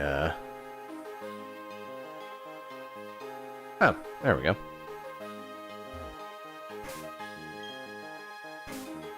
I think I should be able to get away with one more fight. It should be fine. Yeah, let me see. You know, now that I think about it, I'm pretty sure... Like, I just remembered, there's a... If you play the remakes in this gym, I'm pretty sure... Because you can walk diagonally in that game, I'm pretty sure you can literally just cheese the entire puzzle. So, like, you kind of wiggle diagonally up where Candace is at, and then you're able to, like, walk up there without needing to do the actual puzzle. It's really weird. Like, it like, in a funny way. Like, it's pretty cool, but, like... Yeah, it just shows the power of walking diagonally. It just shows that, like, this game was not built with that in mind.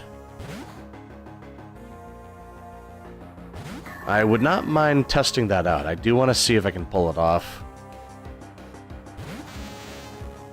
I imagine speedrunners really like that trick.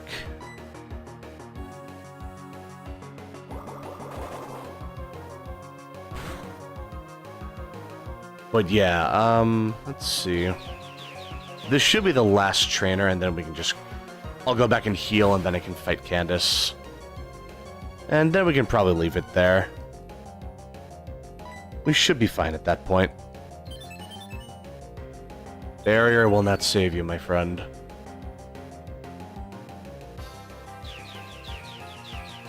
No barrier can keep you from my wrath.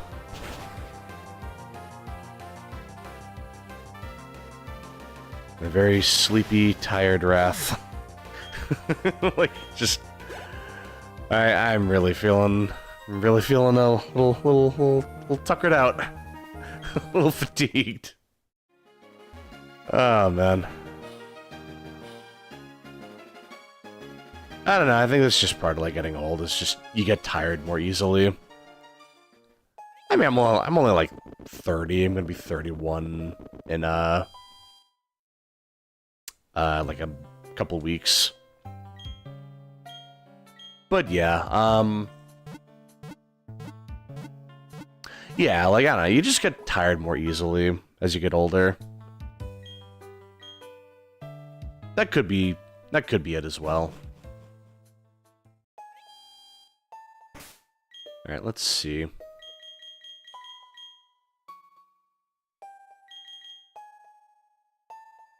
I kind of want to test out Gyro Ball, but...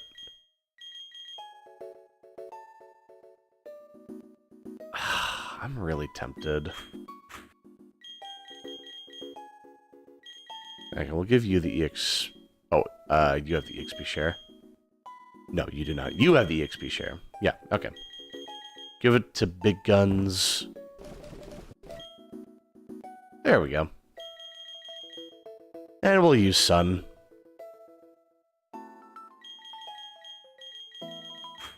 How about this? I'll lead off with Bella. And then I'll eventually bring Sun into the equation. And that really should do it. Alright, let's see.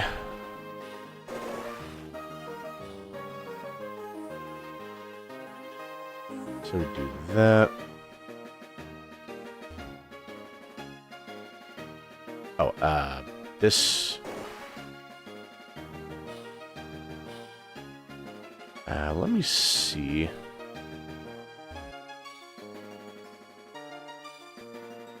Oh. I guess there's that too.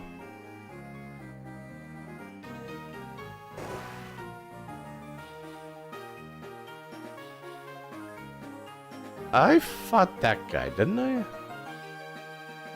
Can't really, just trying to get there. That's fine.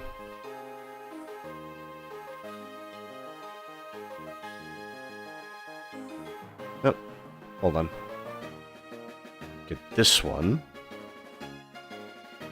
There we go. And then I gotta get up there. I see. Okay. That. Oh, no, this one. There we go.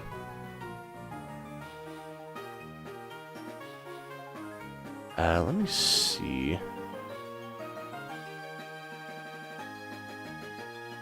Oh. There we go.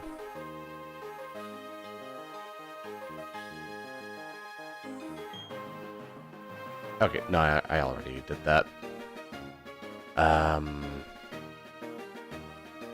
Just 2 more and then we're home free.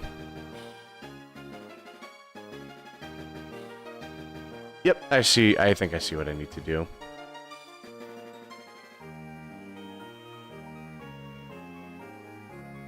Okay, so hold on. Let's do this one first. There we go. And then... Oh. I already messed it up. Okay, that's fine. Just try it again. Yep, there we go. Home free. Then just head back up, and... Hello, Candace. It's been a while.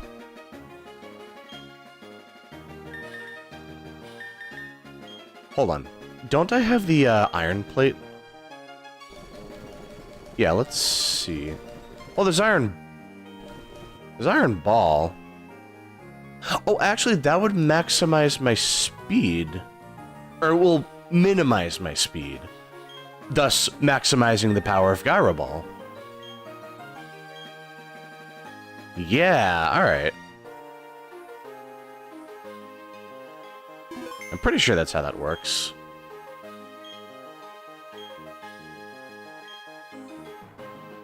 Yep, it's all about focus. Yep, that's why you have, like, most of your trainers here not representing your type. You definitely focused on your type, I can tell.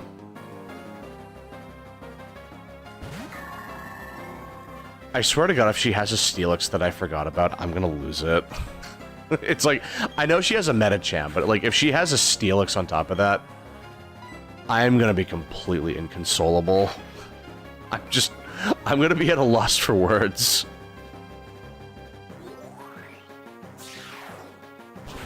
I'll just be completely dumbstruck. How did that not KO? Oh, unless Gyro Ball just reduces your priority, it doesn't, like, actually lower your speed. But I'm pretty sure it should.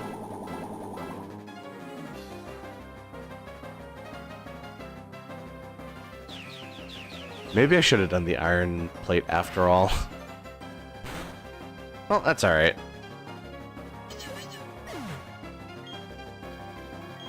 We still got a 2-tap, that's nice.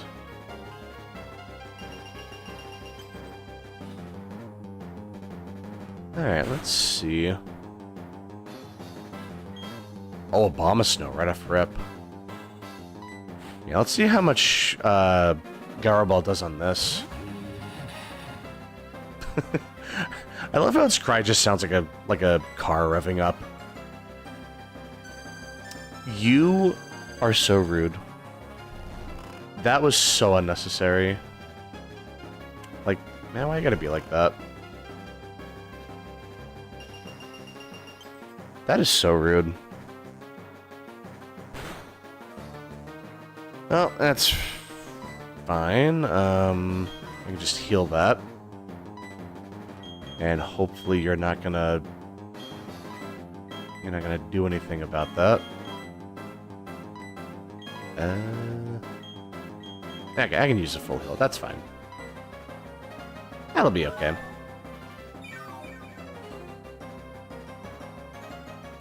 Yeah, this whole thing could be avoided if I just used Sun. That did a lot of damage.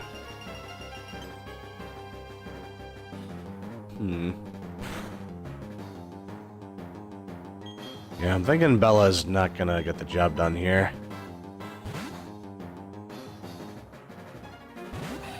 Yeah, I'll just bring in Sun. Avalanche. That just does more damage if I hit you first. Which, I mean, yeah, you could take advantage of that, because I'm definitely going first. The question is, will you survive when you're 4 times weak to my stab flamethrower? I didn't think so. We could have just had fun with Bella. Could have just used Gyro Ball, but no, you had to use Grass Whistle. You had to ruin a good thing, and now I just have to... We have to pull out the nuclear option. Just had to do this. You just pulled... You forced my hand. Oy vey. Okay, but this should be an easy slam dunk. With how much faster Sneasel is, this should be an instant one-shot.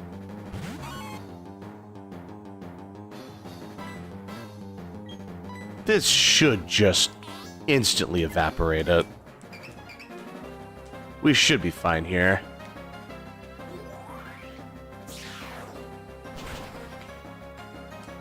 It's gotta be a one-shot.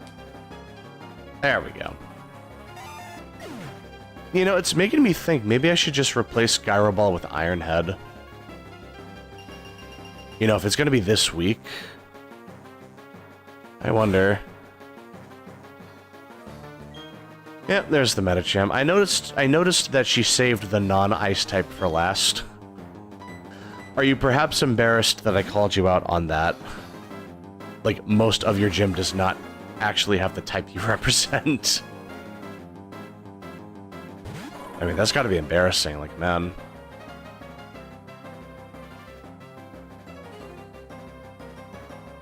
There's no way that's your last resort Pokemon. Let's see. I think I can take that. Yeah, alright, good. I'm assuming this will knock it out. Assuming the ice doesn't knock me out first.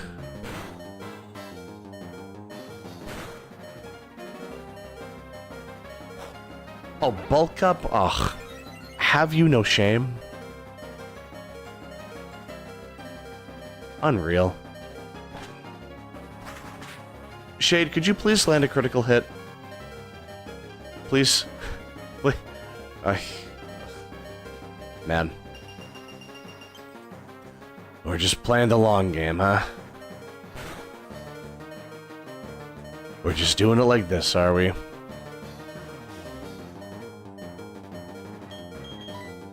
Let's see.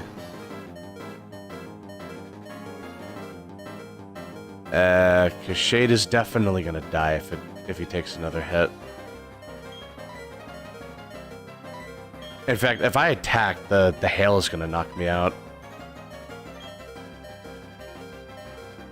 But I'm also pretty sure that they're just going to heal. So this should be a free switch-in for Sun. This should be good. Okay. Okay. Okay. Yeah, I deserve that. You're right. Man. I really just did that to myself. So you're just kind of throwing all caution to the wind. There's no healing for you. Alright, well in that case, Smoothie, it's all you. It is all you. And of course now you heal. You devious rat. You foul rapscallion. But that should be a two-shot. Oh yeah, perfect. Not the way I expected this fight to turn out, but I'm not complaining. Like, you know what? This kind of turned out to be more interesting than I thought. That's gonna knock me out. I'm fairly certain that's gonna knock me out. Yeah, okay. This might unironically be a problem. Let's see.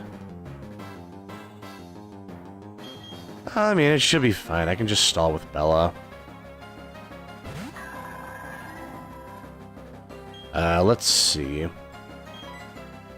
Just pull out the old Moo Moo Milk. And we should be good.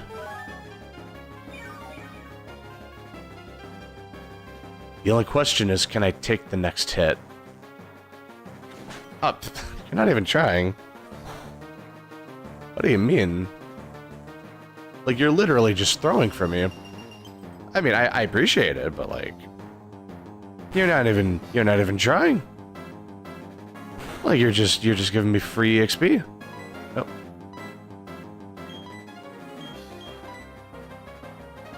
Like, I'll take it, but like, man...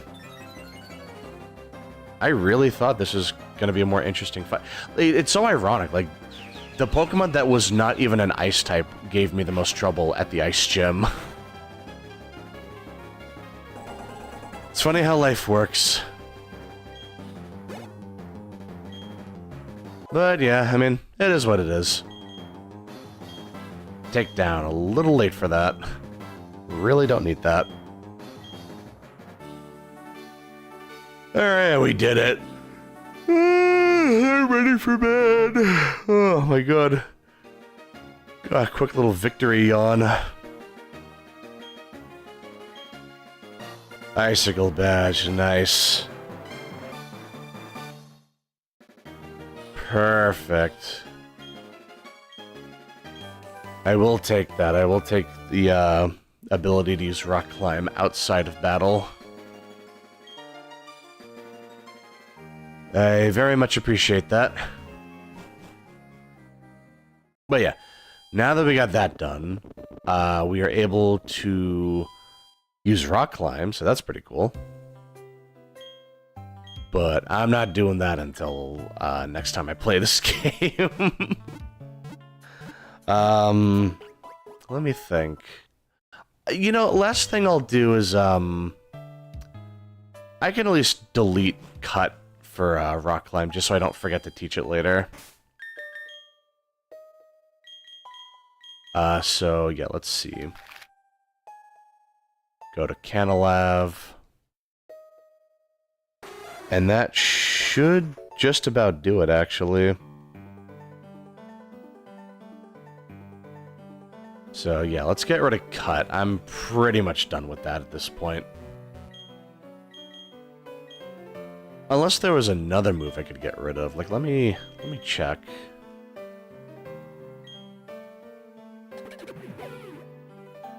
I mean, I technically don't need Rock Smash. I could probably teach it to something else.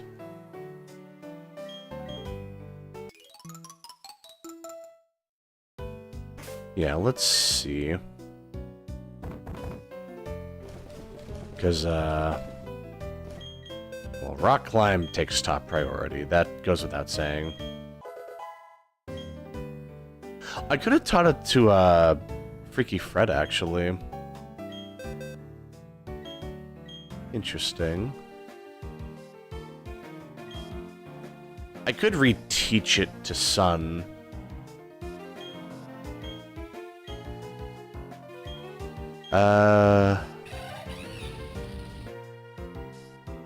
Like, do I really need Flame Wheel?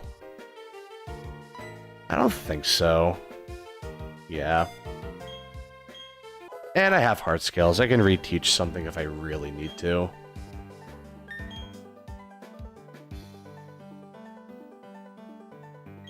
But yeah, we have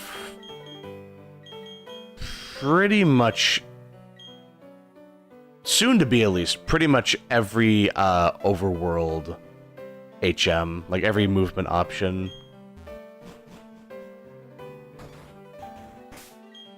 So that's pretty good. Although there are some places I can explore, now that I think about it. Like, there's this whole thing in Route 216 that I completely missed out on. But yeah, I think I'll do that later. It's a little late. It's almost midnight, for God's sake. But alright, I think that will do it for tonight. We got a lot of progress done. I feel pretty good about that. Let's see. So today's, well, it's soon to be Thursday. So that'll be another day of Clair Obscur. And then Saturday will be Pokemon Emerald, where I do more of the Battle Frontier. And then I'll plan out the schedule for next week. And I will actually post the schedule on, like, Saturday. I'm actually gonna remember. In fact, I'll probably work on it, like, right after the stream for, like, all of 3 minutes. 5 at the most. But yeah, I will definitely look into that. I will plan, I'll start planning that out. But yeah, I think it's about time I went to bed.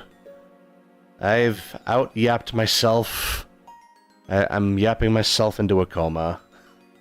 Like, I am about to pass out, and I'm all for it. I want to go to bed. Like, I am ready. It's weird. It's like, I want to go to bed, but I also don't want to.